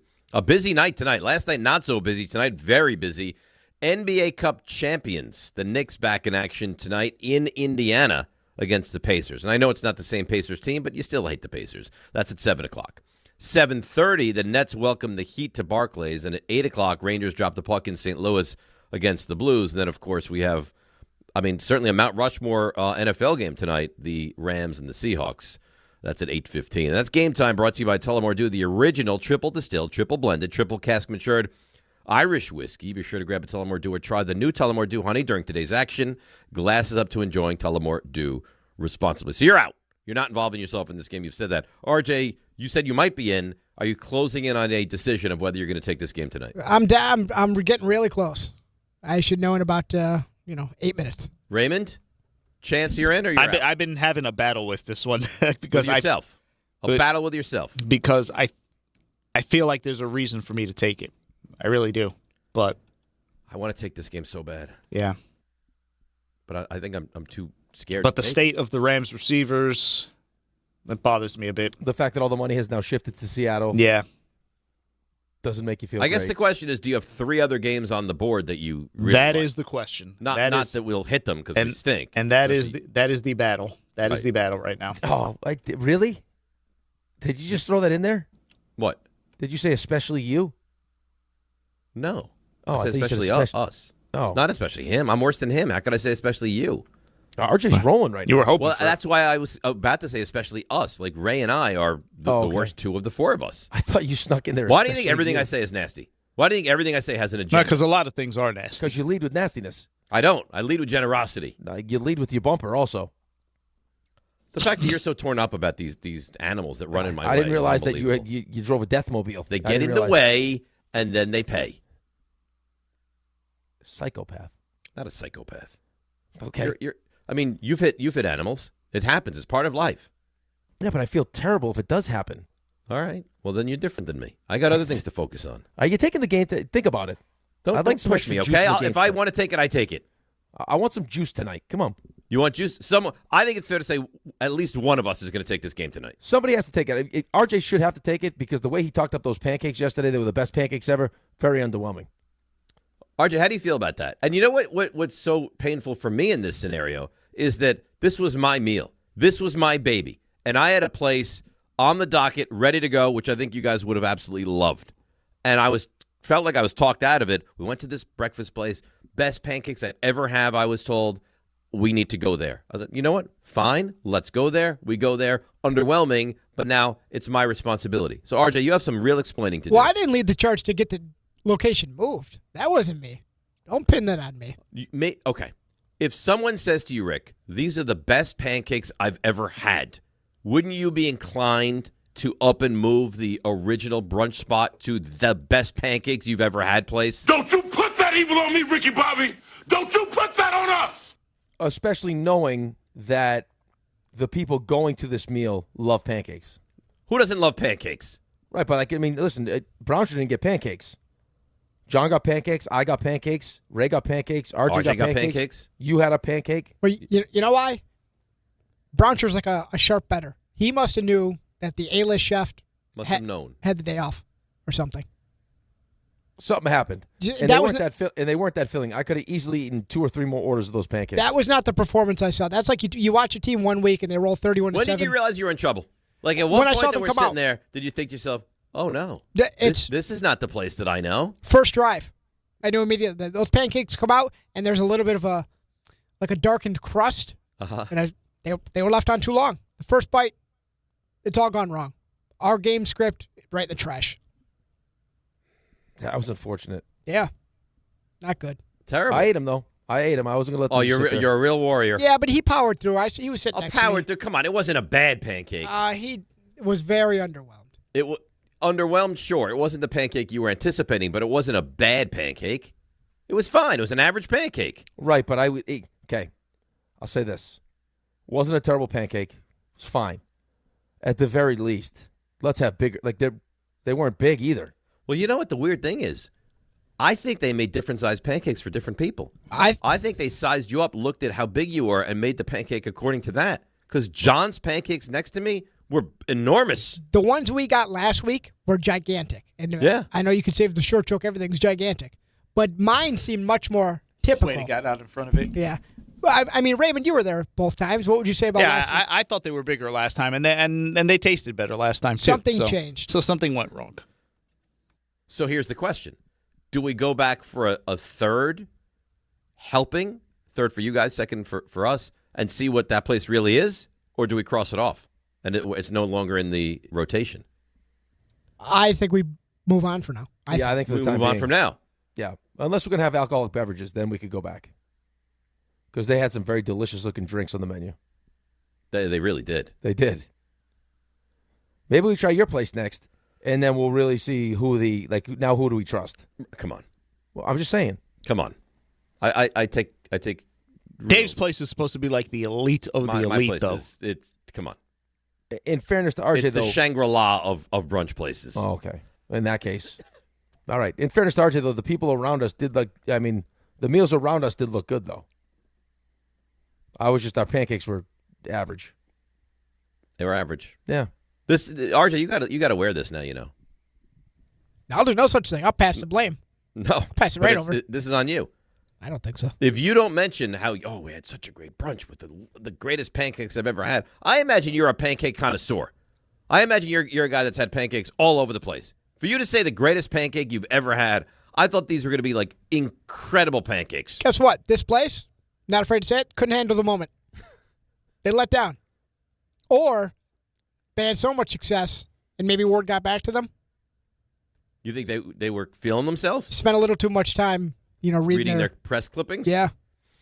It wasn't great. Regardless, it wasn't great. All right, let's take a break. Come back. Will anyone take this game tonight is the question. And we discussed tonight's a big night in the world of sports. DNR with you, ESPN New York. 1 in every 6 men is likely to be diagnosed with prostate cancer in his lifetime. That's why New York Presbyterian wants to remind men over 50 to book a prostate cancer screening. A simple blood test is all it takes. It could save your life. Screenings are available across New York City and Westchester at locations near you. Schedule your annual prostate cancer screening today at nyp.org/cancer screening. Stay amazing. New York Presbyterian. New York Lottery's holiday scratch-off games are the perfect gift for everyone on your list. Like me, your Aunt Jules. I told you I didn't need a gift this year, but I secretly really want one. Or me, your neighbor Frank. I hope you didn't forget I'm coming to your holiday party tonight. Or me. Why does no one ever think of the voiceover guy? Anyway, New York Lottery's holiday scratch-off games have more winners and top prizes up to $5,000. Please play responsibly. Must be 18 plus. Gambling problem? Call 1-877-HOPE-NY or text HOPE-NY. Boxing is back at Madison Square Garden on Saturday, January 31st for the Ring 6. Teofimo Lopez versus Shakur Stevenson. Power meets precision on boxing's biggest stage. This is one fight you won't want to miss. Get tickets now at Ticketmaster.com and watch every round live exclusively on DAZN. There's a lot of reasons why people buy at Ramsey Mazda. It's their selection, it's their customer service, and it's their savings. During the More to Move You event, lease a new 2025 Mazda CX-5 2.5S all-wheel drive for $229 for 36 months. Start shopping now at RamseyMazda.com. Choose wisely. Choose Ramsey Mazda. Call 833-853-2970 for details. VIN S077553, MSRP $30,920. Zero security deposit. Ends 1/2/26. If you've been injured on a construction site, then you need a lawyer who knows New York's unique labor laws. At the Parisman Firm, they have decades of experience handling construction accident cases and a proven track record of delivering huge results. Their team has already recovered nearly $1 billion for hardworking New Yorkers. From scaffold accidents to slip and falls and equipment failures, they've got your back. Call the Parisman Firm now at 718-WORKERS. That's right, 718-WORKERS, because your case is their cause. Get the justice you deserve today. Texting enrolls you into recurring automated text messages. Consent not required to purchase. Message and data rates may apply. Man, I love seeing the old gang at these reunions. Did you see Brian? He's in better shape than he was 25 years ago. How is that even possible? Yep, I ran into him a few weeks ago and had to ask. He told me he started taking Nugenix Total T2. The testosterone booster? Yeah, but it's way more than that now. It also skyrockets your nitric oxide in as little as 3 hours. I started taking it right away and I'm already seeing results. I was wondering what you were doing. You seriously crushed me in that pickup game last week. Yep, after 40, energy, strength, drive, it all starts going downhill. But with T2, I feel like my old self again. Stronger, leaner, and my energy is way up. My wife even noticed a difference. They're giving out complimentary bottles right now. Just send them a text. Text CAR to 321-321 for your complimentary bottle of new Nugenix Total T2. Text now and you'll also get a free bottle of Nugenix Thermo X, our most powerful fat incinerator. That's CAR to 321-321. These statements have not been evaluated by the FDA. Product not intended to diagnose, treat, cure, or prevent any disease. In the city that never sleeps and never stops talking sports, ESPN New York is always on. Now you can live and breathe everything New York sports wherever you are. On your radio dial, on the ESPN New York app, and streaming live on YouTube. However you watch or listen, ESPN New York is always on for you. Hear us, stream us, watch us. This is ESPN New York. Nice, Raymond. DNR with you, ESPN New York. It's the witching hour, as they say. I do have a little bit of bad news. Jarring. I'm looking at ESPN.com, the odds that they have, and they have week 17. So I glanced ahead. Somehow the Giants are favored by 3. As they should be. Are you? I mean, why are you fighting this is beyond me. Because I'm going to fight this to the death. But by the way, that Sunday, which is Sunday, December 28th, there's 2 4 o'clock games. That's it, 2. Giants, Raiders, and Eagles, Bills. The Eagles, Bills is nice. Eagles, Bills is great. Like 99% of the country is going to be dialed in on the Eagles, Bills. I'm going to be sweating and crazed with the Giants and the Raiders. Yeah, I mean, it's unfortunate, too, because that Thursday, the 25th. Christmas. You lost some luster. You get Cowboys, Commanders, Lions, Vikings, Broncos, that's Chiefs. That's actually good for me because I'm going to be on vacation. If I can punt on a game or two. Yeah, Commanders, Cowboys doesn't have a ton. Lions, Vikings, that could be big for the Lions. Broncos, Chiefs has none. So you're right. That day has really been crushed. Saturday will be good. Texans, Chargers is nice, and then Ravens at Packers is nice. Huge games. Yeah. The Saturday is more important than the Christmas day as far as football is concerned.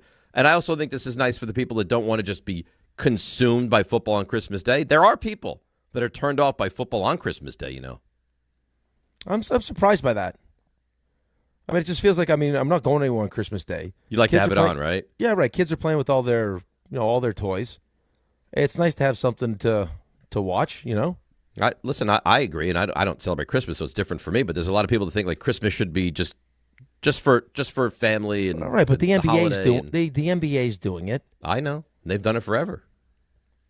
What else are you going to watch? It's like, what are you not going to turn the television on Christmas? I think some people don't like to. It's just that. Throw the Yule log up there? Maybe. A fire? Remember when Pix would just have like the Christmas music and like the log?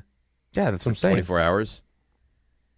I mean, I'm not afraid to watch a Hallmark movie. I'll probably watch. Once we're on break, I'll probably watch every Hallmark movie that's out. Really? I love those. Cry movies. when you watch them?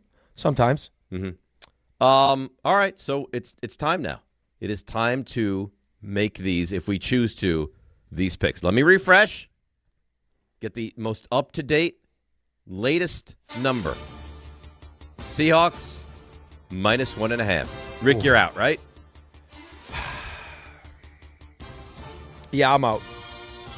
I'll tell you why quickly. Okay. I don't want to waste time here. Is because my initial instinct is I like the Rams. And then all of a sudden number changes. I can't imagine that the money coming in from Seattle is like just public money. It feels like it's probably sharp money. Yeah. So that concerns me about my change pick. the number, really 3 points, because the Rams were a 1.5 point favorite. It's flipped to Seattle by 1.5. So I'm out. I'm in. No. I'm in. Oh, baby. I'm going to surprise you with the way I'm in. Take it, Seattle. Give me Seattle minus the 1.5. Oh. Devontae Adams not going to play in this game. Nakua got a little banged up last week as well. I know he's healthy, but he got a little banged up. He went for $180. I keep thinking that Seattle is frauds, and they might be. But if you can't win this game tonight, when they don't have their second-best offensive player, and their defense is not great, it's good, not great. That home field advantage, standalone game, Rams traveling, close game first time, and Darnold couldn't be worse than that. I might be wrong. Lock it in. Give me Seattle minus the 1.5. RJ? I got to tell you, for a long time, I was in on this game. Mm-hmm. Oh, come on. Take the Rams, please. I can't be. This line flipping has gotten me all out of sorts.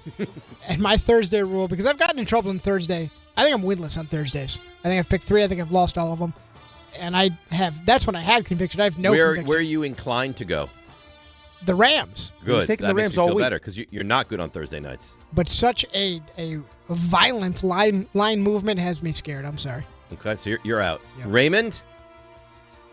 I just don't have the gumption for it. You guys suck. I can't. You know what? You dangled the carrot in front of me. I hate you guys. Are you going to take it? I'm right there. This doesn't have anything to do with you. Don't do that. Don't do that. Suck. No, you bamboozled me. Can I get out? Would you have taken the Can I game? get out? Would you have taken the Go ahead. No, Step I back. want in. It's I'm in. It's a chance for you to make up ground on everybody. I'm in. Give me Seattle minus the 1.5. You all hate it. I don't care. I hate you all. I hate all of you except for Rick because Rick didn't bamboozle me. You gave me the bait and switch. So, you're taking a team you don't even believe in. That's the problem. They're gonna win though. You called them frauds, and you're saying own pick. I'm telling you, they're gonna win this game. All right. They're going to win this game. All right, Go Rams. You're gonna. I mean, and the weird thing is, I mean, after all the nastiness you said about the animals, you're taking the Seahawks. You're taking the birds. Yeah, they might take a better than the dump birds in your you head. take. As far as I know, he hasn't killed any birds. No, that you know about. Am I the equivalent of Sully? Because he kills birds. I didn't hear him landing in the Hudson saying to himself, "Oh man, I can't believe all those beautiful birds I killed." No, he's worried about human life. There's those Canadian geese. Sully and I have a lot in common. Nobody likes Canadian geese anyway. Exactly. Oh, you've turned this into you're Sully. I'm Sully. That's a K drop. I mean, this is just. I mean, it's a talent. What you do is a talent. Thank you very much. Raymond, I'm Sully. Ready? Go ahead. You ready? Yeah. Let's go. Today's 3 stars. Number 3. I mean, we start this. This is more of a rivalry than I thought it would be. It's Rick and Jefferson. It's getting kind of ugly. He's a coward, is what he is. You think? He's a tall, lanky coward. I wouldn't go as far as saying coward. With Tall, a creepy mustache. Is he in the restaurant industry though, RJ? He's really? a bartender, RJ. Right. That's like. I mean, they'd be like the sound guy on a porn set. I'm also a porn star. No, you're not. You're the guy that holds the boom mic. Right. You're Mr. Parabolic. Still got a week of this. Number 2. Oh, caller Neil.